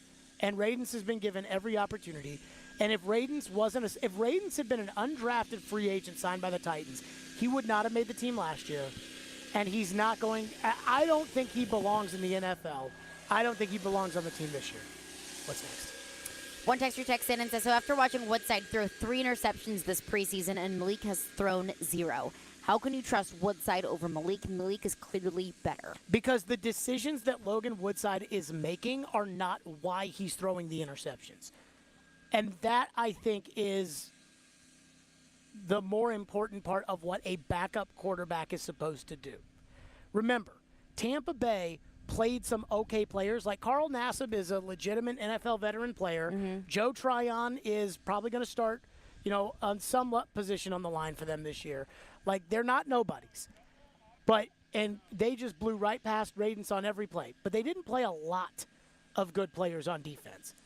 And Malik's making decisions against bad players that if he makes those same bad mistakes with good players out there, will be crucial interceptions in bad spots, like not throwing the ball out of the back of the end zone when trying to run away from a sack. If that's Aaron Donald out there, one, they probably get to him. That's Vrabel's whole thing about running out of the back of the pocket. What he means by that is think about the quarterback, where the quarterback just turns around. A lot of college quarterbacks do this. The quarterback just turns around and just runs backwards so that he can then turn around, step up, and throw it really, really far, which if the quarterback is athletic and has a big arm, they can do, especially in college. This quarterback is athletic and has a big arm. You can't do that in the NFL, not against real players. The other thing about Logan is he's been playing with guys who are not good. He got sacked on one play pass on his last drive because number 83, David Wells, just didn't block the guy. Like, there was the snap comes, 83's got 46, 83 knows he has 46, and 46 just goes right past him and sacks the quarterback. Is that Logan's fault? No. No! So, again, as Vrabel said, the execution needs to be better by both quarterbacks. The execution needs to be better by Logan, sure. But Malik is not making decisions that would make me comfortable putting him in a game and really ruining his confidence. Because you all can sit there and say, well, Malik, he looks like he's better and he's right. And if he gets out there against Buffalo week 2, you're going to want him to win the game and you're going to hate him if he doesn't. And if you hate him at 24 years old or whatever he is, that may leave an impact on him. I think for the most part, the NFL kills quarterbacks more than they grow them. And I think every now and then there's an Andy Reid who takes the raw talent of Patrick Mahomes and develops it into something special. And that for the most part, the great quarterbacks are either that way or they're just born to be great like Peyton Manning. But for the most part, I worry that Trevor Lawrence is going to get ruined by the Jacksonville Jags. And I don't want the Titans to do that to Malik. And so that has to be put into the discussion as well. Well, and I think the key takeaway here is I don't think anyone feels 100% comfortable and confident with either of those two as the backup quarterback. But with Malik, you have more to lose. Well, yeah, and he doesn't know what they want him to do. Like, he doesn't know. And he's not supposed to know. And nobody asked him to know. And he's not talented enough to make up for what he doesn't know. Every now and then a rookie quarterback is talented enough to do that. Justin Fields was not talented enough to do that last year. Malik went in the 3rd round. What's next? Big E texts in and says the Titans' goal is to have Willis be the backup this year, as they should. We know what Logan can do, and he will never be good enough to start and win games. Willis is not ready either, but he has more tools in his holster than Logan. And in a year, he might be good enough to be a starter if he's forced into that role. What may help him in his development is the benefit of a good running game if the Titans can get that O-line together. I disagree with every single point that was made right there. I don't think that the Titans' goal is to have Malik be the backup this year. And it shouldn't be the goal. I'm like, it's ever been the goal. And I you don't drafted him in the 3rd round. I don't think Malik will be ready to start next year. I mean, again, Kellen Mond. I want to say Kellen Mond went in the 2nd round last year. That could be wrong about that. Kyle Trask went in the 2nd round. And I think Kellen Mond went in the 2nd round too. I believe he did. So that's a whole round ahead of Malik Willis. And both those guys are backups right now. Mond went 3rd round, 66 overall. 3rd round. Okay. So what would that be? That would be literally the 2nd pick of the 3rd round. 66. Malik went 86. So for these guys, Mark Dominic said this to me on my SiriusXM show. He was the former general manager of the Bucs. And he said that when they got to the 3rd round of the draft, he was doing the NFL radio draft show. And he said when they got to the 3rd round, the teams had to start taking these quarterbacks because even if they become backups, that's still good value. A 3rd round pick for a legitimate backup, that's still good value. Kyle Trask, do you think he'll ever be better than a backup? I don't know. I mean, I can't say that right now. I can definitively say yes. Yes. You think Kyle Trask will be better? No. I think he will be a backup. He's a backup. His career, he will be a backup. I mean, I think he's looked fine in practices with the Titans. I think he looked fine in the preseason game. You know who wouldn't be here if Kyle Trask was eventually going to be a starter? Who? Gabbert. because they would have released Gabbert, and Trask would be the pure backup to Brady, and then they would be basically pumping Trask as the heir apparent to Brady, and they're not doing it. That is a legitimate battle for that spot. That's why Trask is getting all those reps right now, because they want to truly evaluate whether or not he can be their backup to Blaine, as opposed to Blaine Gabbert. He's battling with Gabbert in his second year in the league. And this is not a league where you get 8 years to figure out if you're any good. Either you're good or you're not. And the second year is when they have to start proving it, because these guys only have 4-year contracts. So Tampa Bay is not going to move off Brady to Trask, who they think is a backup, then get surprised by it and now have to give him a contract. If they think that you're a guy, they treat you like that. Just like New England treated Garoppolo like he was their future starter until Robert Kraft made them trade him because Brady got mad. And so that guy was taken in the second round. So I would say that the goal is not to have Malik be the backup this year, and I don't think the goal is to have Malik start next year. I think the goal, and John Robinson said this on the midday show, I think the goal was a lottery ticket. Let's take it. Let's see what happens. And if we busted 86, we busted 86, and we move on. And I think right now Tannehill's the quarterback, and either Tannehill will be the quarterback next year, or when the carousel gets going, one of these Baker Mayfields or Jameis Winstons, or I'm trying to think of who's a starting quarterback who's good but on thin ice at their current team right now. Daniel Jones. Yeah, Tua. That might be the quarterback. Jalen Hurts. Sure. One of those kind of guys. Or guy gets unhappy, coach doesn't like him, new coach comes in, runs a new system.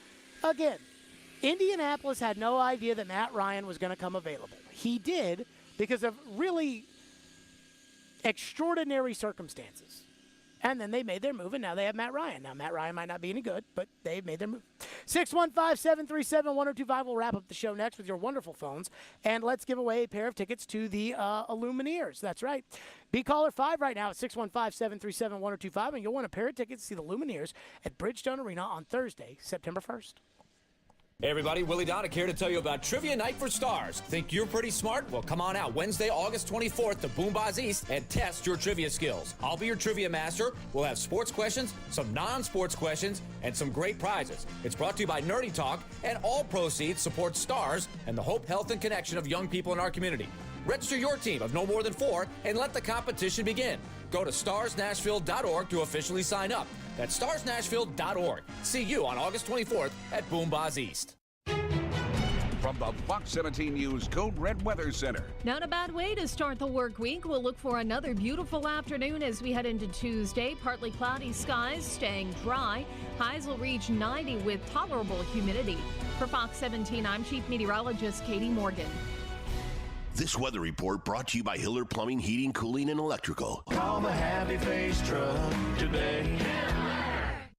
Save big this Labor Day at Electronic Express. Get a Samsung 65-inch 4K TV for only $5.99 or a Whirlpool 4-piece kitchen package for just $27.99. Electronic Express has huge savings in every department: computers, appliances, 4K TVs, smart home, furniture, mattresses, and more. Don't miss out on an Acer gaming laptop for just $6.99 or a Google Nest Hub for only $54. Shop in-store or online with up to 36 months free financing. Electronic Express. We make it happen.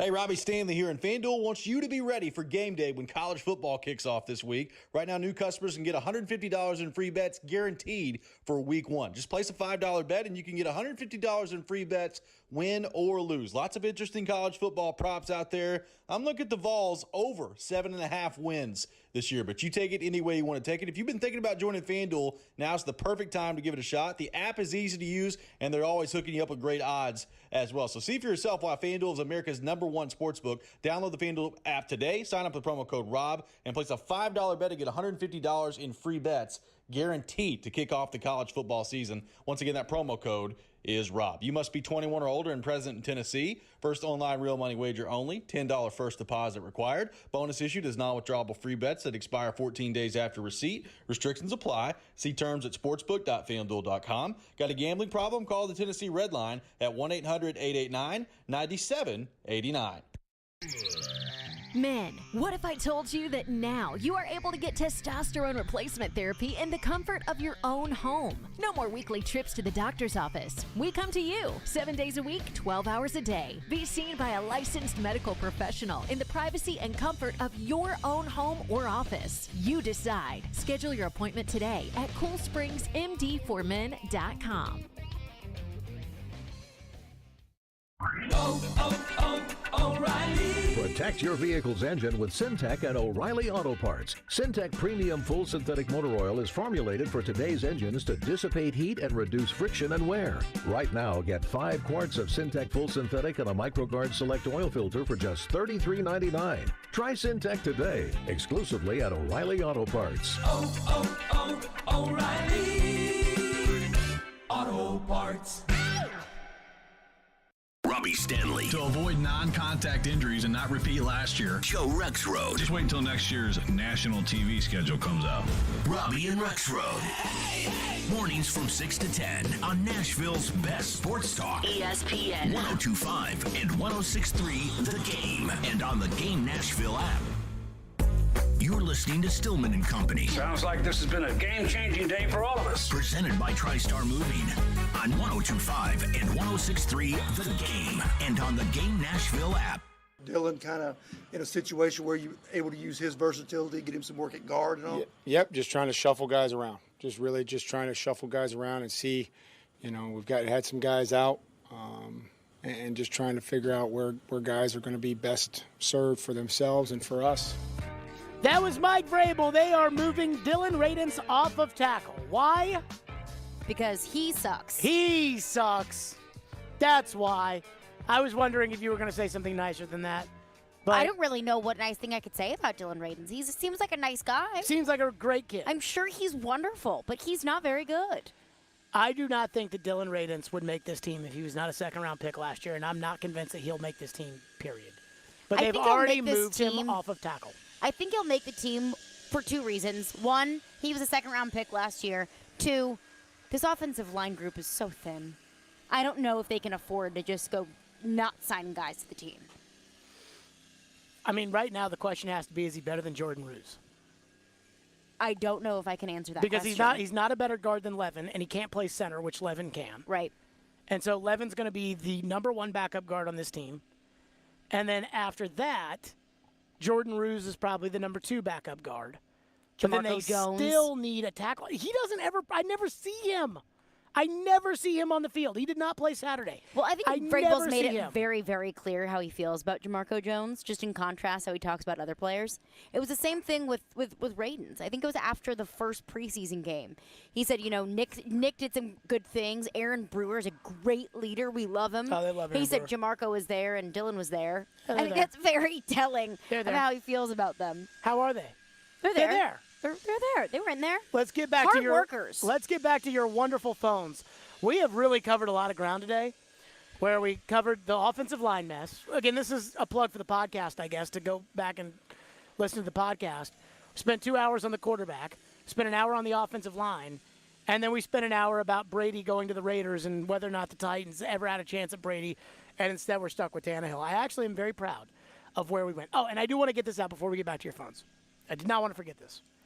I want to congratulate the head of PR for the Titans, Robbie Bourne. Today marks the 25th anniversary of him becoming the PR director of the Titans. And I just want to say, and look, I mean, I don't think that, this is not like a asking for favors kind of thing, because honestly, we don't get a ton of favors from the Titans. We don't have coaches, general managers on our show very often. We don't have star players on very often. And honestly, we kind of like it that way, because then you don't have to kiss up to anybody or anything like that.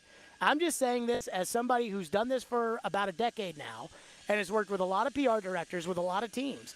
Robbie Bourne is truly outstanding at what he does. And I think he's really professional, and I think he's very organized. I think he's got a great staff. I think he cares.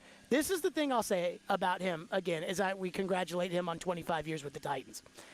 I believe that he cares about the coaches. He cares about the players. He cares about the team.